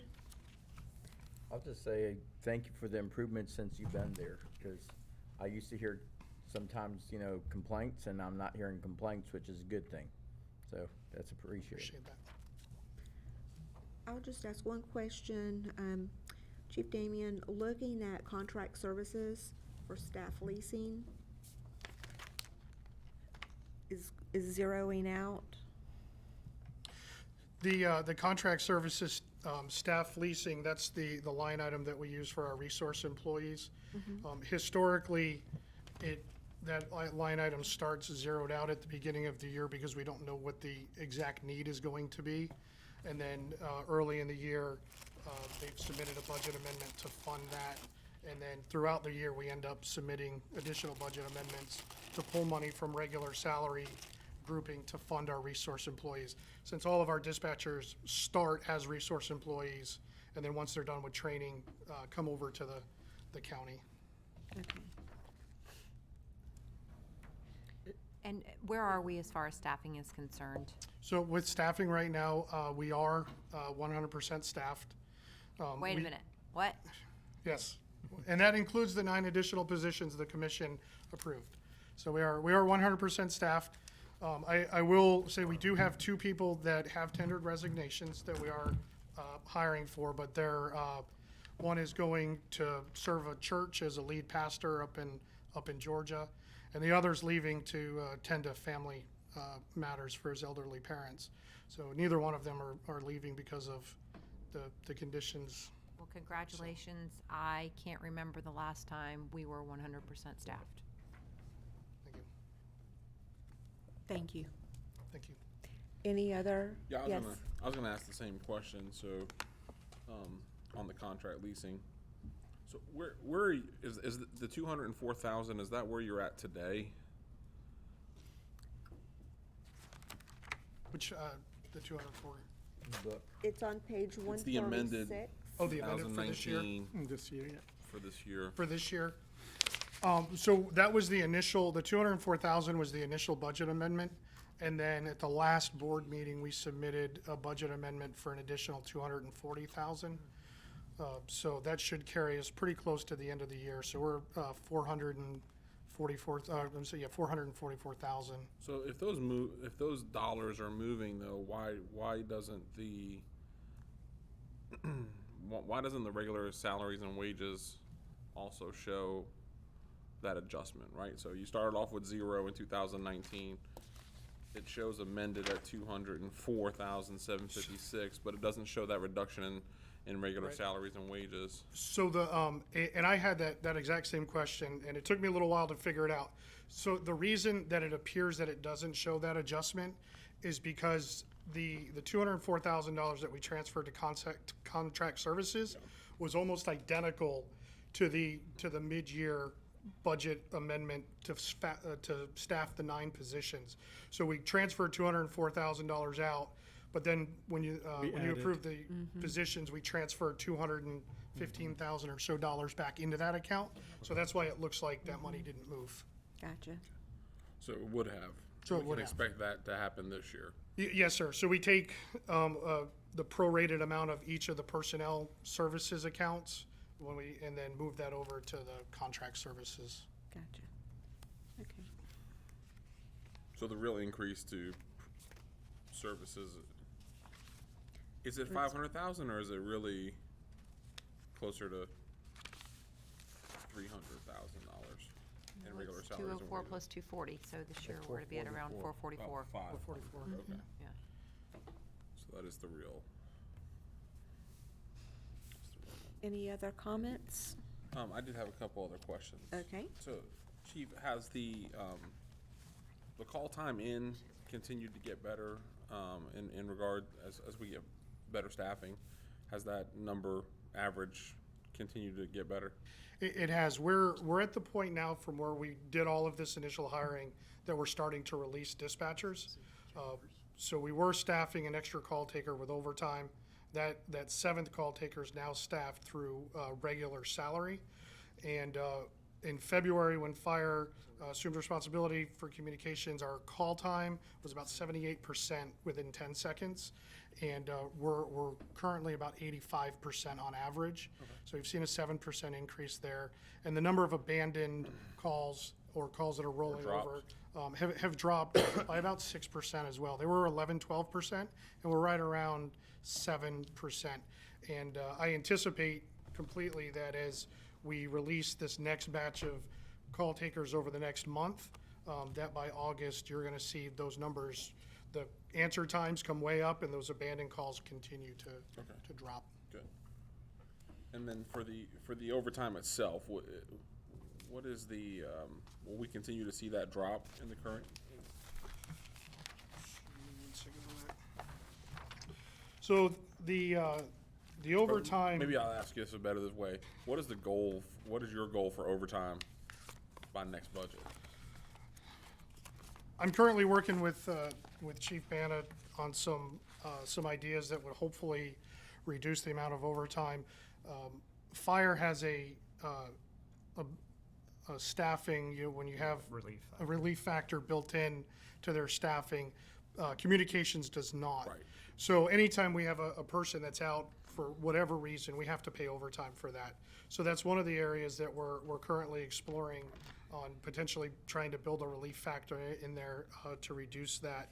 And then some of the overtime, about 8,000 hours of the overtime is built-in overtime because of their work schedule and then training and stuff. And I actually have a full breakdown of where every hour of our overtime has gone, if y'all would like a copy of that. So ultimately, I'd like to see it continue to come down, and I believe that it will. But about 200,000 or so of that is pretty fixed because of the shift work. The shift work and Yeah, that's fine. mandatory training. So yes, sir. So, but there's an opportunity to get $150,000, $170,000 better. Potentially. Potentially. And that's what we're as working we on get now. to full staff and all the rest of that. Yes, sir. Excellent. Okay, thank you, Madam Chair. Thank you for asking that question. I challenge you to do that. Madam Chair, I have one more question Yes. too. So are you adding the staff assistant 4 and the training and QA tech? Are those things that you foresee are gonna be recommendations, or that's just on your own analysis? So those originally were on our own analysis before the consultant had been brought up. But I believe the consultant's going to come back and recommend those same findings. The training position, especially with the larger staff, we have a great front-end training program, but our continuing education for the dispatchers does need some improvement. And I think that's going to be one of the things that the consultant identifies. Okay, and the hard question, what kind of feedback are you getting from our partners with all the changes that have been made? For the most part, the feedback's been limited, but what we have gotten has been positive. We've not had, from the partner agencies, we've not had any complaints or issues, about the services that we're delivering at this time. Very good. Well, in the call answering is improving as well, so definitely take that message of a great job on improvement back to your team, please. Yes, ma'am. Yes. So Chief, are you having regular, what does the meeting cycle look like now that you're taking over with our partners? So we have an operations meeting that all of the partner agencies and anybody that's on the radio system is invited to attend. And that meeting's regularly attended by the Ocala Police Department, even though they're not one of our partner agencies, because we do work so closely with them. Ocala Fire Rescue, the Sheriff's Department, the City of Bellevue, and Denellen regularly attend that meeting, and that's held every month. And then the Administrative Board meeting, we had the first one back in March, and then we just recently had another one.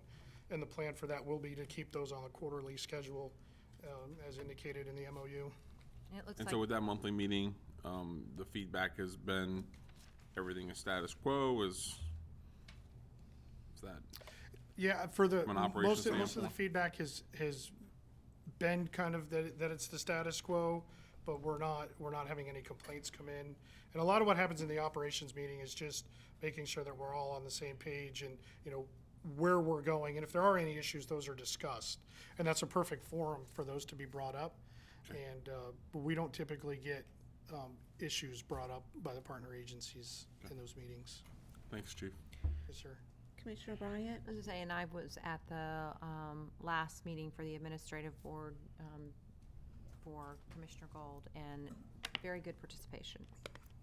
I don't know how your experience was at the one before that, but everything was good. So do we have a list of, here are the issues that need to be addressed, and here's the progress that we're making?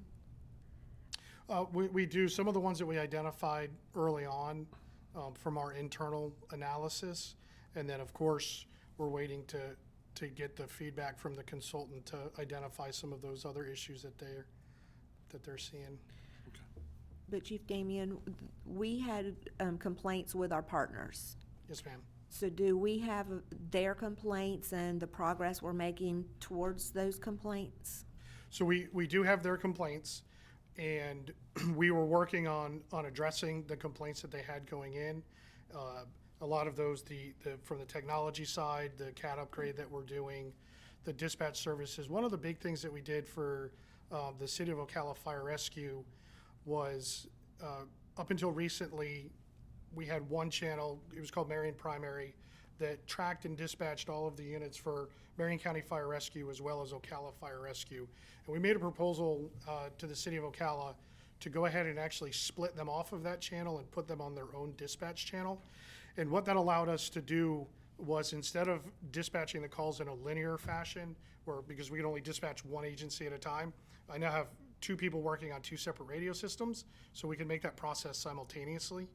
And it allows them to track the city units closer and help alleviate some of the concern that they were having. So we are working on addressing their issues. And like I said, up in recently, in the last couple of months, there have not been any significant issues that have been brought to us as ongoing concerns. Do we get a copy of any of those minutes as part of notation for record? I don't believe so. I know Commissioner Gold gets them as part of the administrative board, but I would be more than happy from here for it. I'll send the entire commission, if you want, the last set, and then we can make sure that they go out to all of the commissioners. I personally would like to see that. Well, I think So- it would be a good idea that after one of those meetings, that it does get put on the agenda as a notation for record, because that is a board that that we participate in, and that way if anybody ever wanted to pull anything, they could. Great Easier. transparency. Yes, ma'am, Okay, we will start doing that. thank you. Welcome. And Usually the minutes from those advisory boards, they come, I believe, to the clerk. You guys would review them and they're put on them there. on the agenda. I think it makes it, Yeah, they're already on there. That's easy. they are. Are they? On there? Not from the, don't- advi- I've not not from maybe seen not them. Well, they Back weren't in- having regular meetings before, so. I thought I saw a set of those. I don't I remember didn't. seeing them. I think we got some from a request, Got but I don't something. think that they've been, I think I it haven't was, seen them as part of our board package. Yeah. That was my, Maybe I'm just We can make it mistaken. happen. thank you. Okay. One question, I know the consultant, I mean, the sheriff called a couple times, and he has been requesting that, to have a conversation with the Yes. consultant. Do you know that happened? Yes, sir, I did. And to what detail? I did follow up on that with the consultant directly. The consultant advised that she had left a couple of messages and the sheriff had been out of town. So they were kind of missing each other, but 2 Fridays ago, the consultant and the sheriff did speak and addressed the concern that he had about them reviewing the extra option of the sheriff's department overseeing communications. And Manny, the PM for the consultant, said that they had that worked out. They had reached an agreement on how that was going to go, which was consistent with what we had asked for. So that has been Okay. taken care of. Thank you, Chief. Yes, sir. And again, that agreement is whatever they recommend is best. We are very open to hear what the consultant puts together. Okay, very good. Do we have anything else on this one? Okay, Commissioner, I would just like to point out that I communicate regularly with the sheriff, Ocala Fire Chief, Ocala Police Chief, and the other police chiefs. And there has not been a lot of direct complaints to me about public safety communications. I have seen complaints come in for certain calls or calls for service and things like that. And Craig and his staff handle those immediately and give feedback usually within a day or so. great. Thank you. You're welcome. And Chief, you guys still meet every Thursday morning, right? We do, yes, sir. Okay. Thank you. All right, so the next one will be the 3960 budget, which is the radio systems budget. The proposed budget for this year is $1,949,496, which is an increase of $177,765 over the current adopted budget. The majority of the proposed increase, $133,328 of it, is due to the inclusion of the 800 megahertz portable and mobile maintenance agreement. This was an item that had occurred in the budget regularly up until we purchased the new radios in 2016. Those radios came with a 3-year manufacturer's warranty, so we were able to drop that expense out while they were covered. However, that manufacturer's warranty expires in December of this year. So in order to ensure that we have the 24-hour coverage that we need to repair these radios if they go down, this proposes to reinstitute that maintenance plan. $44,000 of the renewal, or of the proposed budget, is for a renewal of a 5-year contract for maintenance and support of the 800 megahertz radio systems infrastructure. And part of that increase is the inclusion of the new baseline tower. This contract has the cost price stable through 2025. $18,549 of it appears in computer software maintenance, which is a 3% cost increase. And there were several line items that we showed reductions in the budget for, accounting for $26,944 were some of the things we were able to offset that for. bring it to the board? I'm good. Okay. Thank you, Chief. Thank you, Commissioner. At this point in time, before we go forward, let's see what's next up. Emergency medical services. Do we want to take a pause and invite Amanda up with that information that had been requested? Sure. Yeah. Okay.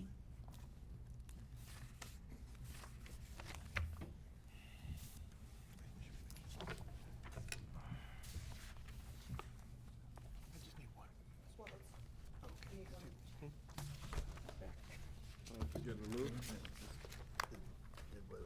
Once it moves, it's pretty good. That's the one I think she's just like good. That was the one that they emailed to her. Thank you.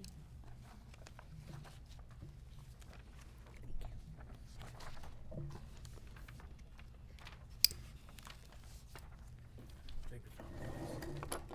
You need bigger fonts? Bigger font? Yeah. Jared did This is the same numbers, but it's with percentages. You only use like half the page. It's the same numbers, they just had what percentage of the total fell into each category.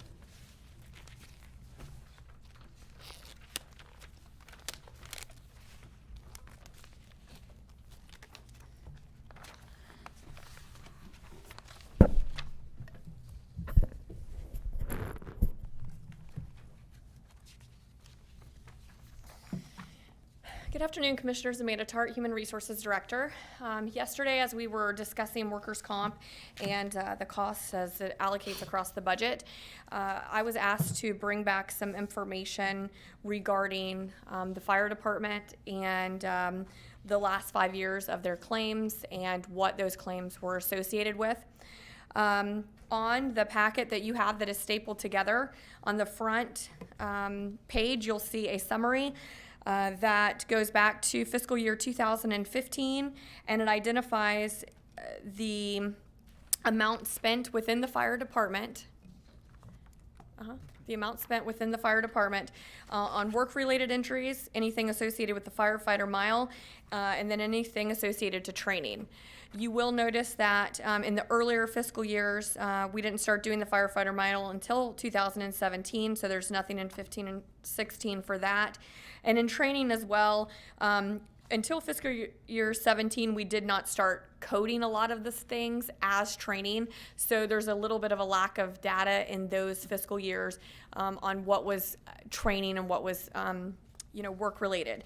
If you flip to the second page, your first set of information gives you a list of the type of injury and what the amount that was spent on that in each fiscal year. The first one is your work-related injuries, the yellow. The blue on the third page is firefighter mile, and then the orange-pink color there at the bottom of the third page is anything associated with training that is not the firefighter mile. Okay. I think it's self-explanatory, so I'm good with it, and you went above what I asked. I just said the difference between what was training and fireground, so this is excellent, and thank you for getting it so quickly. You're welcome. The next page, the green chart there is the same information that we just looked at. It's just in a little bit different format. And then the other thing, Commissioner Gold, that you had asked for were we talked about the 3 high dollar claims that we had. So those 3 claims are listed there. They were all 3 within the fire department. The first one there, someone tripped over something, and the second one, one of our firefighters was hit by a vehicle while working, and then the third one as well was a work-related incident. So none of the 3 of those were related to any kind of training. Very good. Okay? Thank you. Okay. All right, thank you.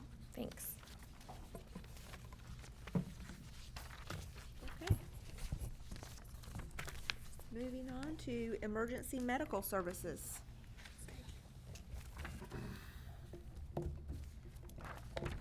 Okay, Commissioners, if you would indulge me for a little bit, I'd like to kind of give you an overview of the entire department, and then we can go into, if you don't mind, go into EMS and then fire separately. Sure.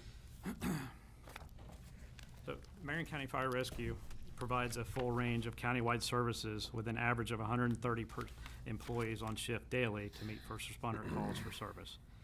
Last year, our department answered over 79,000 calls for assistance. And as you're aware, there have been some recent challenges for our department due to such a large geographical area which incorporates many population densities. There has been a conscious effort on the part of the commission, administration, and fire rescue to mitigate some of the issues to ensure appropriate staff response to calls for assistance. Contract negotiations in recent years have led to increases in applications and have decreased the numbers leaving Marion County to seek employment elsewhere. Staff continues to work on training, equipment testing, and documentation to further reduce the countywide ISO rating. This includes conducting and documenting countywide hydrant testing, pump testing of all fire trucks, and testing of all hoses. The reduction of the ISO rating from a 4.4Y to a 3.3Y is an indication of the hard work and dedication of our operations and prevention divisions to ensure that the documentation submitted was complete and accurate. We currently have a fire station under construction, Rolling Green Station 28, which is a rebuild, and we're hoping for a grand opening in August. Our training and safety personnel continue to train new recruits and to meet required department training. The employee fitness facility and firefighter mile training area is on schedule for completion. And Marion County Fire Rescue continues to answer EMS calls and provides advanced life services for those who suffer life-altering issues. Fire Rescue transported over 50,000 patients in 17-18.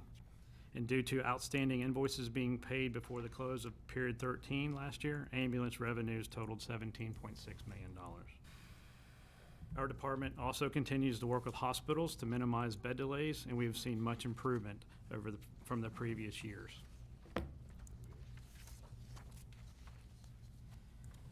Response times, they continue to exceed benchmarking. Our hope is to continue to reduce these times through better allocation of resources and increase in capacity. Additionally, our transport billing rates are within the state averages for equivalent-sized counties. The EMS budget has increased approximately 27%, and most of that increase is due to personnel services. While wages have increased due to previous contract negotiations, another impact on personnel services is the overtime budget. Staff has reviewed historical trends, and I recommend that the overtime account reflect our actual spending. Also, our budget proposal includes 4 new transport units to assist with the capacity and 1 new position in our billing department. Some of the smaller increases in the operating budget are related to the budget proposals. The fire budget has increased approximately 8%, with personnel services being responsible for the majority of the increase. Wage increases are due to previous contract negotiations, and like EMS, the overtime is based on historical trending and the analysis of current overtime assignments. Some of the operating increases are due to clothing, training, and insurance. The recommended budget includes new positions for a logistics manager, fire inspector, and a GIS technician, in addition to the personnel for the 4 additional units. The millage was decreased in 2011 to help spend the reserves when our department operated in deficit spending. However, those reserves have been depleted. Our current assessment is $194.31, and the requested increase in the assessment is to $208.24. Along with this request is an increase to the EMS, Fire Rescue EMS MSTU that funds only fire rescue. This millage request is from an increase of 0.77 to 1.16. If improved, this increase will allow our department to provide services at the current demand levels without an impact in service. And with that, I'll open it up. Board, do you have any comments? Well, I have a question. How many open positions do we currently have, unfilled positions?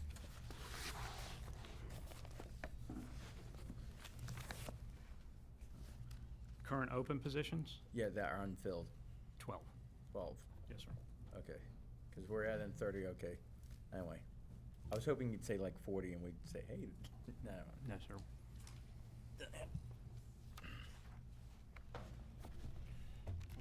we doing the medical Well, services first, or? So, I yes, EMS would be the next. Yeah, 3355 unless you budget. have any comments on his general. opening Oh, statements. on his open.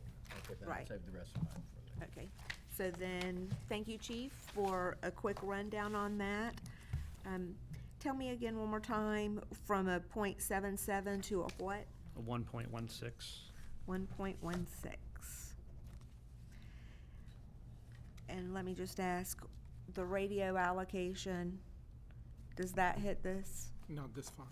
Okay, And the 1.16, that's in the fire services budget. Right. It's not in the EMS. okay, Right, yes, ma'am. thank you, It's the MSTU. thank you. Well, but the radio allocation, the additional Will money hit- going into the general fund, That's correct. and that's what EMS is funded out of, plus the ambulance revenue. That's correct.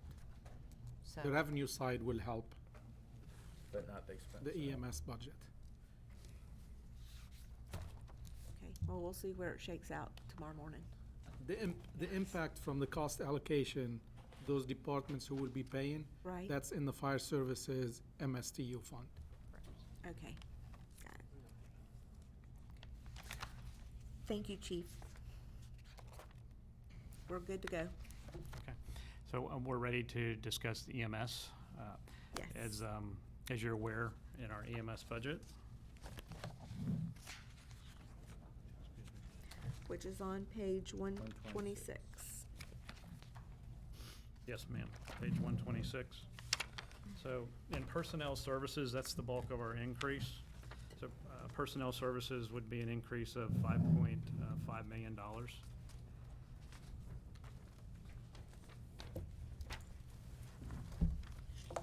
And the total difference for the total EMS budget would be $5.7 million,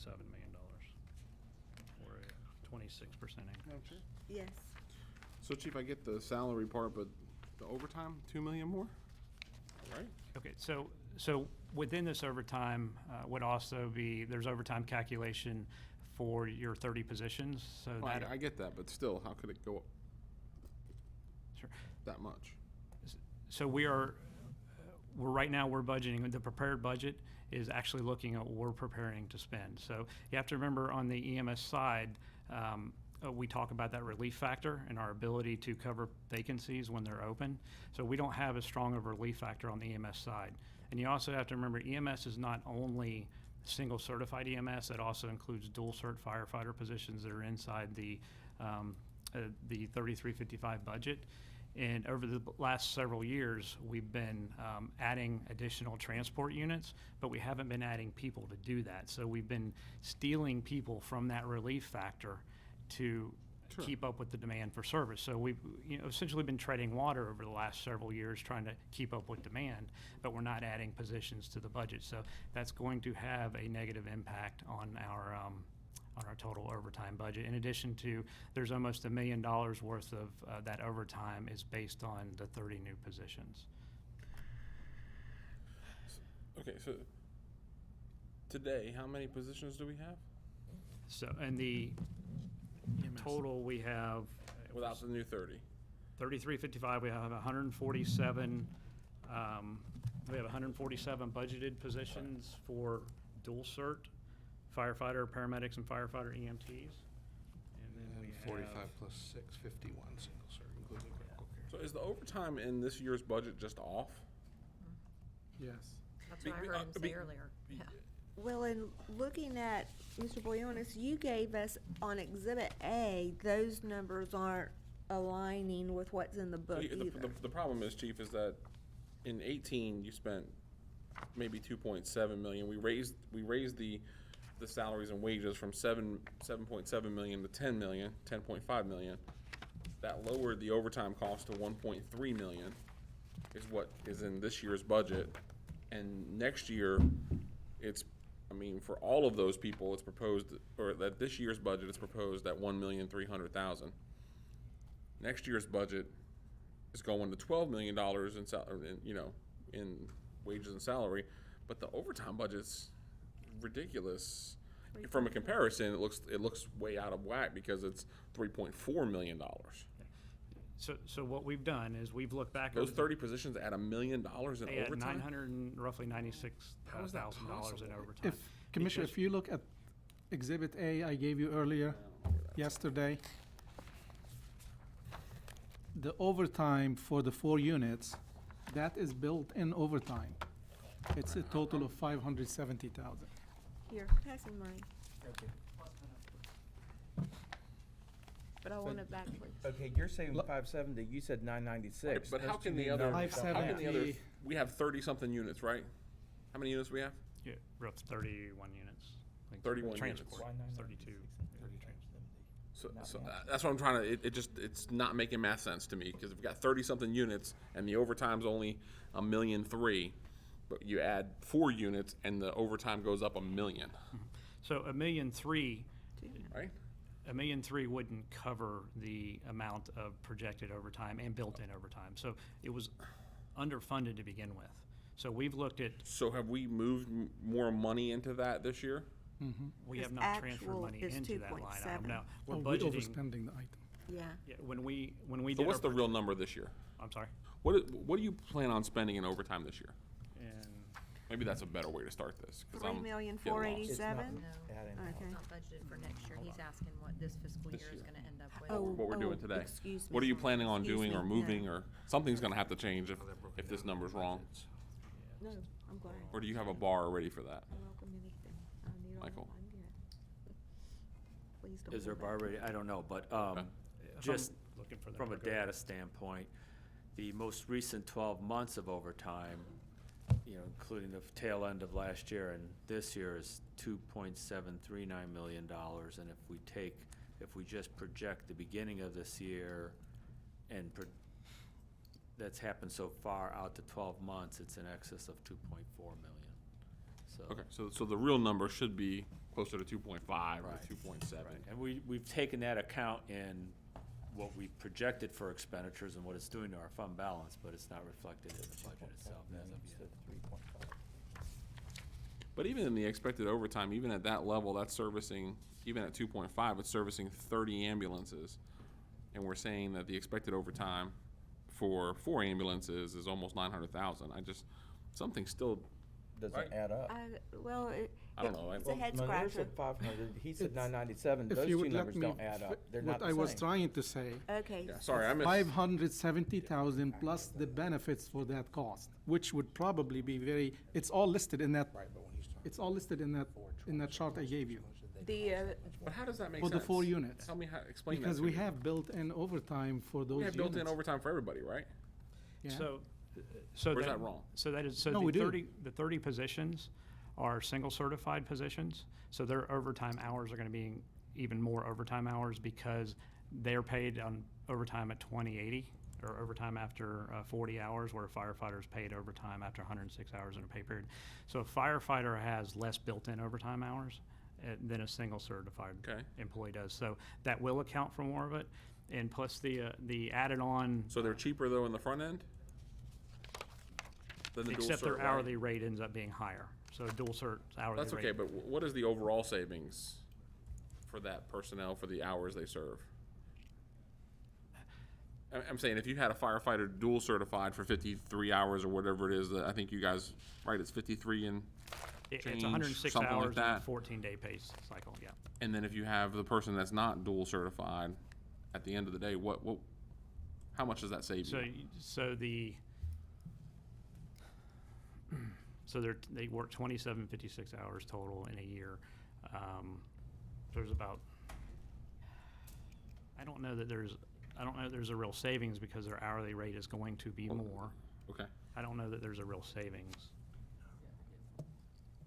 They're just gonna show up a little bit less from an hourly rate in regular salaries and wages, but more in the overtime rate? Right. Now, I Seems significantly out of whack. the overtime? I don't know.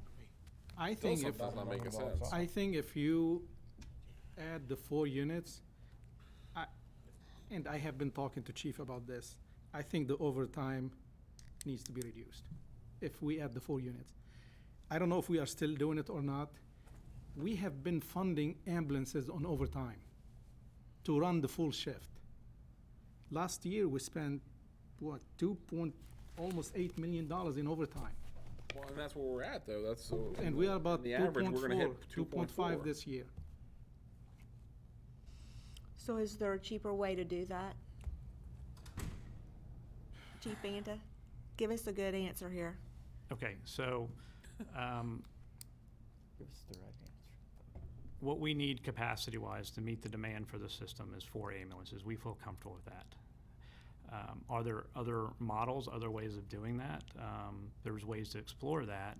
For instance, if you looked at private agency coming in and helping with that workload, then we're going to reduce revenues. Okay, and then we're going to bring a department or another organization into our system that we don't have as much control over as you have control over Marion County Fire Rescue. So, you know, could another agency come in and say, hey, we'll provide 4 ambulances that are going to help with interfacility transfers and things like that to help reduce our workload? Because at the end of the day, we want to reduce the workload on our units because we're showing and we're proving that they're overworked. And we also want to impact response times, have better response times. So we can accomplish that by other opportunities such as bringing another agency in, but you're also going to reduce your revenue, and that's a balancing act. So we're looking at about $2.6 million, $3 million to add 4 units to the system. If we brought an agency in to cover our interfacility transfers, we're probably going to lose about the same amount of money. So how about overtime, if we just contracted with them to avoid the overtime pay? I don't know how we would do that. I think that would be difficult to manage, you know. And we still have to be able to have enough units in the system to run the 911 calls. So having a company come in just to manage overtime, one, we wouldn't be able to say, if you'll give us some employees at your rate, we'll put them on our trucks. We can't do that. That would, we would have major union issues, not just union issues, but perk issues with the state and that type of thing. So we wouldn't be able to do that. You know, there's some different ideas or options, but you're either going to pay more or your revenue is going to decrease. I did look at, right now we budget the firefighters built-in overtime. We projected this year at 490 hours per firefighter. That includes their built-in overtime. We just recently ran another scenario in the last few days. We feel comfortable reducing that down probably to about 390 hours, so about 100 hours per firefighter, because once we get completely staffed, get more units into the system, we do believe our overtime is going to continue to decrease some. So that would have about a $500,000 impact on the general fund. So that is one area in overtime that we feel like we can squeeze a little bit more. But at the end of the day, we have to continue to add capacity to the system in some manner. I think if we have the additional 4 units, I want to go on a limb saying that I think our overtime could be about 1.8 million plus the benefit, plus the overtime we need for the 4 units. That's how I'm envisioning the overtime cost would be, if we have the additional 4 units. So if we had the additional 4 units, did I hear we could reduce overtime by $500,000? Plus. No, Plus. We can reduce I'm comfortable we can reduce overtime by budgeted overtime by $500,000 just by reducing our calculation on the projected overtime. Okay. Adding the 4 units of capacity is going to add about $900,000 in projected overtime. But we also feel that adding those units into the system, let me back up. So 4 units takes 24, minimum of 24 employees to run 4 additional units, okay? We're requesting 30. Those additional people are to backfill overtime. So people that are off on vacation, sick leave, to try to build that relief factor up where we need to be. So in essence, yes, those additional positions will help reduce the overtime. So, But is the value of adding them going to increase over time? Is that what I just heard you say? the built-in overtime will increase by about $900,000, okay? But adding them, the additional 6 out of that 30, out of that 24, those 6 that we're adding in there, they will help reduce overtime. And it's just hard. So what's the net effect on overtime? I can't give you that right now. That's a Think hard about that. number to push. You know, I don't. Yes, Commissioner. So Chief, if you ran it with just firefighter paramedics today, what's the total personnel cost? What is the wages and overtime? Is that $400,000? So, first of all, we wouldn't be able to run the system like that because we're providing service inside the city of Ocala. And we wouldn't be able to do that, provide that service inside the city of Ocala. What do you mean? With firefighters, with dual certified firefighters Yeah. inside, we wouldn't be able to do that. Because their function, well, actually, technically we could, we'd have to pay them overtime after 80 hours. And So, so the ambulance in Fort McCoy or Salt Springs, what is that personnel cost per unit? Or wherever you want to pick, doesn't matter. I want to understand the actual difference, because this math just does not add up to me. I'm with you. I'm not up to the Common Core standard yet. I have a question. I'll wait till he's done. I'm working on it, but my third grader, she's getting it. You know, I should maybe take this problem home to her. I'm trying to figure out how I can give you that. You wanna know? Mike, did you run these numbers? Yeah. I have a It's Mike. question. Blame it on Mike. Okay, so I'm gonna go back to when we very first started talking about the overtime, and we talked about the amount of overtime that we're spending on the 31 ambulances that we have in the system now. And we are projecting that to be at about $2.7 million annually.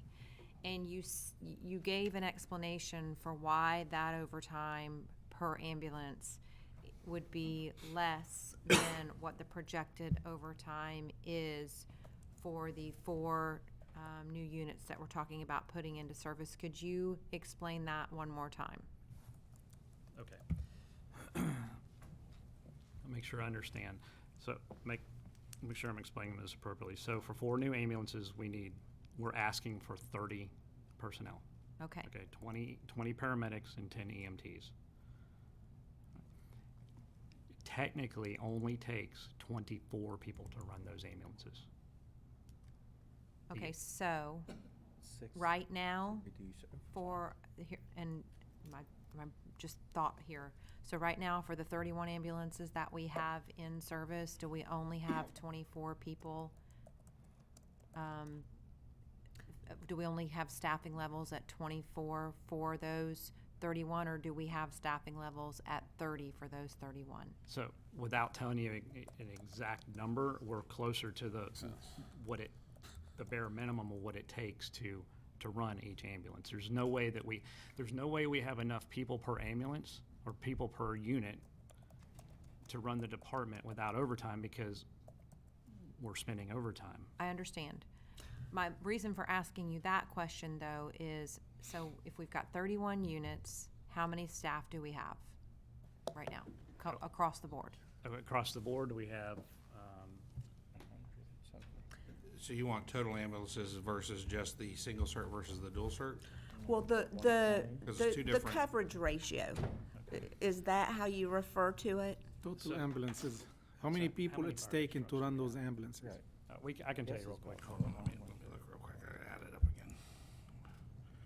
All right, 1, Fire-based trucks. It's 2 per shift, per ambulance. 3, 4, 5, And we run 3 shifts or 7, 8, 3 9, shifts. 2 shifts? 3 shifts? 12, So it's 6 people per ambulance, right? So that's what they're budgeting, is 6 people per ambulance. 17, 18, 19, 20, And then an The 31 extra times the 6 is 186 people, 25, we have 26 fire base. plus whatever other, but you need more than that. You need So the coverage. Well, then take 31 times 2. Okay, if we did so it at that, 30, we have 147 dual cert firefighters Okay, in the general fund budget to ride ambulances. okay, and now, Okay, we they have, get paid overtime we don't have after how 31 many then, hours? right? I'm sorry? But you have single certs. Thank you. 106 hours. Those are dual certs. 106 hours? Yes. They And a get paid 2-week for pay period. 106 In a- hours. In a 14-day period. Okay. But this method would take 186 though to do the same work. How many single certs? Hold up, Y'all just y'all, be we're gonna quiet. have one So- conversation. Yeah, Commissioner Bryant, you're on a good roll. Thank you. All right, so now how many single cert? Can we back up? Yes, 'Cause I just did absolutely, some math, absolutely. Real quick math. How many transport trucks do we have? 20, what did I say, 26? Of the dual cert. Dual cert. Yeah, of the- 26 dual cert trucks. So that gives us 5.6 budgeted positions per ambulance on the fire side. So we don't, on the fire side, we don't even have enough dual cert paramedics, firefighters, EMT firefighters to manage the number of trucks we have in service. So that's guaranteed overtime right there. Plus, we've been drastically short employees. So if you step back a few years, if you remember, we reduced 27 positions. I remember. We've never recovered from that. We've never built that back up. And now, but that is in EMS or in fire? That's EMS/fire. EMS. So That was the whole- Right, that's this 3355. one. But I they just ride want to make sure transport we're trucks. staying, working within this Sure. One fund right budget. now, this budget. All 27 weren't in this fund alone. They were split 17 and That's 10. right. Okay, 17 and 10. 17 and 10. Yeah. Yeah, you're right. so Chief, how many were out of this All in this budget. fund? And we did that because we couldn't staff. And we were trying to find money at that point 10 in would time. have been This out was of that 10. fund. So 10 So would have been out of 10 out this fund. So, You're short 10. so that's why, is that part of the thought process in Yes. adding the extra 10 The extra 6. with the Extra 6. 4 units, Yes. or 6? We'll be short 4. Okay. Right now, we're focusing on the EMS, the high performance side. So actually, if we take the 26 units, 2 people per truck times 3 shifts, trade you, I got you. we actually don't even have enough positions in Look at that. 3355 to cover. I got you. You're not bad sometimes. Oh, it says 6, right. Oh, I've got this already. Thank you. All right, and then on the HP side, if you set critical care separate, We're you've got looking at 1, 2, Exhibit A 3, right 4, now. 5, Yeah. 6 trucks, which gives you, How many people? that's 15 per, that's 45, and then 3 per shift for the relief factor. So we've got, well, 12, 2, 4, 15 per shift includes the relief factor. So you got 45 people, and it takes 36 to run it. 36. To run it. Right, because critical care is still separate. So on the single cert side, it takes 36 to run and we have it 45.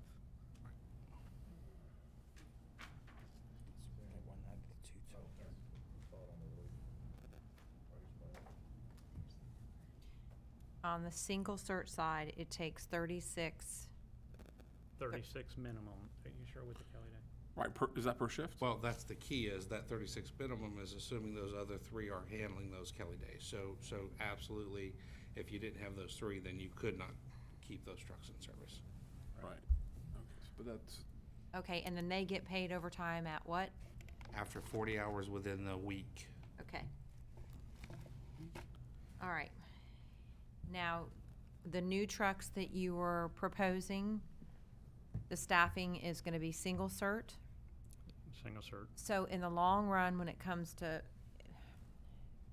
have you, and I'm sure you have, but because the overtime is so much higher because of the single cert, and because of the hours that you have to pay them at overtime, is that what I heard correctly? We have an alternate schedule with them that helps minimize that overtime, but it requires more people to run that schedule. Well, but they still get more overtime hours than regular hours compared to the dual cert. Would we be better off, I mean, can we, number one, because I don't know the answer to the question, but can we, and would we be better off to hire dual certified for, if we're really trying to manage overtime? And what's the difference in So the salary at each level and then the amount of overtime that they would be paid? So from an overtime perspective and in running the number of people that you would need, yes, okay, theoretically. However, then we run into our geographical area. We're trying to provide service in and around the city of Ocala. We don't want to use dual certified firefighter, paramedics, and firefighter EMTs to provide that service in and around the city of Ocala, because all they're going to do is EMS work. So now you're going to have to take them, even though they're dual cert, and pay them overtime after 40. So it costs you So even it'll more cost than you the even- single certs. It would cost you even more to do that. Why? Okay, Why? Commissioner Gold, yeah. No, is that a contractual issue That's an or? is- FLSA issue. Is it really? Yeah, But Fair Labor they're State- still. Yeah, but you gotta be able to swap them out. They could still function as a firefighter, so you're gonna say that Their primary, There's- I can guarantee you there's case law that will support that their primary function inside the city of Ocala will not be fire response. I know, I'm gonna believe you on this and believe your staff. I think it's, but that just seems completely crazy because if they were pulled out into the county for a fire, I mean. But they won't be 99.9% of what they're gonna do. Well, I know that, but I'm Why just can't you saying, move is them, that, chief? I'm sorry? Why can't you move them? Why can't you take those, I mean, those people, why can't they rotate out to a fire station on certain weeks? I think they probably. If you have so then what's gonna happen is when that firefighter's inside the city of Ocala, we're gonna have to pay him overtime while he's doing that job. We've looked at all this. I do not feel confident that if I take a firefighter out who's stationed in Bellevue, and I move him into the city of Ocala for 24 hours, and he's gonna run EMS in the city of Ocala for 24 hours, we're gonna pay him overtime that entire shift. I would not put ourselves in a legal. So can you tell me, what is FS? email me the documentation on that, the law on that, and the Oh, board, the I would Florida say. statute? Because, I mean, we gotta trust you on all this, What but that just, the firefighter's still gonna make the same high-risk retirement. And it's still gonna make that, I just, when you're putting them in that position, I just don't see. Hopefully I'm wrong. All right, so Look at the- what's FLSA again? Yeah. Fair Labor Standards Act. Okay, it's So it's very because it's specific a to- union thing. There's called a 7K exemption. That's If you look law. up 7K exemption, it has to do with how firefighters have to be paid. And their job has to involve firefighting activities. That's why emergency medical services does not, and they don't fall under that 7K exemption. So And that's there's why. been multiple case law where jurisdictions, both municipalities and counties, have had to go back and pay millions in overtime where they've gone in and fought of, you didn't pay us correctly because of this EMS component. Okay, so question, the 4 units, would they all be within the city of Ocala? Yes, so right now we have 2 transport units that are stationed on Mary Camp, at our fire station there on Mary Camp. So we're looking at operational possibilities of moving that station out because of an agreement we're working with the city. It makes absolutely no sense to have a fire station inside the city of Ocala. So we're working on that. When that happens, we'll rotate those 2 units out into the county, fire-based ambulances out into the county. These 4 high-performance units will be in the city of Ocala, and we predict that they will reduce the workload. So the information I gave you over the weekend, there was a UHU chart, Yeah. got a bunch of red on it. Yep. Our goal is that red at the bottom of the chart, that is all the city of Ocala units, that we would be able to reduce that down to where they're in the yellow.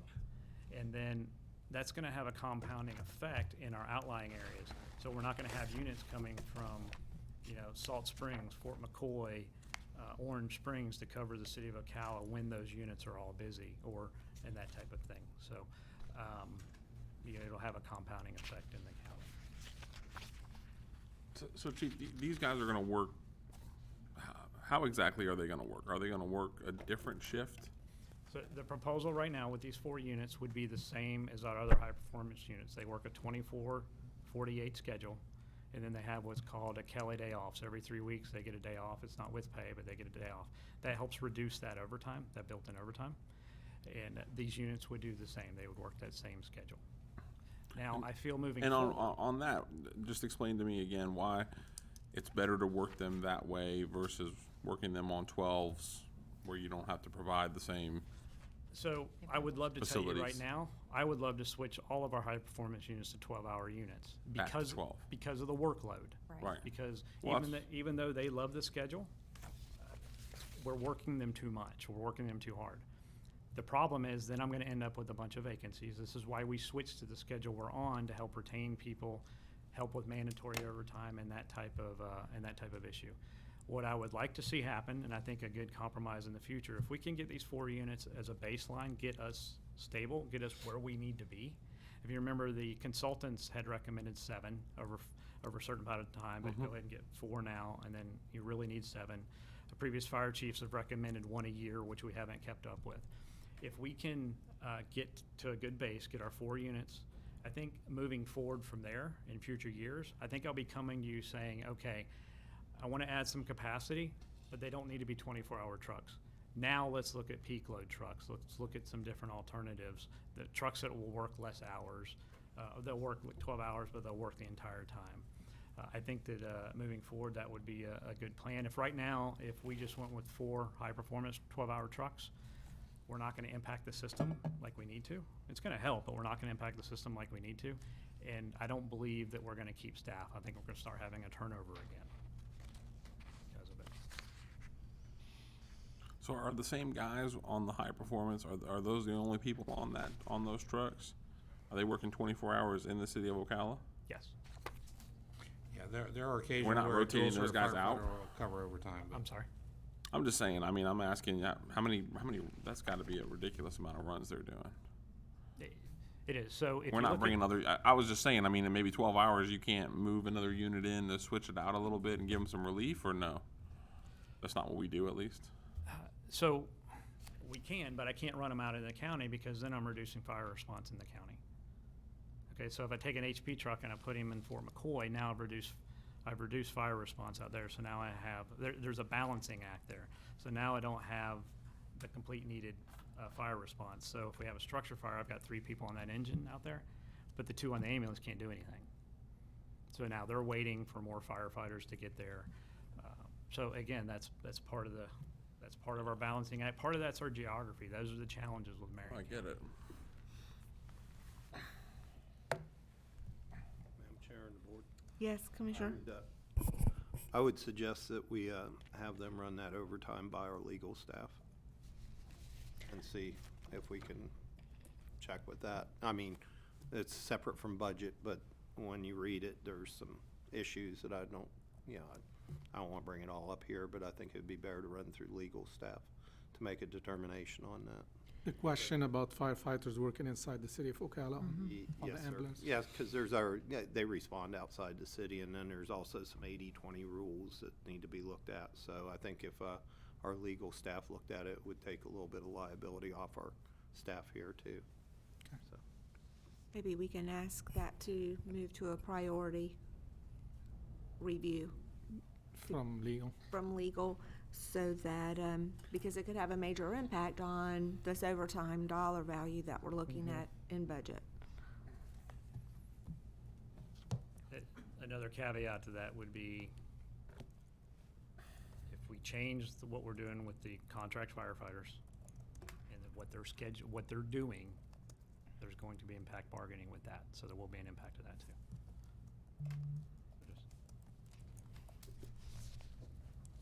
Chief, can we go back to talking about the 12-hour high-performance ambulances? Yes, ma'am.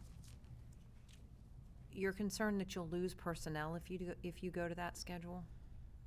Yes, so we actually polled the current employees that we have and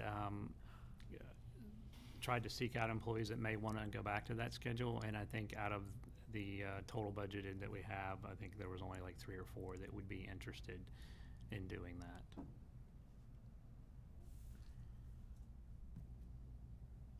And then they work less hours, so then essentially they take a pay cut to work less hours. Makes sense, but in the end of the day, on an annual, the money they bring home at the end of the year is important. So if we took them on the schedule they're working now, moved them to a 12-hour schedule, then they would lose money at the end of the year. How many hours would they lose? You got that? Yep, hold on just a second. So explain to me how 12-hour shift work works. So essentially with the 12-hour shift, following the way most agencies do it, law enforcement, dispatch, et cetera, you'll work Monday, Tuesday for 12 hours each day, off Wednesday, Thursday, and then work the weekend, Friday, Saturday, Sunday. And then the following week, it's the opposite. So then you're off Monday, Tuesday, work Wednesday, Thursday, off Friday, Saturday, Sunday. So you end up with, and I was trying to pull it up here real quick for you.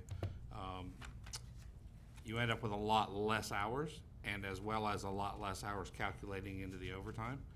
And so what that ends up doing, Well, that is truly the goal. correct. So looking at it roughly, so for example, like a paramedic working the current Kelly Day schedule, depending on which day their Kelly Day falls, changes how much overtime they get in a year just built in. So their salaries right now ranges 48,000 to 51,000 with their built-in overtime. Versus if I take that same paramedic, and put them on just the straight 12 hours, then that takes them down to about 30 or 37.5.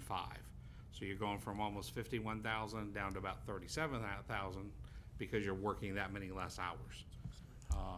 And so that becomes the problem partially is, so you've got the folks that are willing to say, you know what, yeah, I'll make less at the end of the year, but I like the schedule better, but that's few and far between versus those that either number one, want the schedule, or number two, want the money. So it's one of those balancing acts again. I know we keep using those words, but That's a good illustration. That's exactly the problem with this budget on these trucks. So, Identified. well, and not only that, but, I mean, when I'm looking Miles a at year your per chart person that you in sent us overtime. on how many are at critical workload, that's when mistakes are made. And on a 12-hour unit, I don't mind critical workload. I understand, but on a 24-hour unit, 24-hour, which is what we absolutely. have right now, and I'm looking at the data on a daily basis, at what point do we make a decision based on what's Safety. best? Well, yeah, what's best for the citizen out there who's making that call for service and ultimately paying for the service? so historically, what we saw, like Chief mentioned, before we switched to the 24/48, because there was so much difficulty in getting employees to apply and take positions and stay here on those 12-hour shifts.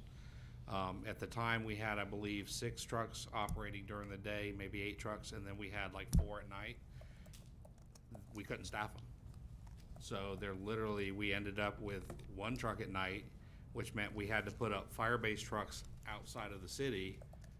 And now we're having extended response times to get in, into those calls. So that became the problem is yes, certainly from a budgetary standpoint, you could switch to 12-hour shifts, and if you had the people to do that, that would make sense. The problem is we can't get the people to do that, or we have not historically been able to get and keep the people to do that. And most of the private ambulance agencies across the state and across the country are having that same difficulty with staffing those 12-hour shifts. How many private agencies are there out there now? There's a lot of either single cert county-based, single cert private. There's some larger ones like AMR, Rural Metro, whichever name's their new name, out there. Sunstar, Century, there's quite a few out there. But I believe a large influx even of our applications on the single cert side have been pulling out of those private base because of the schedule. So what about versus a 24, 7-day-a-week, 4 units? We truly looked at putting them more on a peak time to cover the peak time on these, in the city of Ocala, when there's more activity.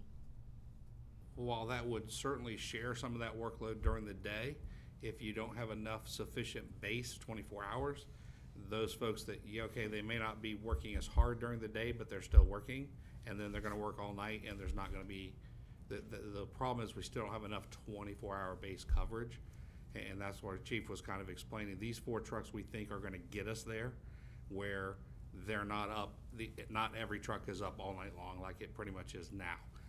Once you have that base, then you move to that other factor of dealing with, okay, now the greater need is during the day. But right now, we can't even meet the need at night without overworking them. Now, if we said, okay, let's do 4 trucks, but they're gonna run 24 hours, but they're only gonna work 12-hour shifts. Okay, so you're gonna have a day shift and a night shift. We would need a minimum of 32 people at that point. And that would be a minimum, that wouldn't cover sick and vacation. So it takes more people to run 12-hour units. Understandable. And that would be a good model, but you're also gonna need to pay them at that $50,000 a year mark, or they're not gonna do it. You know, so you're gonna need to pay them a salary that's going to attract them versus what we had. All right, say we run the FLSA requirements by legal, and legal comes back and says, you know what, we're not worried about this, let's move forward with it.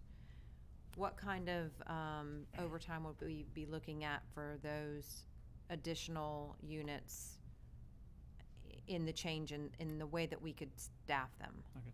So the overtime, budgeted overtime, we're gonna move it to 390 hours per firefighter. Right now it's 787 per single cert employee. So that's built in overtime. That's built in what we project they're gonna have. So that would be almost cutting it in half. So you could reduce that overtime, yes. With every positive, there's a negative. I know. If I take firefighters and make them work the city of Ocala and 100% of their job is EMS, we're gonna run into that vicious cycle again of people don't wanna work here.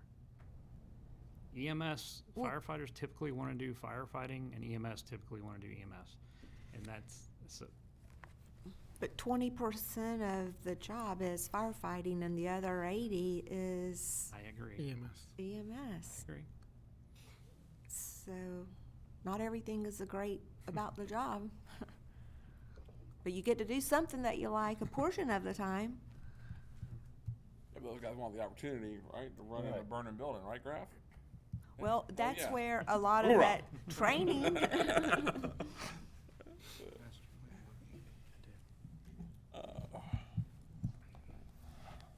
We keep them active, running into training models.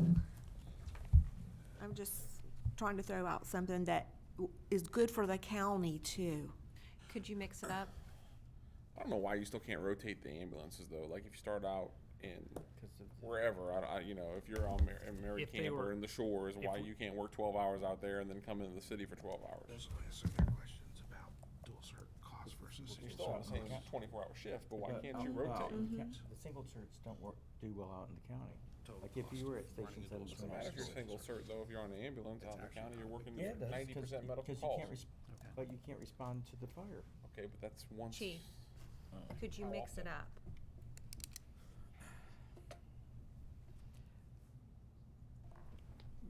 Mix it up by bringing dual cert units to come in and cover the city of Ocala. No. Wait, I'm sorry. In what you're proposing in the budget for the positions to cover those 4 units, could you mix up what you're hiring there? Well, I'm basing what I'm hiring based on the need in and around the city of Ocala, which would be single certified employees. So that's where we've come from. If we mix it up into, so here's the thing. You're still paying dual cert people out of the general fund. So you're really only saving basically that overtime cost. Right. So if I hire employees, dual certs, to run an ambulance, they're still gonna be in the general fund. Understand that. I'm just trying to help you. I appreciate it. I'll just remind us, we had 550 people say they're happy with the service level that we've been providing, and that was a survey done this year by an outside agency. And I would say we provide amazing customer service. Absolutely. Mm-hmm. And we continue to provide that customer service, being overworking our employees. The employee may not even think that, hey, I can handle this. I'm being paid well. I got a great schedule. It doesn't help at 4 o'clock in the morning when they've had no sleep and they have to take an Orlando out of county transport. That puts us in a position of liability. So I hear you. I'm glad that we had a great response to it, but internally, we still have to address capacity issues. And I mean, we'll look at any option that the board wants me to look at. We believe right now the best bang for the buck would be 4 24-hour units, and however we can get there. Well, how can you take away some of this overtime cost to get there? So right off the top, I'm confident we can take out about $500,000 in the general fund in overtime, just by what we're planning on next year. I do believe as we continue to staff up, we get more staff in, you add these 30 positions, that relief factor is going to help overtime, even though that's going to create more budgeted overtime. It's going to, it's going to help that unscheduled overtime. I can tell you from a department standpoint, we do everything we can to not have any excessive overtime. We implemented a new scheduling program that helps reduce that. And so, like, if there is overtime, it reaches out to the employees that have the least amount of hours first. So we're looking at that. I don't know how well that's going to impact yet. We don't have enough data. So as a department, we're doing everything we can to provide a service and minimize the amount of unscheduled overtime. So just to be clear, on the EMS side, with the 30 positions added, you can still reduce overtime by $500,000. Yes, ma'am. I'm writing it neat. Okay. In reality, I believe we're going to be able to do more than that, but I can't give you good projecting data yet to say that for sure. I mean, we can reduce it if we go over. We try to do the best we can, but then we go over. That's what we've done in the past. I think he's gonna save about $1 million. You do? What gives you that comfort level? The additional capacity and where we are today and how that needs to be scaled down and the new technology we're using, and he's gonna be held accountable for it. So instead of 3.5, it would be 2.5. Well, closer to this year's overtime. Yeah.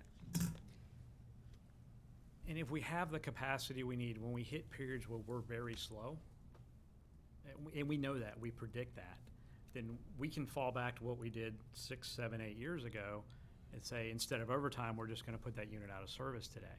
But that can only be done in certain times of the year. So there's ways to do that, but right now, we're below capacity. You can only do that when you have the capacity that you need. So we're asking that legal take a look at that law.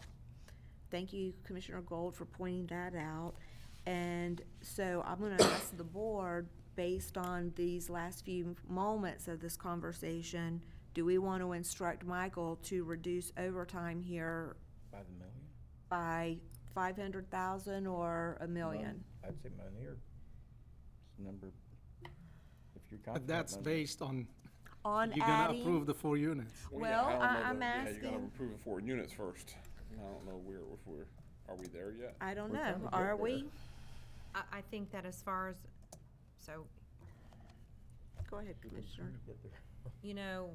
we've been having this discussion about capacity A long a time. very long For a time. long time. Okay, and we know what's coming as far as growth is concerned. We just had Michael Savage from the building department give us an update on how many single-family residents, building permits that have been pulled. You've got the World Equestrian Center going up. I think that, for me personally, we've got to figure out how we're going to work all this other stuff out, but for us to not say that we're not going to look ahead and add capacity when we already know that we've got a drain on our system and what's coming, that would be irresponsible of us. We've got to get all the minutia worked out. We've got to figure that out. But we don't have the capacity already. If you look at this chart that's been given to us, we have units that Or way past They're- capacity. Right. absolutely Daily. Mm-hmm. on a daily basis. Well, I it's the mean, utilization overall, though, right? I don't disagree with you. I absolutely agree with you. I, but you got units that aren't doing much. well, I mean, But yet they have to stay stationed where they are. Absolutely, and that's why I was saying, I don't understand why we had to work certain units the way we do, why some of those can't rotate. 12 and 12. I still Well- think that that's fundamentally a better process than leaving somebody out and answering 2 calls. You know, maybe it's in my district in Fort McCoy or Salt Springs, they only, 24 hours, they only did 10 calls, and somebody in the city's doing 90. And Which so that again, could- that comes back to, I can rotate units as we sit right now. I can rotate fire units around. Right. I can't rotate EMS units to go do fire.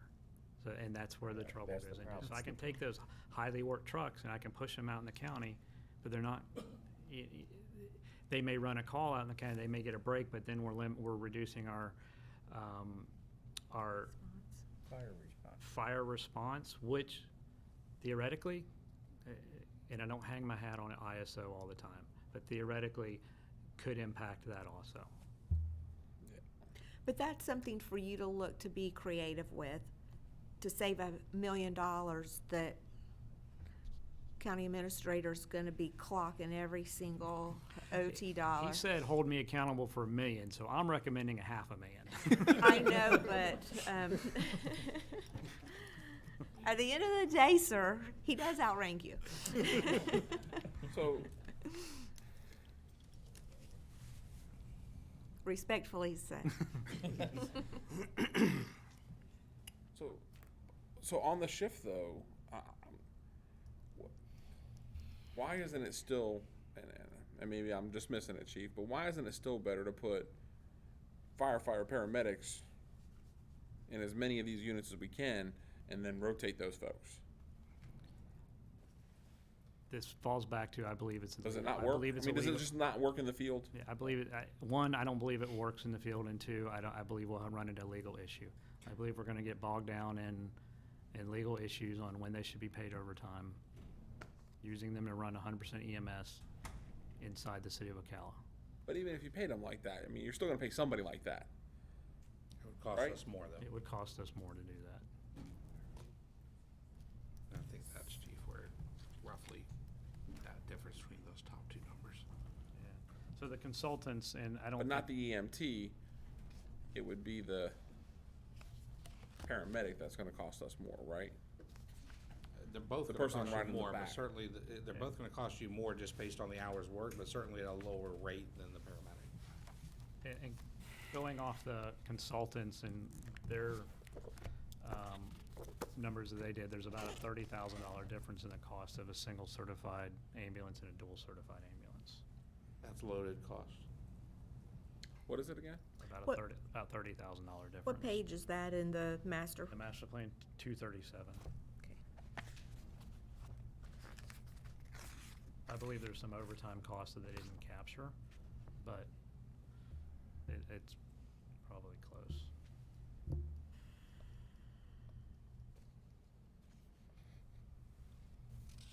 Well, they had, What's the difference in the response time if you add, per unit we add?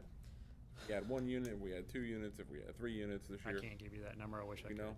I know that it's gonna have a positive impact. Sure. But I can't give you that number. Okay. There's too many variables with it. That would be a great number to have, though. Question on, back at a different workshop, we had needing to add 7 ambulances over the course of a number of years.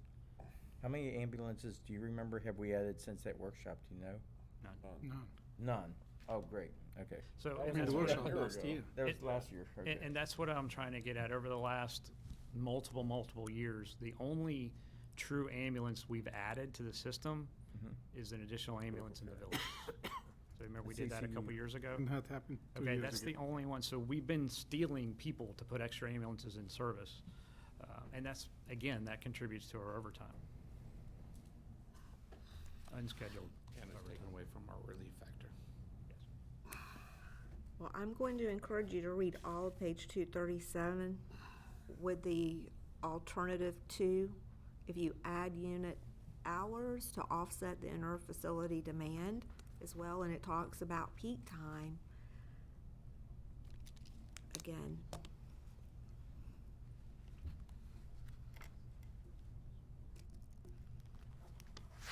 Neither. And I'm happy to hear your new scheduling system. So how is that working? I believe it's working well. I'd have to have one of the shift commanders. Well, could we about it if get they some like. detail on that, and how much data time do we need before we can put stock into the value that it's bringing? Robert Graff. I've been waiting all day to do that, but I'm so glad we called you forward. yes. So the new scheduling program, it's awesome. Night and day. It's not a Word document. It tracks the people that are on duty every day. It takes into account the vacation that they have. Takes into account the sick time that they've used. So in the morning when I'm going to fill these open spots, I can click on a list and it'll pull from the person who has the least amount of time working so that we don't hit those FLSA thresholds that that you guys have been talking about. So it automatically tracks that. So that if somebody calls out sick, that gives us an extra 24 hours that if we have to mandate or offer overtime, that they're going to work before they hit that threshold and before we'll pay overtime. So it allows us to track it every day, to be able to look and see how many spots we have open. It allows them to tell us earlier so that we can move people around and plan these openings. But the long and short of it is we don't have the relief factor right now to cover those openings. So for one ambulance, takes 2 positions, 168 hours in 1 week. That takes 3.5 people to keep that truck running for 7 days. Right now, that would be 7 people for one ambulance. We only have 5.6. That's why our overtime is so high. We're almost at full staff. When we get at full staff and we have that relief factor built in, then that relief factor keeps that overtime low. And you can do this on a regular basis. You can take our annual sick time, our annual vacation time, our annual FMLA time, all of that, and factor out over a 3-year period and say, our relief factor based on the last 3 years should be 1.3. Our relief factor should be 1.4. But we haven't been at full staff to be able to do that. So every day, every opening costs overtime. Okay. All right, so question then, if we knowing what you just said, if we were fully staffed, we should be able to predict what our overtime would be. If we were fully staffed and you built your relief factor based on the amount of time you offer the firefighters to take off, like if we give them 104 hours of sick time like we do, we can look at what they've historically taken and predict how much time they're going to be off. But when you have open spots, we're filling spots every day because they're automatically open. I understand. So it inflates those numbers. I understand, but I think the question and where we've been trying to get is, we put these units in service, we hire the 30 people, we get fully staffed, what should we then expect our overtime to be? And nobody's been able to give us that answer. Because you can't guarantee that we're not going to have 10 people who have babies and they take 3 months off of FMLA time, or that they hurt a shoulder injury and they're going to be out. So those fluctuations. But let's just assume Okay. a Pollyanna world. Okay, 1 ambulance, 2 people, 3.5 is our relief factor. That means 7 people for that ambulance. If you hire those 7 people, you should have close to 0 overtime. With that if you're going to hire those people, you'll have legacy costs. So it becomes a balancing act that the agency should say, maybe we want 8% of overtime, or maybe we want 5% of overtime of our base budget. But it starts by budgeting those full positions to fill the spots. Okay, so do we have the budgeted positions to fill the spots at this time? That's what he's asking No, for. you're 45 people off. We're still short, current- even if we, On the current yeah, 30 ambulances. even if we Correct. hire the. Because we didn't because we cut those positions in the At past. 5.3 instead of being at 6. At 7. Yeah, we're at 5.6 based on the current numbers, but we cut those positions, and as we work to get those positions back, that's what's gonna bring the relief factor up so that we can have If you those added 30 positions to fill. positions just in that, you would bring down. Which is what Chief's asking for. That's where he came up with his numbers, is those relief Adding factors the for ambulances just 6 on those 24. brings it down. Okay, so we're still, before we even add any additional units, we're 45 positions down. And we're 12 down right now. 12. Okay. Yeah, 12. But- But for the relief To get to factor, 7, for though. the relief You are. factor, how Get to many? 7, you need 40. Okay, so how many are we short to get to an appropriate relief factor? On the fire side, And let me make sure that if you don't mind, Madam Chair, this is the answer, this is the question that I want the answer to. Budgeted positions for the ambulances, not, or actually, let me rephrase that. Not positions that we have in the budget that aren't filled, but positions that are not budgeted. What are we short there? That's the question that we're asking. How Before we add many- ambulances. Right. How many people would give us the appropriate relief factor, whether they're budgeted or not? What's the number? So we're at 5.6, we really We need to have 7 per ambulance. If we have 30, you said we have 30 or 31 units. How many units? So 200. So we're still short like 31 people. And most organizations are not going to budget exactly the number they need, because when everybody's there, you're gonna have extra people. So that's that, quote, balancing act of paying the pension cost and paying their health insurance. It's a, you back it down to that's why you take a 3-year, once you get full staff, you take 3 years of data and you can adjust that as you go forward. I understand that, but I don't want to hear that we're 45 short, which is what originally was thrown out there a few minutes ago. So I was like, No. okay. No. I'm just saying, that's why he's asking for those 6. In the grand premise is, those 6 are what he's gonna use to keep the overtime low, because right So, now. But according to you, sorry, Chief, No, I go didn't ahead. mean to Go cut ahead. you off, No, but go ahead. according to you, it takes 7 people per unit.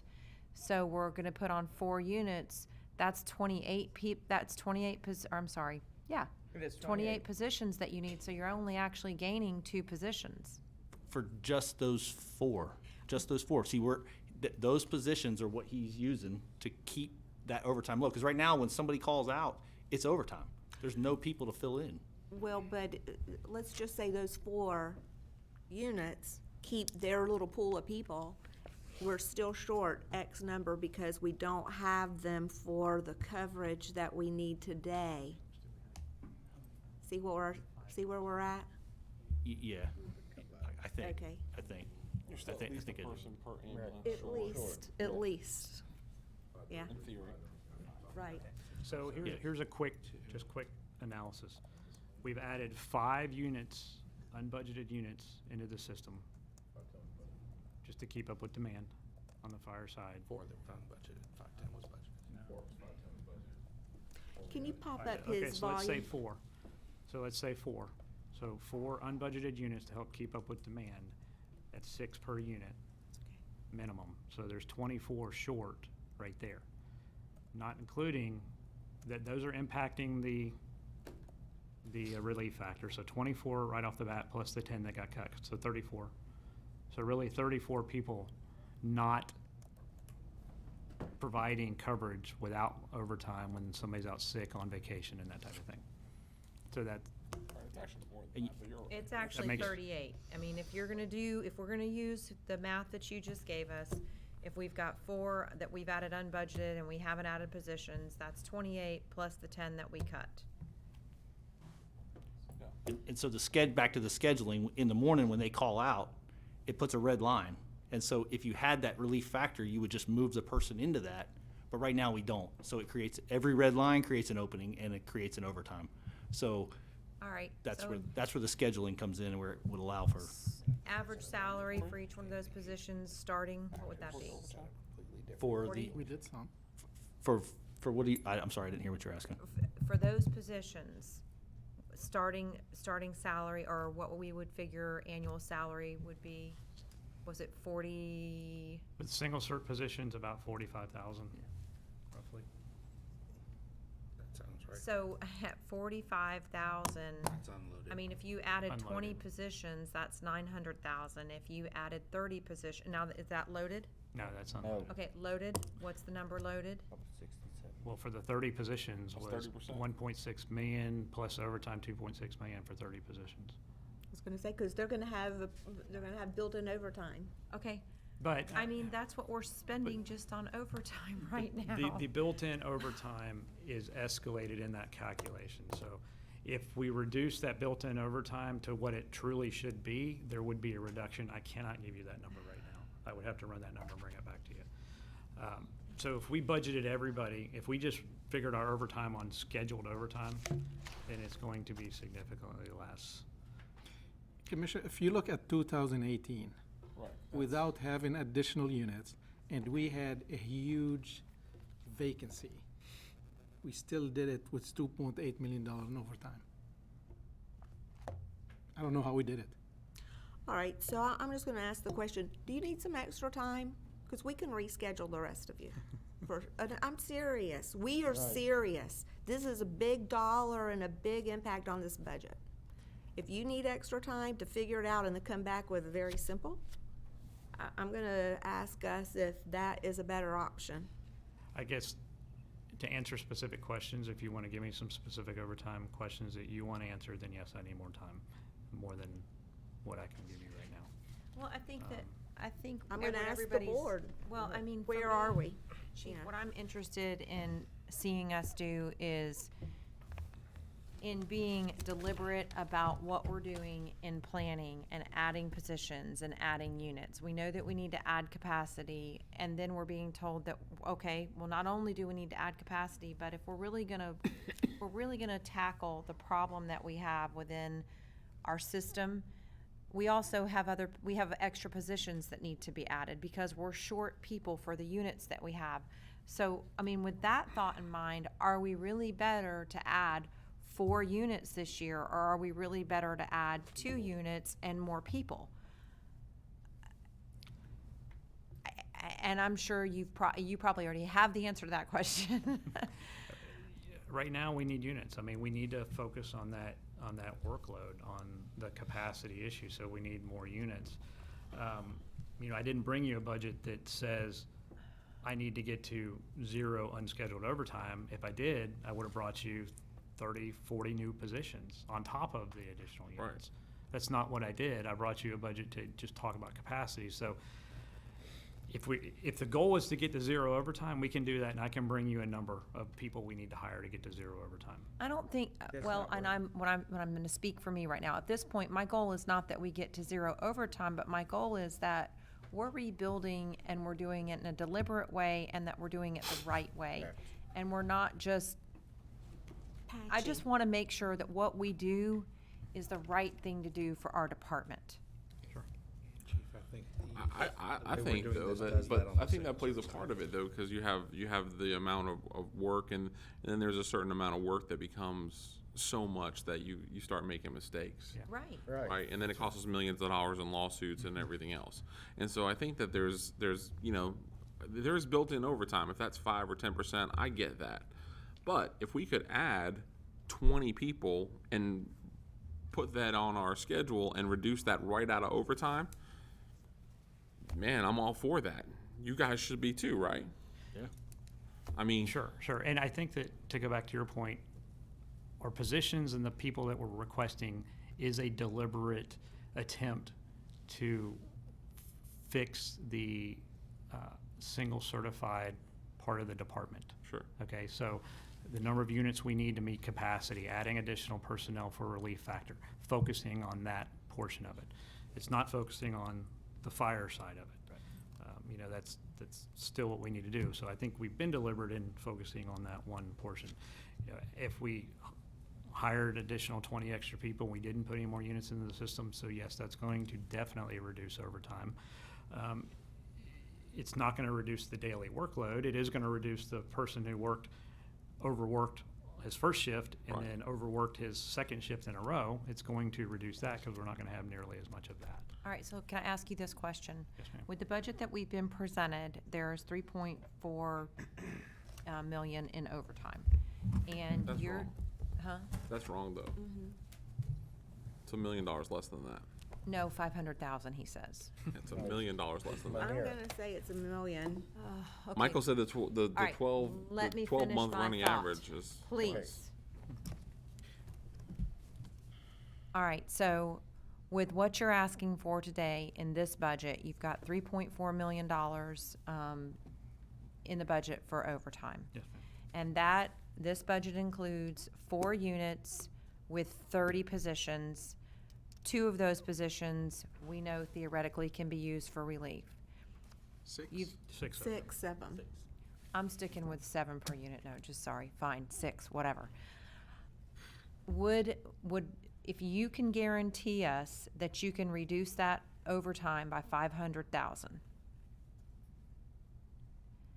would it be a good idea? Because that's about what did we say, what did we say it is per position? The built-in overtime? Yeah. About 786 for the single cert side. No. Per What, how person. many positions could we buy with $500,000? Oh, with- Additional positions? Additional It's positions? probably, what, around 75? Once you Well, load the 50? 30 is 2.6. You divide this all out, it's at $70,000 per person. Yeah, I'll tell you in a minute. It would be 70. Because they would cut your overtime when you used them in the relief factor. Like in your grand scheme of daily overtime. So she's saying if the paramedic firefighter makes roughly $50,000. All right. What's their load? I see where you're going with You that. It's see where about I'm going with 86 this? per, About 86, So their load is about 86,000. 86, so that'd buy you 5 people, 6 people. Okay, so maybe the board would be willing to entertain if you guaranteed cutting that overtime by 500,000, even giving you those additional positions. I would much rather see those positions in the budget than that overtime, because then we're really starting to tackle the problem. I feel it every day, and every red line on telestaff is overtime. If you had extra people, like we did have a couple people there for a little while till people got hurt, and it's a click of the button where it's not overtime, they just slide into that spot because they're already on staff. And what we don't have right now is the ability to slide those people in there. And 5 people a day, we're allowed 14 off. You're gonna cut 5 overtime spots a day, times 365 days a year. That adds up. Well, that'd be 6 people, so 2 people per day. Just the 5 she's talking. Yeah. But that would only I can get to Yeah, but- $500,000. We know Here that. says I can get to Well, $1 you gotta, million. you have, And there you says have you to You got get half to a million the dollars from amount. 2.4 or $500,000 from 3.5? No, it's $500,000 off the 3 point, The 3.4. Munir, 3.4. It's an inflated, you've had foul deep number. conversation with him, and I That number's wrong appreciate what you have anyway. to say, but I'm gonna look to the county administrator right now. Give us some real numbers here. What are you gonna support? can we work on it further with him Yes. And come back? and come back? Okay, It doesn't have to be today, does it? nope. No. Okay. I think the clerk is ready for his. 'Cause we Finish this and I'll just let you know what's going on with me, so go ahead. Okay, well, I think that we are going to table this one. Do we wanna table the rest of it entirely? Yes. Okay, so when do you wanna return? Way back the 18th, right? We back on the 18th, but think we that's the can day. schedule, you're not here, right? That's the rest of this week? I just, Chief, That's the morning I of just the wanna make 18th, sure, and getting back to Commissioner Bryant's point, let's really, while No, we're I don't wanna here, rush this, I definitely with wanna- sharp pencils, let's get to where we should try to budget appropriately. Okay. I appreciate all the work that's been done to tackle Are it. you all here next week on Monday? We're all here, why don't we just do it on Monday? the 18th? We've already got budget workshop scheduled Okay. for the 18th, Okay. and we're supposed to be done by, we've got the sheriff at 9:55, so we could do them at 1 o'clock if we don't have anything else on Well, our I've got calendars. one-on-ones in And that keep in afternoon. mind too, on the 16th, we're gonna Yeah, I mean, We're you gonna can- continue that meeting till the 18th, so you can set the maximum millage On the 18th, on the 18th. so we need to do it When is the before the Before 18th. the Not even on 18th, here. yes. The sheriff is on the 18th. Yeah, Okay. we don't set our millage rate until, We need to set, You don't have a meeting before August 4th, so we have to do it on. and some of you are out, or some of us are out. how can we have the sheriff scheduled for the 18th? Or do we have our meeting scheduled, are we continuing to the 18th so we can set the millage rate? Well, then we'll just have to continue after we're done with fire rescue in the Then afternoon. you do it after that. Yeah, what time do we have us, We have what the time do we we have have the sheriff ourselves? at 10 o'clock. We could probably do it like 11:30. It doesn't matter to me when we just after do the it. sheriff. Yeah. I mean, my plan was on the 16th to ask you to continue the meeting till the 18th at like 1:30 in the afternoon. Yeah. So you would be done with all the budget workshop. We will have a good idea where we want to be on the maximum millage. You might want to schedule it a little later in the afternoon. 2:30. I would say, just to be on the safe side, if we were gonna do the sheriff and then we're Then go gonna back for this. finish this. I would ask that we do it then about 3. Okay. 3:30, because I've got a transportation disadvantage at 2. Good with that, Mark? You got one-on-one. Yeah, I mean, and I've got one-on-ones, and then I was supposed to head out of town for, anyway, but. On the 18th? Yeah. Well, let me just ask you, Monday afternoon on the 15th, is there a reason why we couldn't? Okay, Well, and the problem is we still have the sheriff on the 18th. we do. Yeah, so we're gonna have to continue to the 18th anyway. Okay, so. Or The one-on-ones can be continue canceled. to, We'll yeah. be here the tomorrow. Next week's not good. Right, yeah. Yeah, All right. Tomorrow? All right, we will, so let, 18th will be better. We can bring fire back before the 18th if you have any, I mean, we. Before the 18th. But that's, I mean, we're already You here the still 18th. Exactly, you do. What about on the 16th? Oh, yeah, we got plans on it. we got a full day. Yeah, we got a full day. Okay, so on the 18th, Okay. mid-morning, Okay, we're gonna, sounds like the best thing to do. we're gonna better refine overtime, give you some different options on positions, and then, in the meantime, hopefully legal will provide an And opinion. can we know also what each No unit numbers. actually adds? Is it possible? In terms of workload, Yeah, like how many call yeah.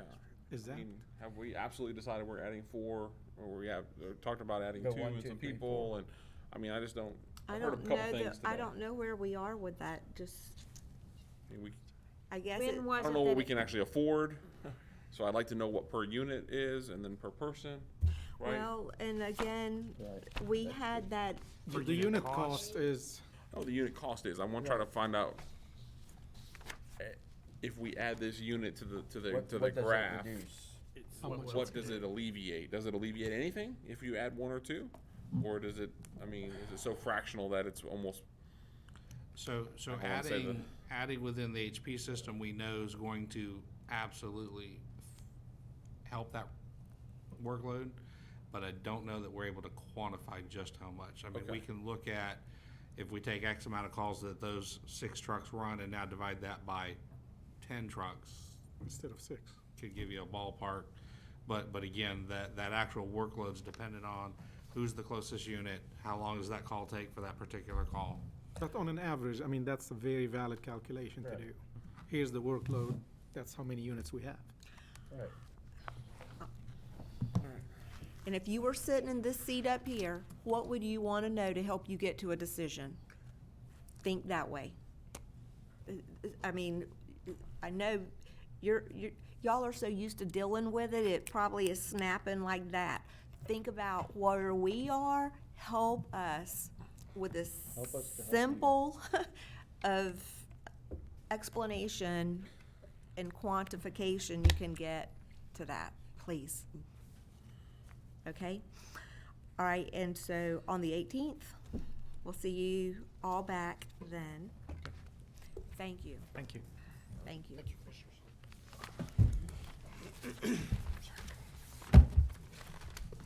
So at this point in time, to finish us off for today, we have David Elsperman. Madam Chair, if you want to wait till in the morning, they rescheduled my surgery, so I don't have pre-op tomorrow. So we can do it tomorrow, let y'all go home, get refreshed, or I can do it now. I'm fine, go ahead. Okay. If you're good, I'm good, You're because you good. don't usually take that. I think you're gonna be a little easier. Well, I would like to think so. Maybe. I don't have double certs, so You don't have you single don't have cert, double cert. certs? as clerk of the court, comptroller, as your constitutional officer, y'all are very aware of the relationships we have in the sense of responsibilities, the budget office, internal auditor, the finance department, commission records, and so forth. So of my increase, which is .01 change in the millage that Mr. Tomich provided you, 91,000 of it is COLA, 3%, and retirement cost. So where my other increases are, we had decreases in 3 of the budgets. And where my increases are is in finance, internal audit, and in budget. Finance, with all its reductions and so forth, they're asking for 1 position for the implementation of the ERP in relation to workload for IT, relationships, and staff. And we're gonna hire a consultant. We already told you about Gatsby 87 and hiring a consultant on leases and so forth. Working with all the constitutional officers in the county. And then the travel for the ERP training, their conferences. In the budget department, what we've asked for with Mr. Tommy's retirement, I've already told you that Audrey is going to be the overlap there and promoted to budget director at the time of his retirement. In 15 years, we've never added a position in budget. I think it's a good time right now to consider that, to bring a new person in, to train while they're doing that transition as well. I've got the stats. I can share with you the number of increases the budget has had to deal with through the years in relation to their workload. They also have a 3% cost of living built in, if that's approved by the board. And then Michael's, there's $27,000 in one-time cost in computers and Michael's sick leave payout for his retirement of years. But the, and then internal auditor, I'm proud to say that what we've done is similar to the certifications you require of other agencies and either electrical or whatever you may be in facilities and fire. I set a standard within for internal auditor for each of them to obtain their certified internal auditor designation similar to a CPA. And all 3, besides Sachi herself, is already there. The others are trying to obtain different designations, as in Heather's trying to become a certified fraud investigator, which then will allow not only the general audits to be done by a CIA, then the fraud audits will be by CFE, and then the financial audits. I'm proud to say that we're hoping that Sachi completes her CPA degree in August and moving forward with that. So they've asked for also a position that will implement 6 months into the fiscal year to add additional staff to help continue the work they've been doing with the county. That's in a nutshell. It's a $251,000 increase. Any questions? It's on page 34, by the way. Yes, got it. So, Mr. Clerk, is there an opportunity that you would have to look at any fees? That's a good point to make, Madam Chair, and listening to some of the proposals too. I'm glad you asked that question. I reviewed that information yesterday evening, and I'm willing to suggest that I think I have a $100,000 return in my fee side that I haven't had in years past, last several years. That's been minuscule, but I'll commit to that fee side. I will give you $100,000, though it's a one-time situation. It might. So does that get added back, or do you just decrease something and keep it? Well, no, it's added back. I have to Okay. turn that money over to you. Okay, Those would be return funds in the current year that would roll into Okay. carry forward. gotcha, carry forward. Okay, very good. Thank you. That does help some.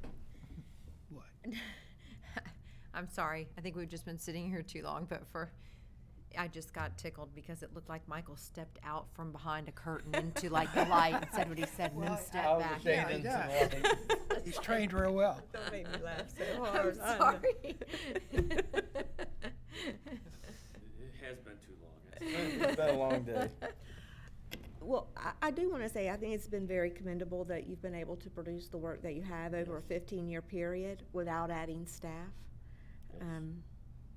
I can tell you in years past and dealing with Michael and working through these issues, there's counties our size, and the last time we did a call around, they had 7 to 10 people in their budget department, counties our size. And that you know the results. The reason why we are able to do that is the relationship finance and budget have here. And so they're both county departments, and so they relate and share the resources and the abilities. That's how they're able to continue that. I do think our working relationship is commendable, especially as Oh, absolutely. Right. Yeah. we No, it's, talk to others and we read about them, that I would ever hate to see that broken. Commissioners, do you all have any comments, questions? I'm good. okay, thank you. Thank you. Thank you for allowing me to do it tonight. Absolutely. Do we need to look at the criminal transfer? Is that also something that needs to take place tonight? Say again? We've got Oh, the $8,000, that's that's for wash. communication cost. That's been there since I was Okay. 20 years ago.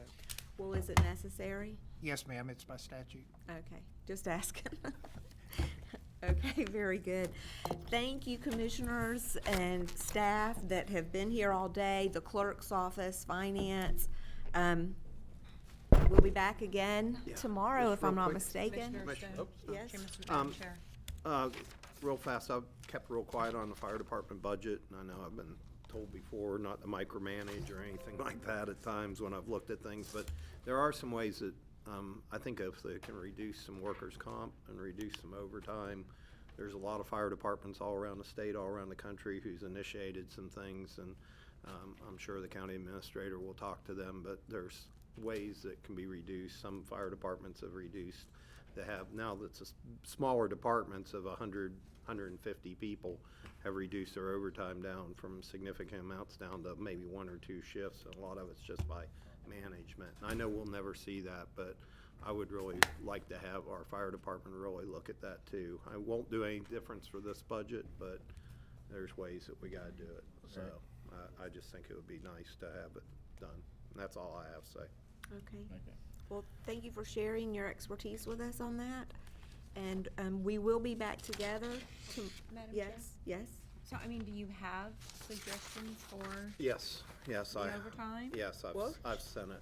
I've sent it to them and talked to the chief a little bit, and hopefully they will, and I'll try to talk to the chief and pass Can you those on share again. them with us? Some of them have been just basically the part of monitoring the amount of time used with follow-up, which they might be implementing now. The sick time. The sick time, I'm sorry, sick time. And sick time is what leads to overtime. And if they go in, they monitor some of this and find out, is it really necessary to use on all parts is one of the things that they can do. Some of the workers' comp fees, that's why I asked the training issue there. I know we lost 3 or 4 during a training here recently, and I'm not talking about firefighter mile during a outside we were doing a trainings last couple of weeks. And if we can look at those training issues and learn from them, it's a possibility coming in, because these aren't industry standard trainings. There are fire departments who don't even require the training and the certification we have, but we do have probably the best fire department in the state of Florida, I can tell you that. But, some of the things, we just have to reevaluate some of the things we do that we don't injure people. Because once they're injured, with them, it's not even that, it's the part we're paying the overtime to fill those spots. And it's just, there's some ways we can look at.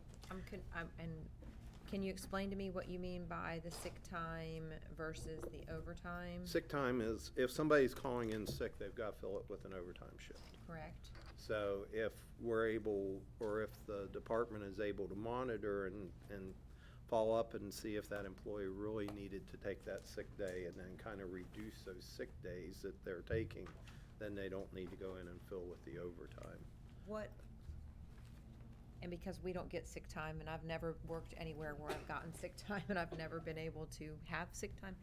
So explain to me, I mean, do we require them to bring a doctor's note in, or I don't know can you what just they're- call and say you're sick and you don't Yeah. have Have 'em to? show up at the General beach or policy, something? after 2 days, you have to bring in a doctor's notice. And if you have been using sick time in an abusive way, then anytime you call in sick, you have to bring in a doctor's notice. Now, and we do check those. In the past, we have found a legitimate doctor's notice that you can get on the from the internet. What? But we are clamping down on those things, I believe. It doesn't mean, I mean, this is an area you cannot do enough. I mean, we can always probably improve in that. And something, just changing the culture of the department. And that will. That's a fire department culture there is, as a sick leave day, I'll take a day off, you know, and I was a firefighter, my son-in-law's a firefighter, so, I mean, it's just, it's a cultural issue that they've got to change in there and make sure that, you know, it's, when you take off, somebody else has to get forced in on times to do it. And I think they're managing it, but I would like to see that in the future, and Aren't that's they what I allowed said. to It's hard to cash in pass their up those vacation redfish, time? right? Huh? Isn't there a particular time of the year that they can automatically cash in their vacation? I don't know if that is or not, Yeah, and it, contract. the sheriff's, I'm not saying, I hate to keep everybody, I apologize. Sheriff's office had incentives, for it, that if you didn't take your sick leave, you know, you could cash it out then. Fire department has the same time, but it's not the same amounts. But there's different ways to look at it, and it's just, you know, I'm not gonna be really popular after this, but I still know we've gotta control this overtime budget. Well, Mr. Clerk, there's some really good, like, you know, redfish days out there that you know, if you need a doctor's note, you can get a doctor's note. And it's just, it's hard to look at and hard to see it. And then with the injuries that we get to is, you know, if we can reduce any of those, like some of them that we see in there, you know, slip, falls, anything. They, they said there the other day that when, I think you said that when Sherry went through, or who said that, went through and looked at all the workers' comp Oh, yeah. and cut it down by $3 million. It might just be a thing we look at total. I checked with the sheriff's office and asked them why they reduced their overtime, and they cut down their physical abilities assessment down to doing their obstacle course. And then my second question was, well, did it lead to more cardiac injuries and people out of shape? And it didn't have any impact on it. So, but that's the point where we get in, sometimes we don't want to get into micromanaging, but here we've got to make a budget decision that's very tough. And when we add to this, it cuts from other departments, it cuts from other services, and cuts with that. So, I mean, I'm being quiet over here, but I'm listening, and I think there's some things that we can really work out. Is there any other questions directly on there? It's a very different animal, fire services. It's just very, very different. Well, if you've already shared some of those ideas, and Munir, if you've got that list, and as you all are hammering it out, I'm sure it'll be reflective when you all come back, or they come back on the 18th, Yeah. on what we can do, and then you can pick it apart. No. Commissioner Bryant, do you have anything else? Oh, I'm just thinking. It was nice seeing your husband out here too. So. Thank you.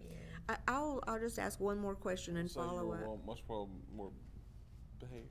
I'm gonna throw my iPad at you. I appreciate that. I'm gonna Y'all call need to Chad back more up. often. You notice how you're throwing it now that Chad's I'll left? ask you offline. All right. See you all tomorrow morning, 9 a.m. Thank you for the last few minutes. Thank you. Thanks.